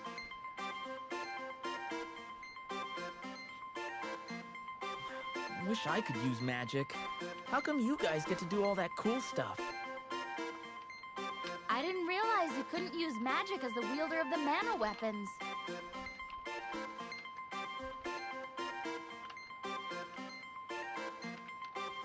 Don't worry. We can clean up all those annoying enemies for you. But I wanted to clean up enemies too. Don't pout. I'll cast some magic on your weapon to make you feel better.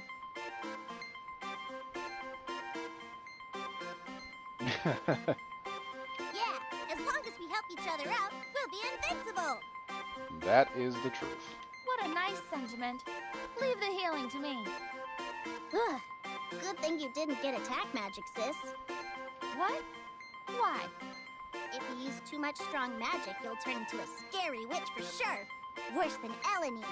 And here I thought you were being nice. I take back everything I said before. Good luck healing yourself. Come on, cut them some slack. Oh, you're going to take their side? See if I heal you either. Oh, man.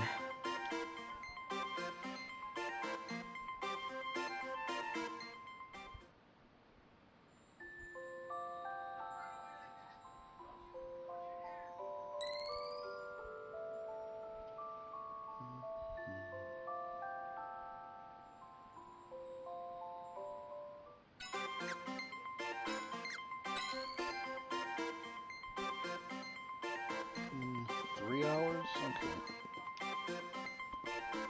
You staying? Hang on. Oh, one more. Oh no. I guess we're out. All right.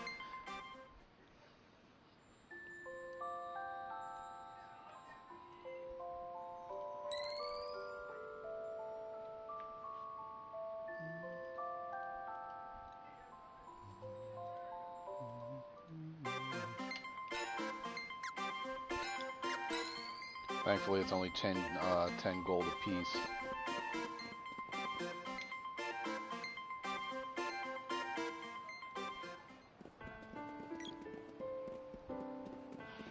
Alright, now they said that everybody was going down to the ruins south of town, so let's go. Pamela?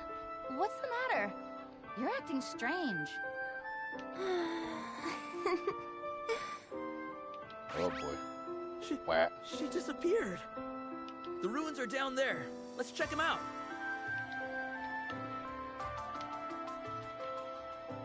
Forgot about that.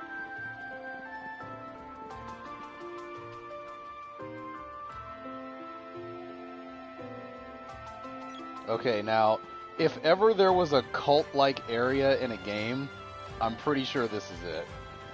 They got statues of demons lying around. They got people who are basically zombified skulking around in the courtyard. They got these crazy robed nutjobs with the masks just kind of hanging around too. Oh, they say I'm going to be sacrificed. Pretty neat, huh?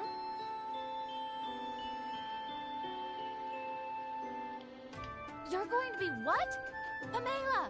Snap out of it! Ah, stop whining. Just leave me alone.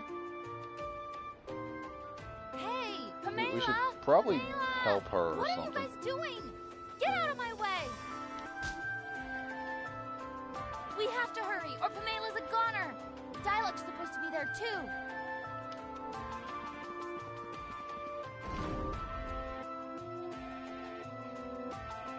What is this?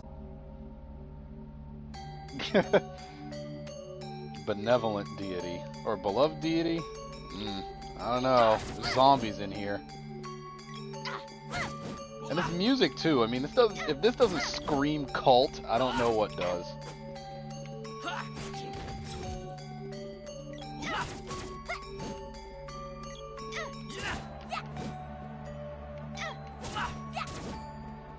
Oh, hello, Tomato Man.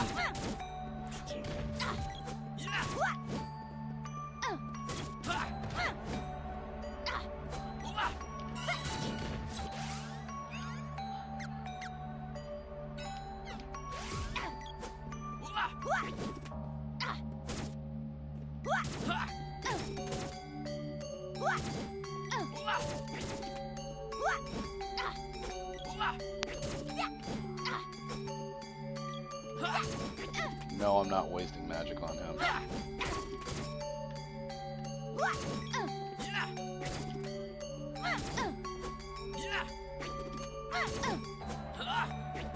I don't think it's hate so much as the dark arts. I mean...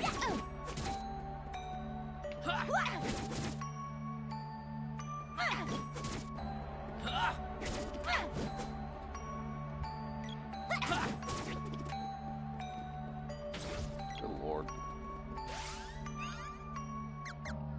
Oh yeah, I forgot to mention that each of the weapons, as they get upgraded with their orbs, do gain new abilities. So, right now the sword raises your whoever's holding its agility by 2 points, whereas the gloves inflict more damage on insects and tough-skinned monsters, which makes it easier to break their guard. The boomerang does more damage to slimes and lizards, and the axe right now does more damage to plants and fish. These weapons start to get really neat effects later on, like being able to inflict that balloon status on enemies, or putting them to sleep, or just outright stunning them for a while, which is nice too. You make them unconscious.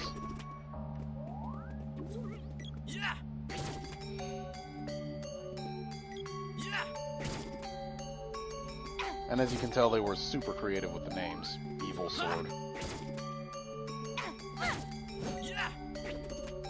Hey, this one's wearing armor.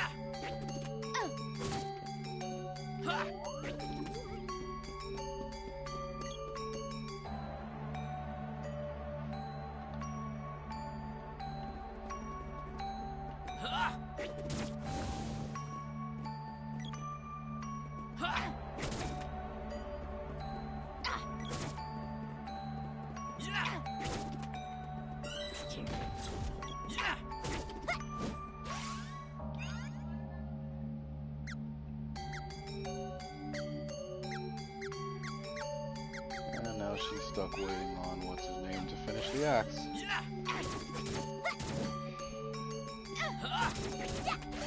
So how about I give her back the glove, which is her default weapon. Or rather, it's the one she comes with.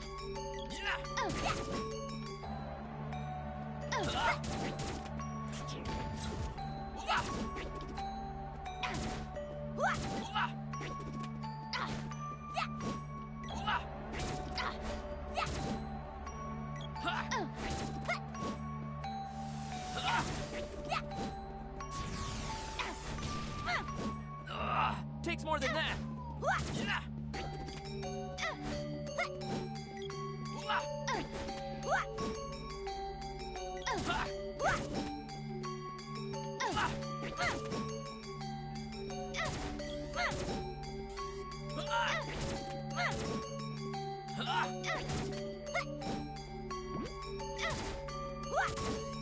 Keep it coming.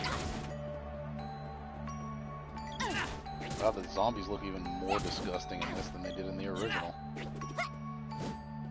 Oh, there's another thing that they changed from the old game to the new game. You won't see it until later, and I'll point out the enemy to you, but some of the enemies behave differently. Like they're just missing sprites that they had before.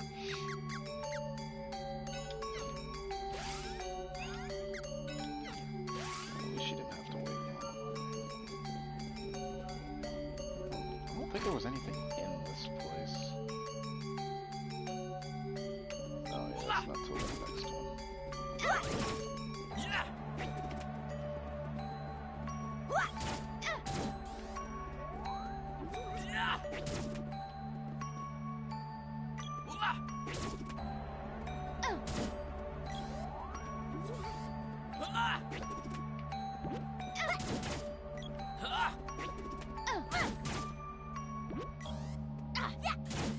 Take that.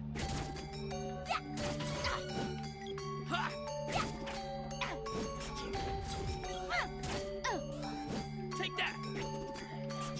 Oh, and another thing, as I go through this that is going to start coming up a lot later, is I'll go through every area of the castle and I'll point out to you points of interest. Not so much in the earlier parts of the game, but as you get into the latter parts, some of the longer dungeons will have multiple areas to explore, and those areas will start to turn up mana orbs for your weapons. If you're not careful, you can miss those mana orbs, and that will prevent you from upgrading your gear to the max level when you get toward the end.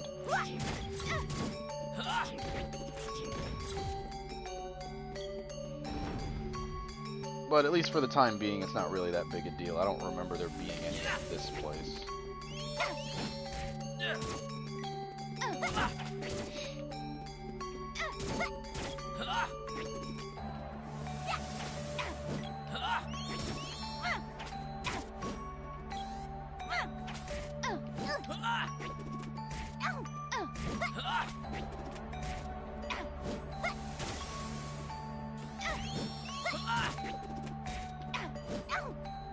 Another thing that I always found kind of interesting about this game is the enemies tend to use buff magic way more than I ever did. I never particularly found it useful in Secret of Mana 1, but in 2, it can mean the difference between life or death in some battles.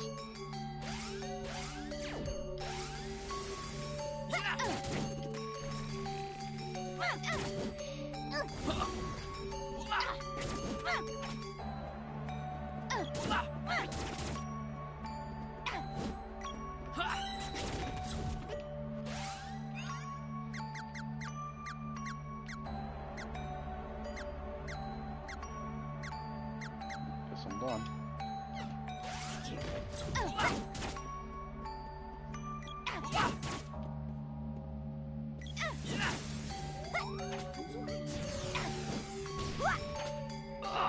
Enemies love hitting me with fireballs. Take more than that. Oh wait, Defender! what am I doing?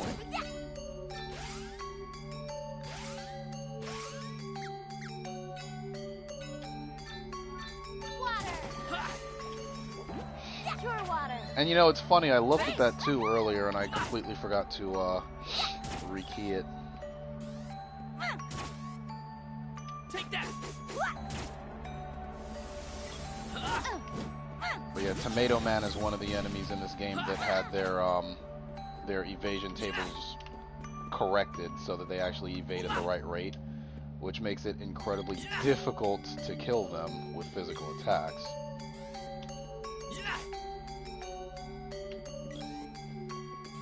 Take that. Actually, I think you are dead.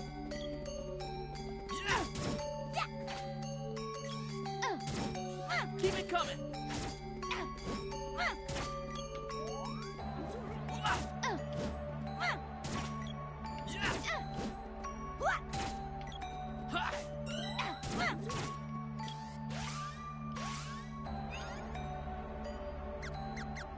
Notice I'm trying to keep as on top of the leveling up as I can, because if you don't, you will start to fall behind very quickly, especially toward the mid part of the game where you're getting orbs back to back from several sources.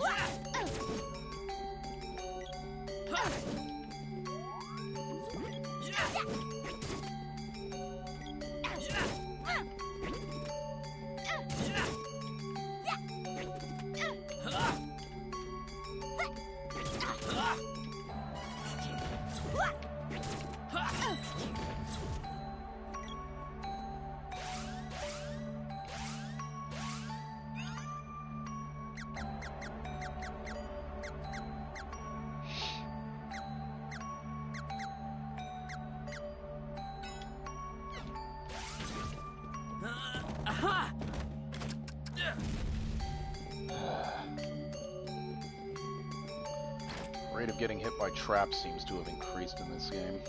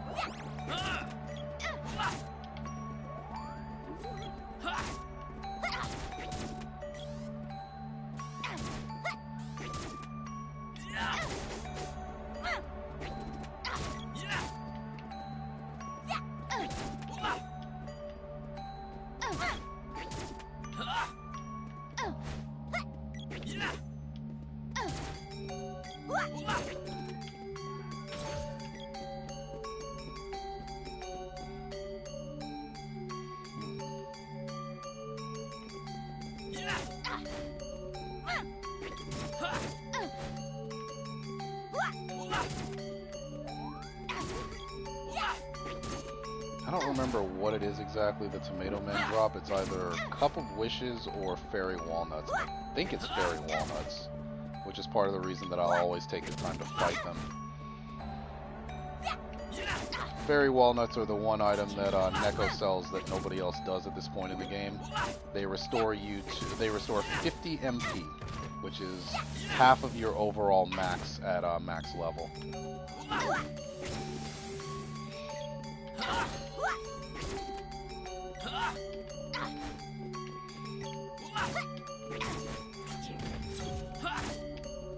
Hey, fun fact.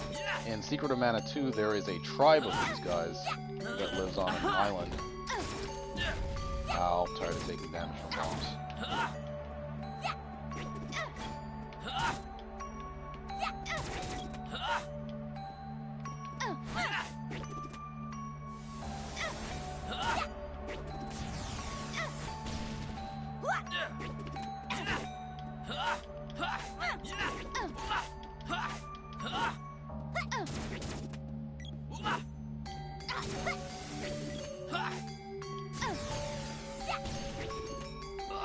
Oh my god, stop hitting me with Fireball.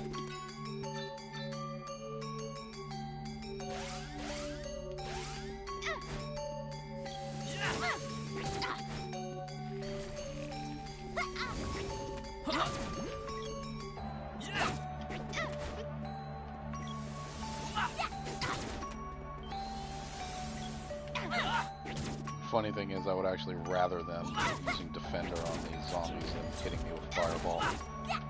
Oh, another interesting thing about this game that differs from some other games, the enemies in this game can actually run out of MP.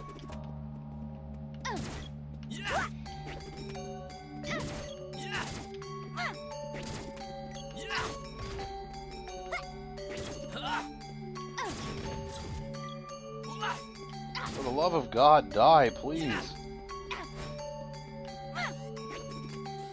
Keep it coming.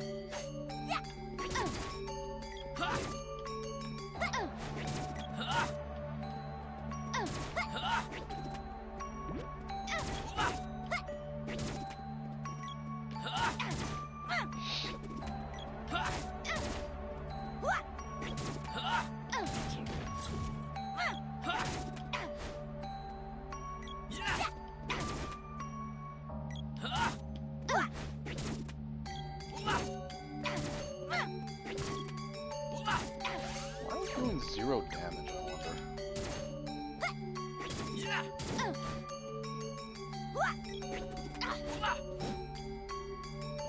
I mean, I know your evade's high, but dear God, it shouldn't be that high.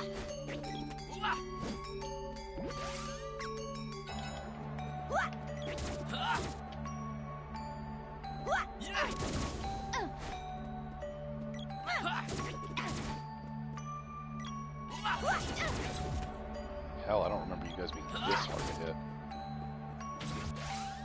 God.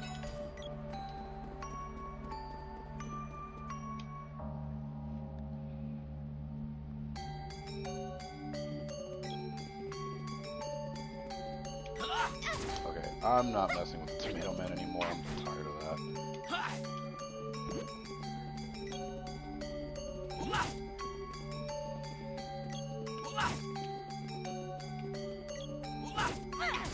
Thanks for catching up, guys. Try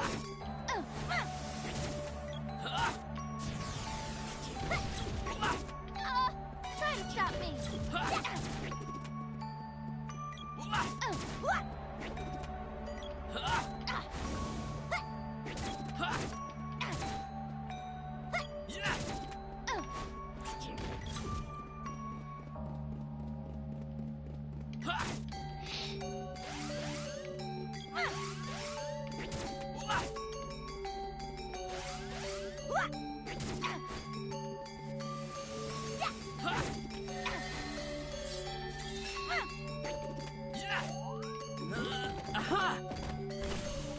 Ugh.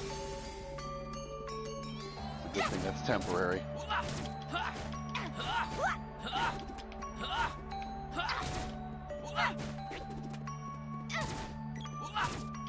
You want to talk about being completely useless in combat? Actually, wait. Pygmy doesn't wear off.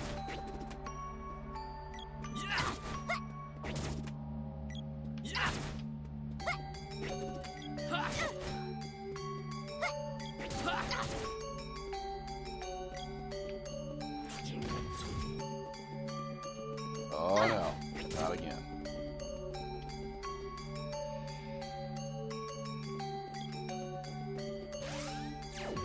And I guess now would be a good time to cure that.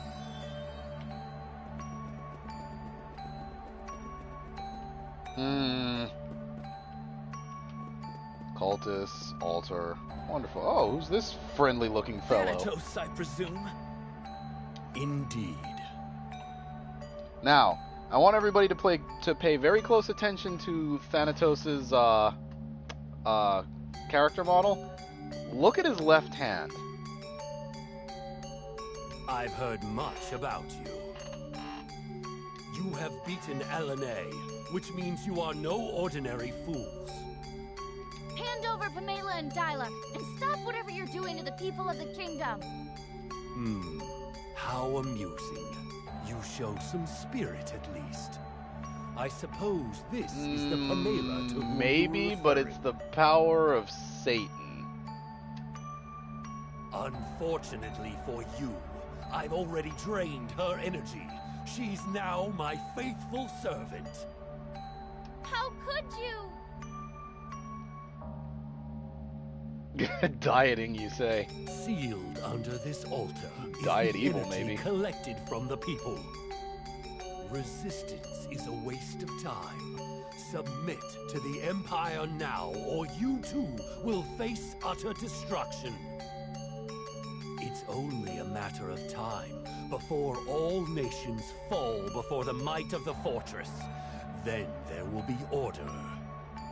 Without life force, no one has a chance against a might such as ours. Hey, what's up, Dialogue? He was a difficult one to crack. I hear LNA had a hard time with him, too. Could this soldier be... Things are becoming more interesting. You three are entertaining in your own way. I believe I'll take your energy as well. Ah, balls.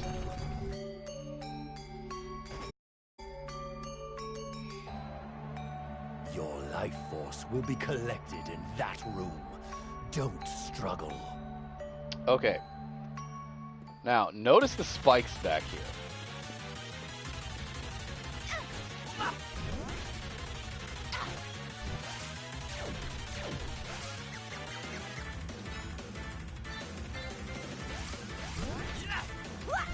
Oh, ow.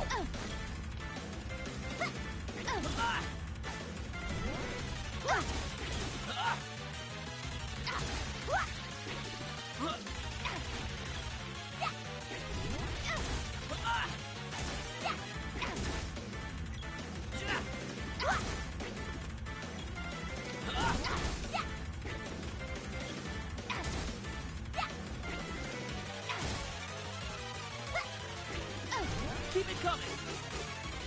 Wow.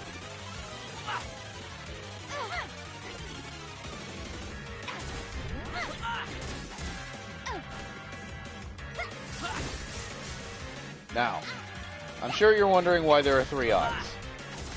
Only one of these eyes is the actual boss.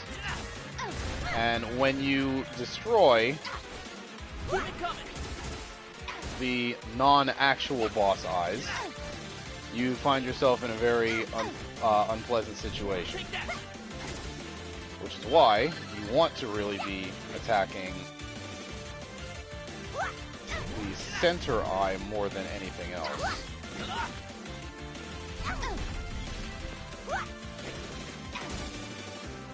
Keep it coming.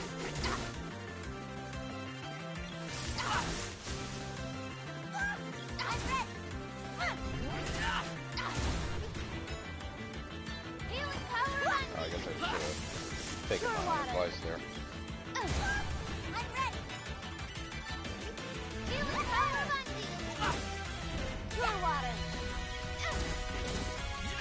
Oh, here we go. Notice the walls moving.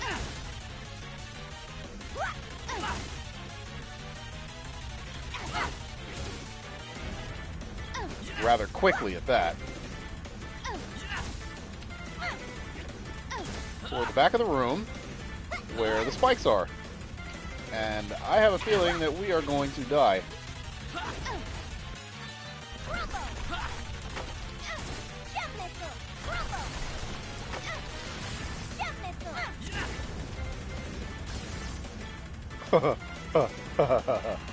Yes, it really is. Whew.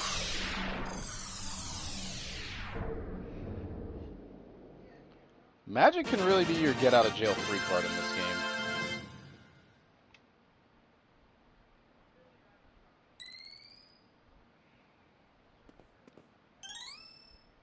Bow orb this time. Okay.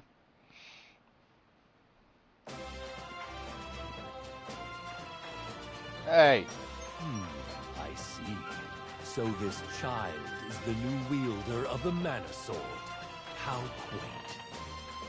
A ragtag bunch of kids playing around like they're the heroes of legend.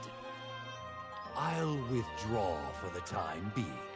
You may have your village, but I will take these 2. Wait!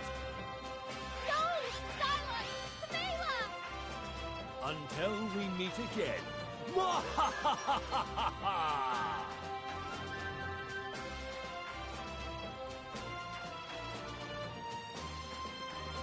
Well, at least we got rid of all the cultists. Hello. Where are we? Is Pamela here? My mind's still foggy. Oh, no! How long have I been here? I have laundry to do. Where did I end up? What have I been doing all this time? Please, inform the castle of this phenomenon. And last but not least... Gemma! Apologies. I let my guard down. Thanatos is one of the Empire's best and most fearsome generals. I had no idea they'd sent him. It's strange to see such underhanded tactics from the Empire. Why steal life energy from people? The Empire wants to break the seals and resurrect the Mana Fortress. They don't need Thanatos for that. All that is certain is that if Thanatos is here, his forces can't be far behind. This land is in danger. This bodes ill. In any case, you should return to Lucas. I'm off to the underground palace. Okay.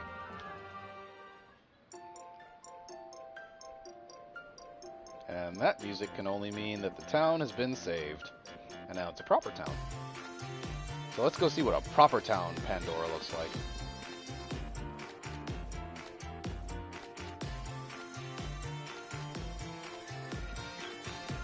Thank you very much. Oh hey, and remember that shop that I was telling you guys about before that wasn't open? This one over here? You're definitely going to want to come buy from him. He has another upgrade for your gear. Anything else?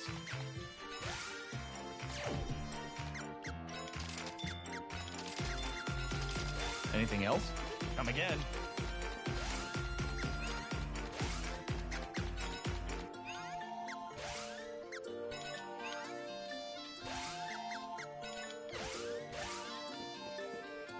Welcome, welcome, whoever that was. Trying to keep up with the names.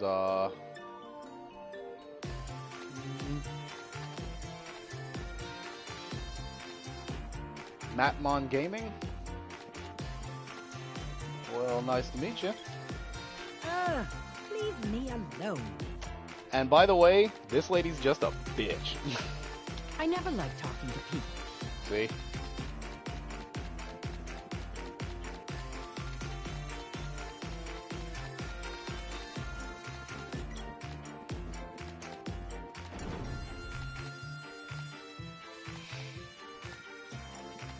This is Pandora.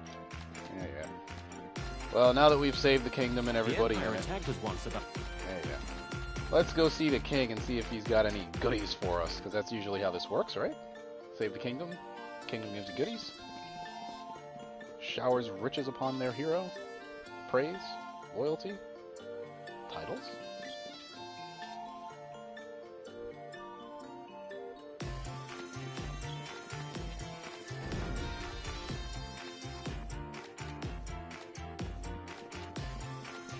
King's not here. What happened? It looks like Gemma was correct when he said you young people were going to save our country.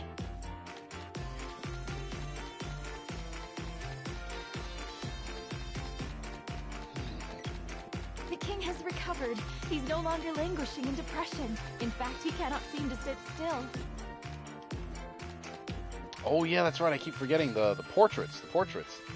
That one on the back wall is going to come up a little later. That's one of the special ones to keep an eye out for. Thank you. When your journey is over, please come back. You are welcome here in Pandora. Oh, it's You nice did to know, it. considering I got Hope kicked out has of my returned to my home. kingdom. What Gemma said about you and the Mana Sword was true after all.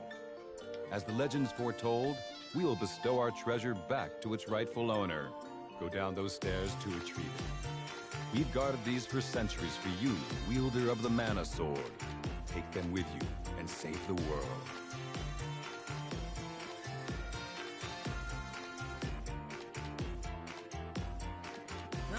Aha! Money, money, money.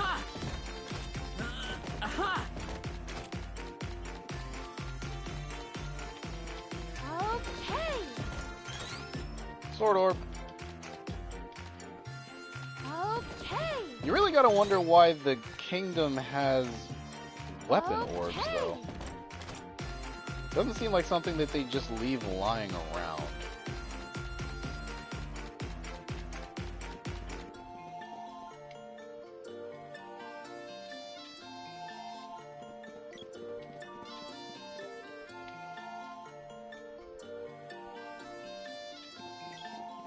In any case, let's get back to the adventure. Gemma said he was heading to the underground palace, and he told us to go say hi to Luca. So that's where we'll go.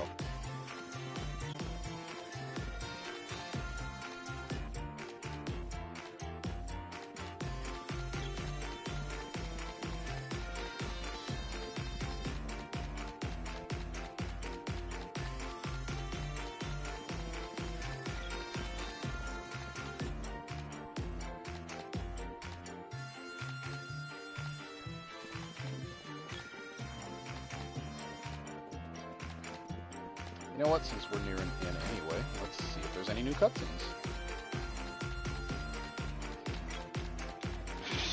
One night is... You guys crack me up, I swear.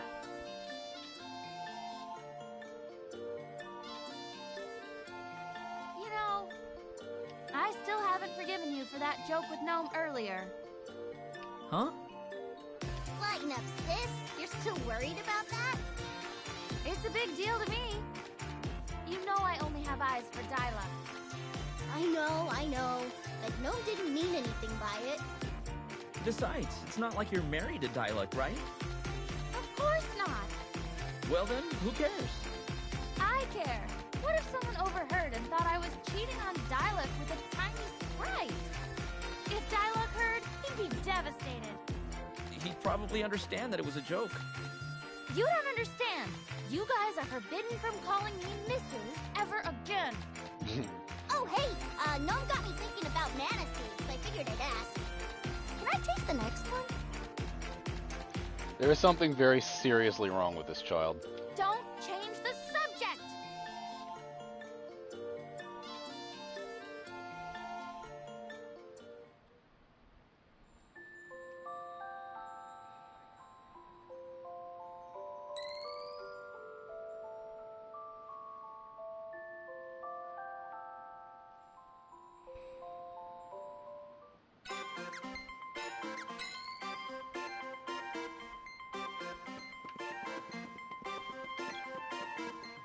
Looks like we're coming up on the One 4-hour night is mark. 10 this GP. stream.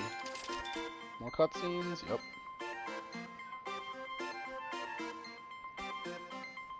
Oh, Dyla.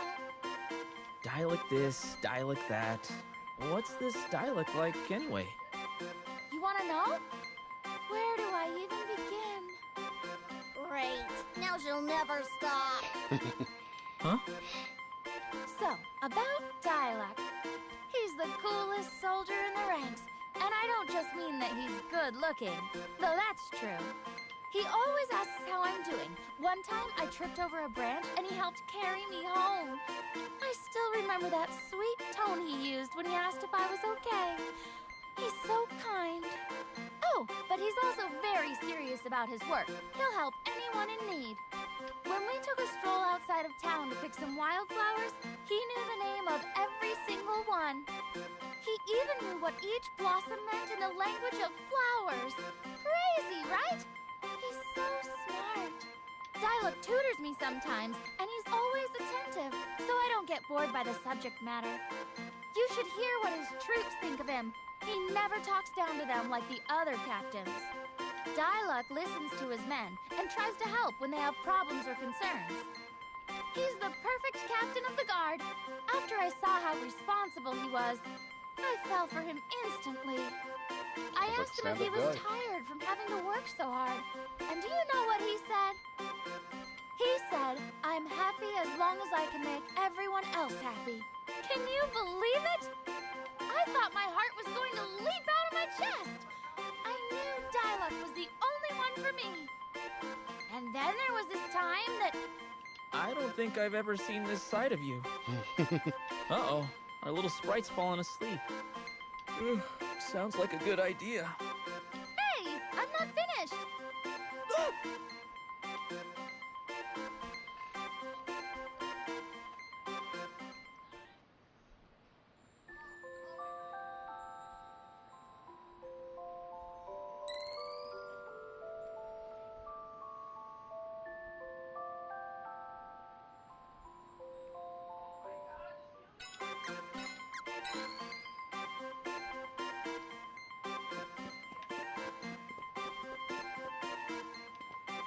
One night is 10 G.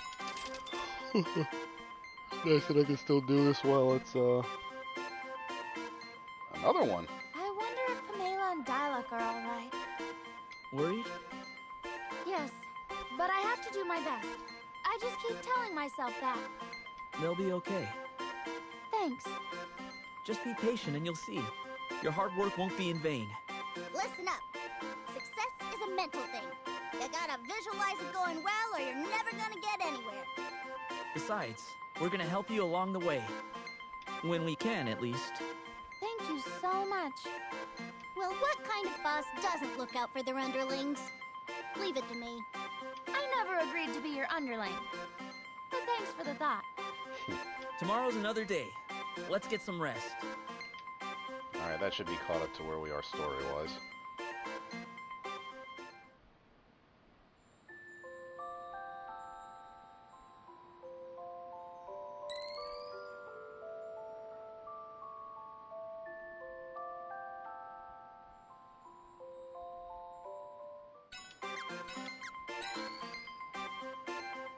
That's another thing that's different from the original game. They only give you 2 save slots as opposed to 3.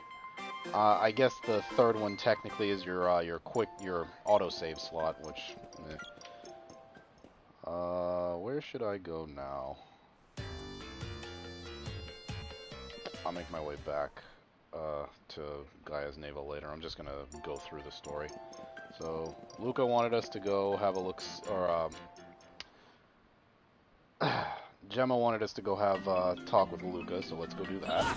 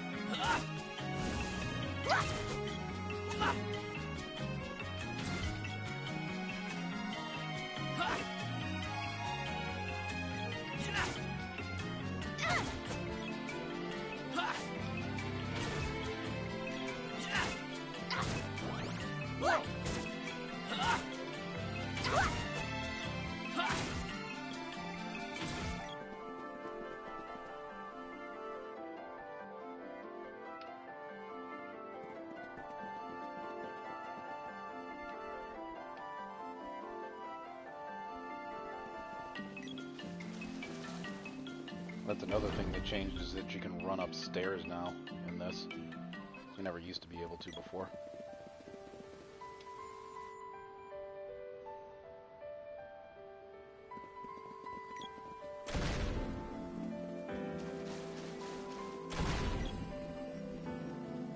Oh, this is horrible. Someone has taken the mana seed of water. Balls. This crime doesn't seem like the Empire's usual trickery. How strange. Someone must have snuck in and stolen the seed while Undine's barrier was weakened. You must not let that seed fall into the wrong hands. Get it back as soon as you can. Wait, I see it. The seed is in the depths of Gaia's navel. Well, isn't that convenient?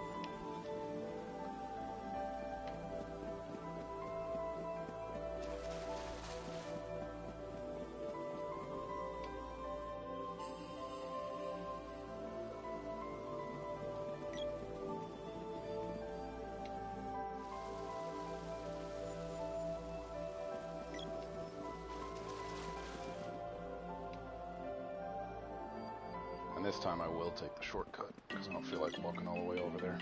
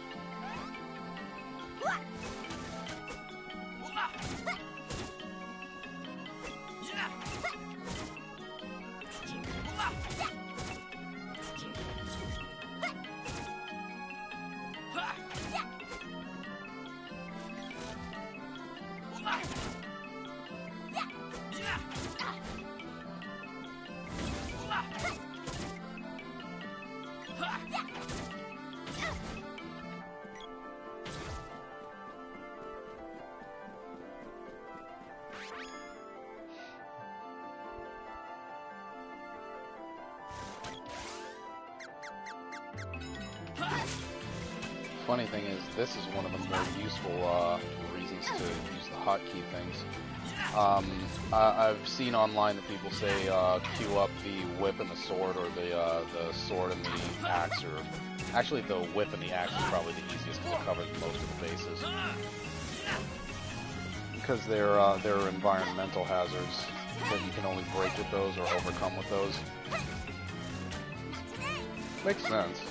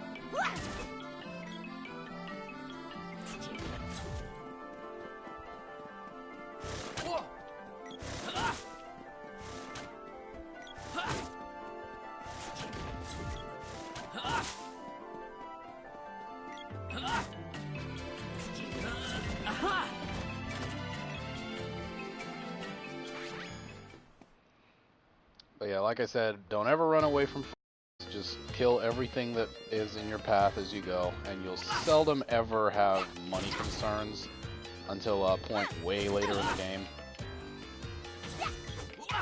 And the reason for it is because it's supposed to be a money concern. You end up going to a place that is way above your level at that point, and the armor that you need to survive there is a tier above, and it costs that much.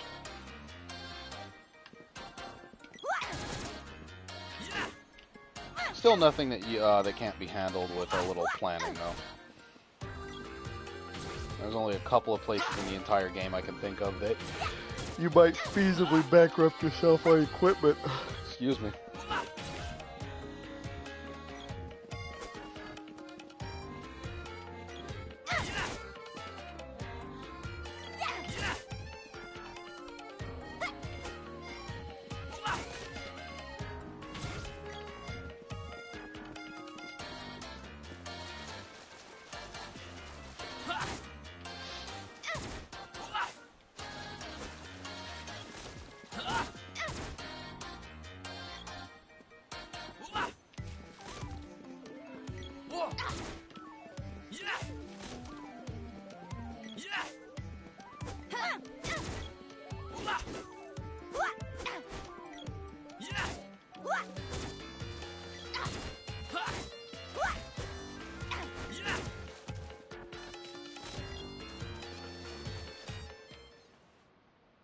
And this will give me an excuse to upgrade my sword and spear.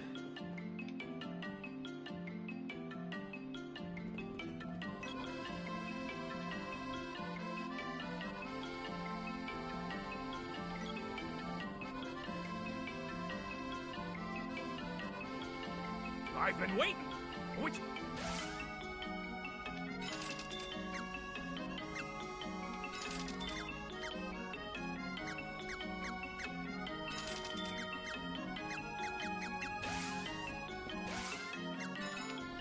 And notice that the weapons do actually look much different when they get upgraded.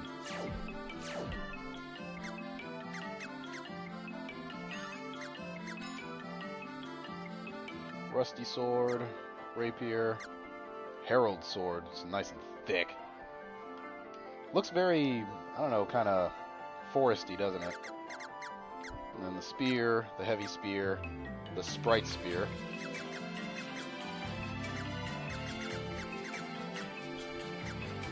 The gloves are actually the only weapon in the game that kind of don't do it for me because they're so giant and unwieldy compared to the characters' models. I almost don't like them.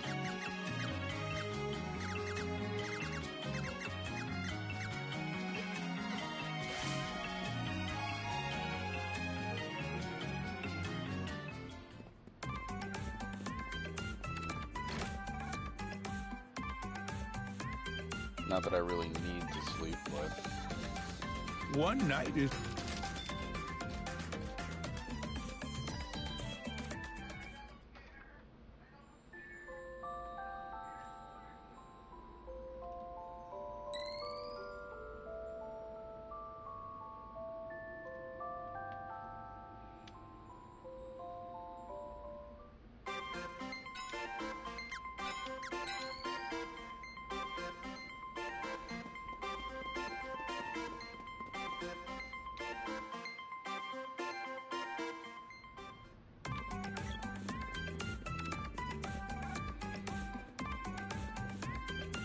Well, I'll be. How'd a hole this big get here? There you are. The seed thieves are below. They're after the mana seed in the underground palace. I'll handle the palace. I need you to see the things below. Keep your guard up. You don't know what enemies lie in wait for you down there. Okay.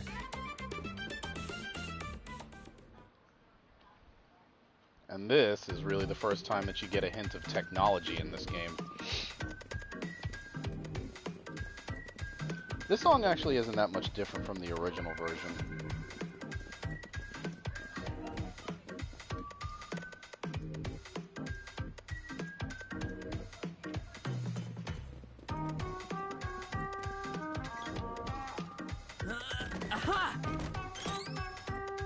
Now, notice that the whip orb is here, as opposed to where we would normally get it. And this actually becomes a fairly consistent theme throughout the game. Aha! The water seed! How'd you get in here? You realize we ain't letting you leave now that you found our secret hideout, right? You brats have come to the right place. The Scorpion Army is gonna rule the world. That... yeah! Shut your pie hole! It was us who took your precious water seed. Now, thanks to its awesome power, we've completed our super deluxe robot. We call it Kilroy the Indomitable. Yeah! Take him out! Kilroy, activate! On it, boss! I mean, I dig her cape.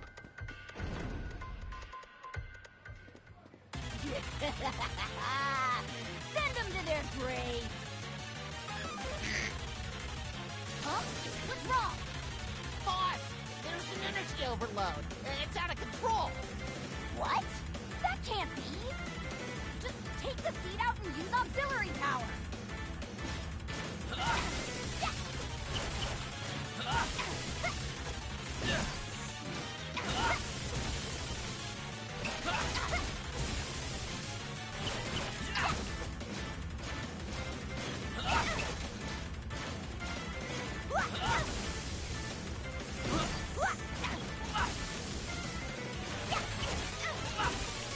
Another thing that ends up showing up in later mana titles is the automatons that you see here.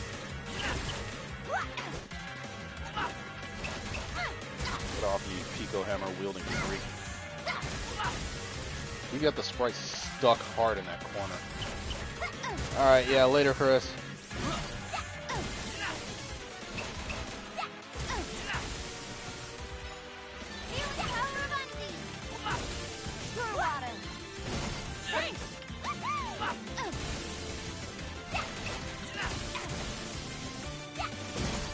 Ow.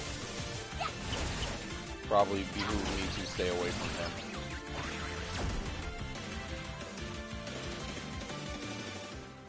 Now again, I'm trying to deliberately do this without using magic because magic is completely game breaking.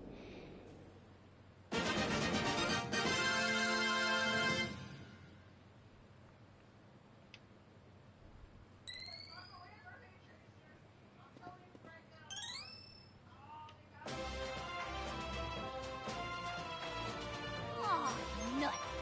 You won't get away with this!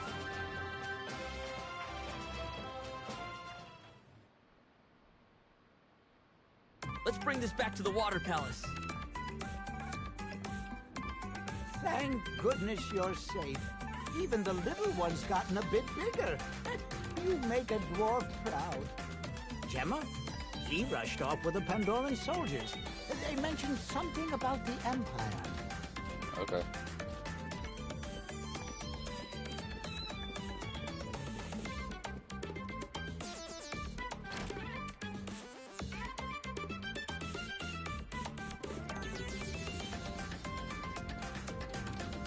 I've been waiting.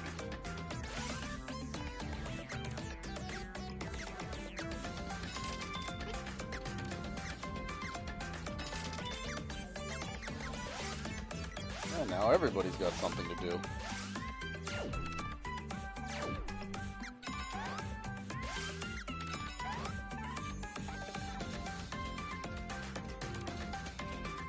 Actually, I should probably switch her to,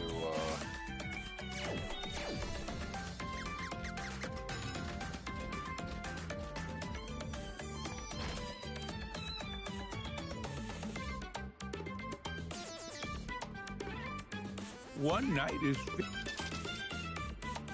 cutscene. About that guy. What guy? That guy! You know, the one with the hair and the armor. Oh, you mean Gemma? Yeah, that one! So about Gemma. You could tell they meant Gemma from that? Is he really as strong as he looks? What? Because, I mean, how strong can he be if he needed to be safe? Come on, no one's perfect. All I'm saying is that he sure gives a lot of orders. What's he up to anyway?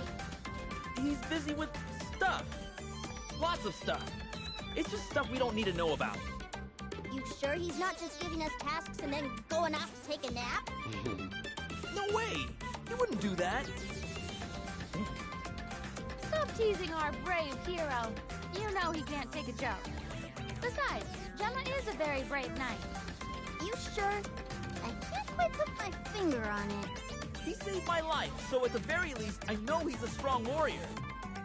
Probably. Look what you've done. Now he's getting suspicious.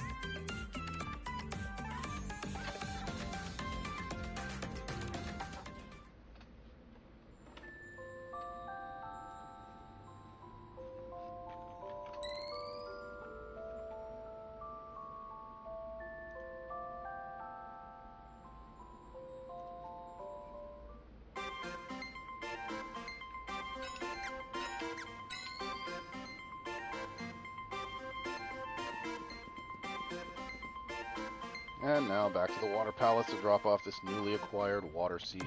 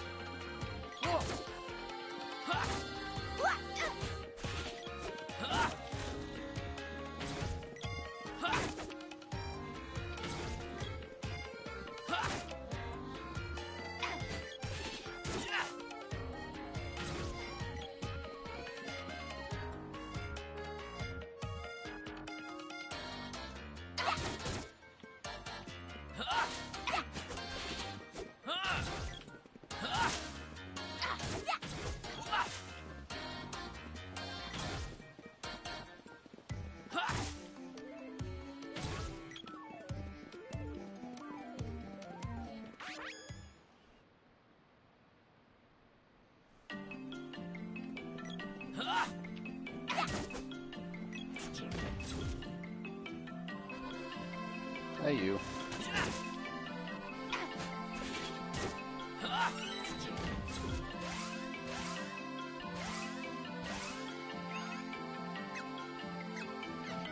Staying with the javelin for a little while longer. No way! No way! Not today!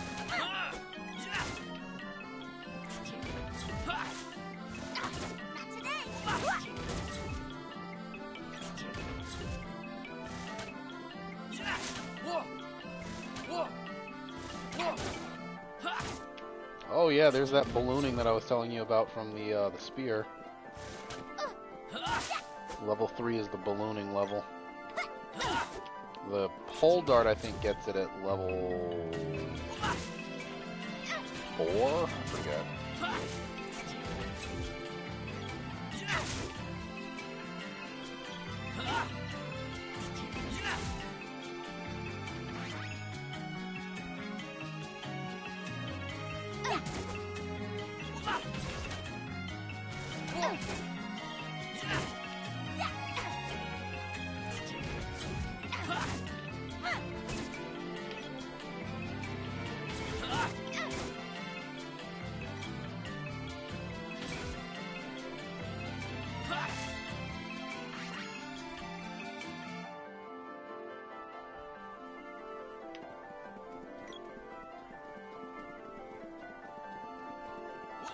Other thing I guess I should have noted at the beginning was how smoothly the game plays. I mean, it really does play nicely. More or less just like the original, other than a couple of... If you played enough of the original Secret of Mana, you'd notice the little differences between versions, but realistically, it's not horrible.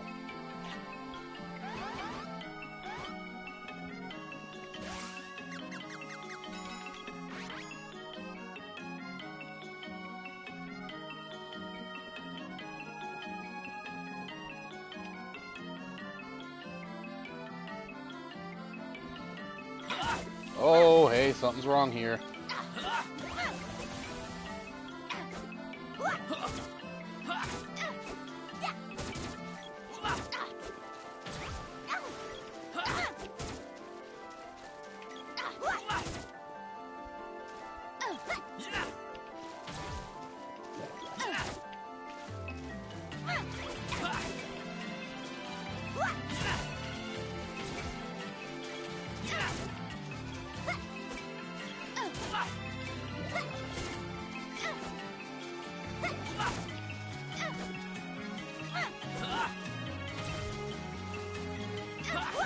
Oh. Ow.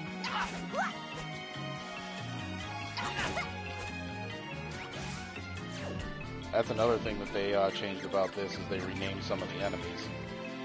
These guys used to be called water thugs, now they're water bandits.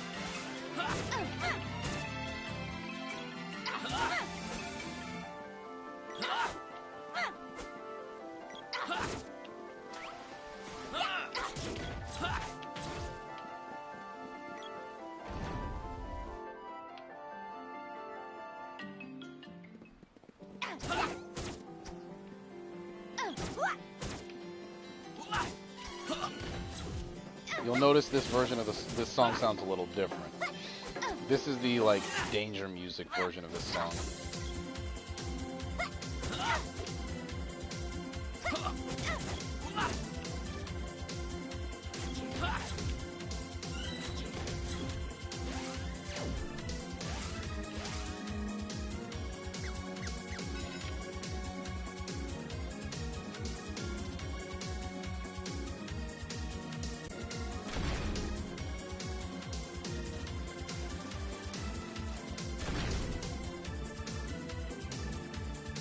Oh, hello. Save Luca! Get out of here! No! Well, well, who have we here? I'm Geshtar of the Vandal Empire. Hand over that seed if you want Luca to survive this encounter. Don't do it! Just run!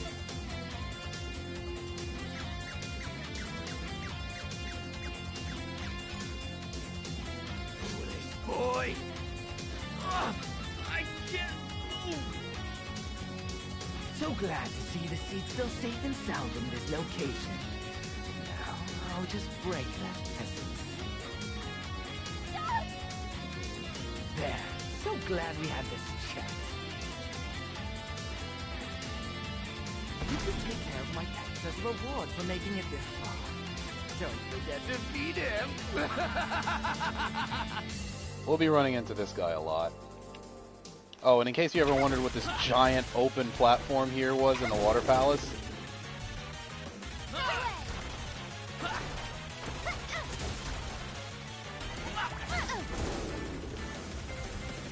Yes, I am fighting a Jabberwock. Oh! Take more than that!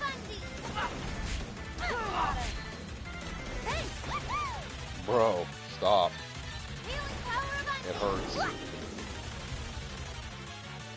Take more than that! Thanks! Alright, you know what?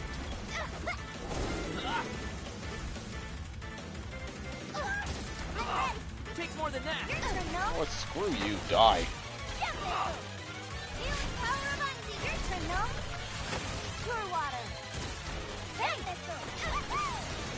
Takes more than that, thanks!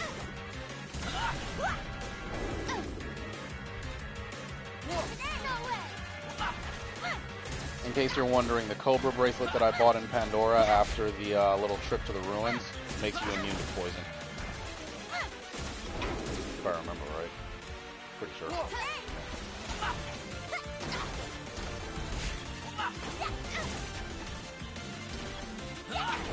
Actually, that's another stark difference. Monsters that cast magic in this game are way more powerful because for whatever reason, when they start casting magic, they chain cast magic. You'll notice it more and more as we go as you follow me watching this. There's some monsters later on in the game that will just continue to cast magic all the time.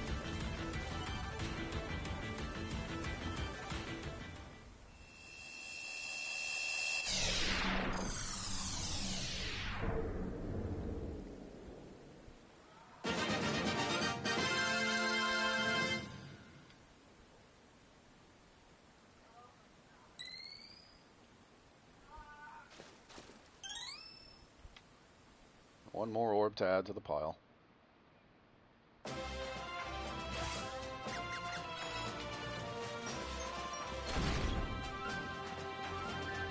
Now use the sword to restore the seed seal. Rejoice, men!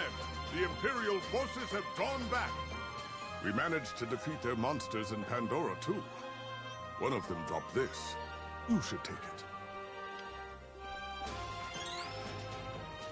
The Empire is advancing. We're running out of time. You need to restore the sword now. I'll return to my home country and do what I can to stop the Empire. If they manage to rebuild the fortress, the Mana Sword is the world's last hope. Talk to the Cannon Travelman in Potos. He'll be able to send you to the Upper Land. Guess where we're going?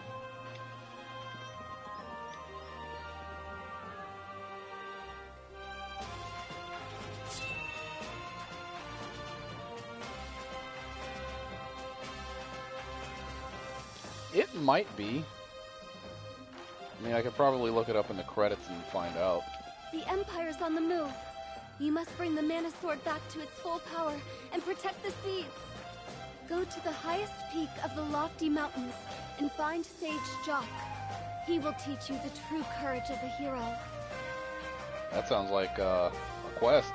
You must visit all 8 of the world's palaces and synchronize your sword with the Mana Seeds. It will be a long and difficult journey, but you must persevere for the sake of the world.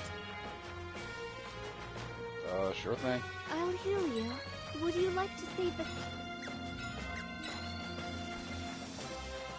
Alright. I believe you can become a true hero. You must never lose hope. And since at this point I know for a fact that I'm going to Upperland, I'm going to call it here, because this is a pretty good place to break up the gameplay. So I appreciate all of you who have been here watching me this evening. It's nice to have friends in high places or low places or wherever I can find them. Let's see, when's my next opportunity to stream? I'll probably be streaming again on Monday coming.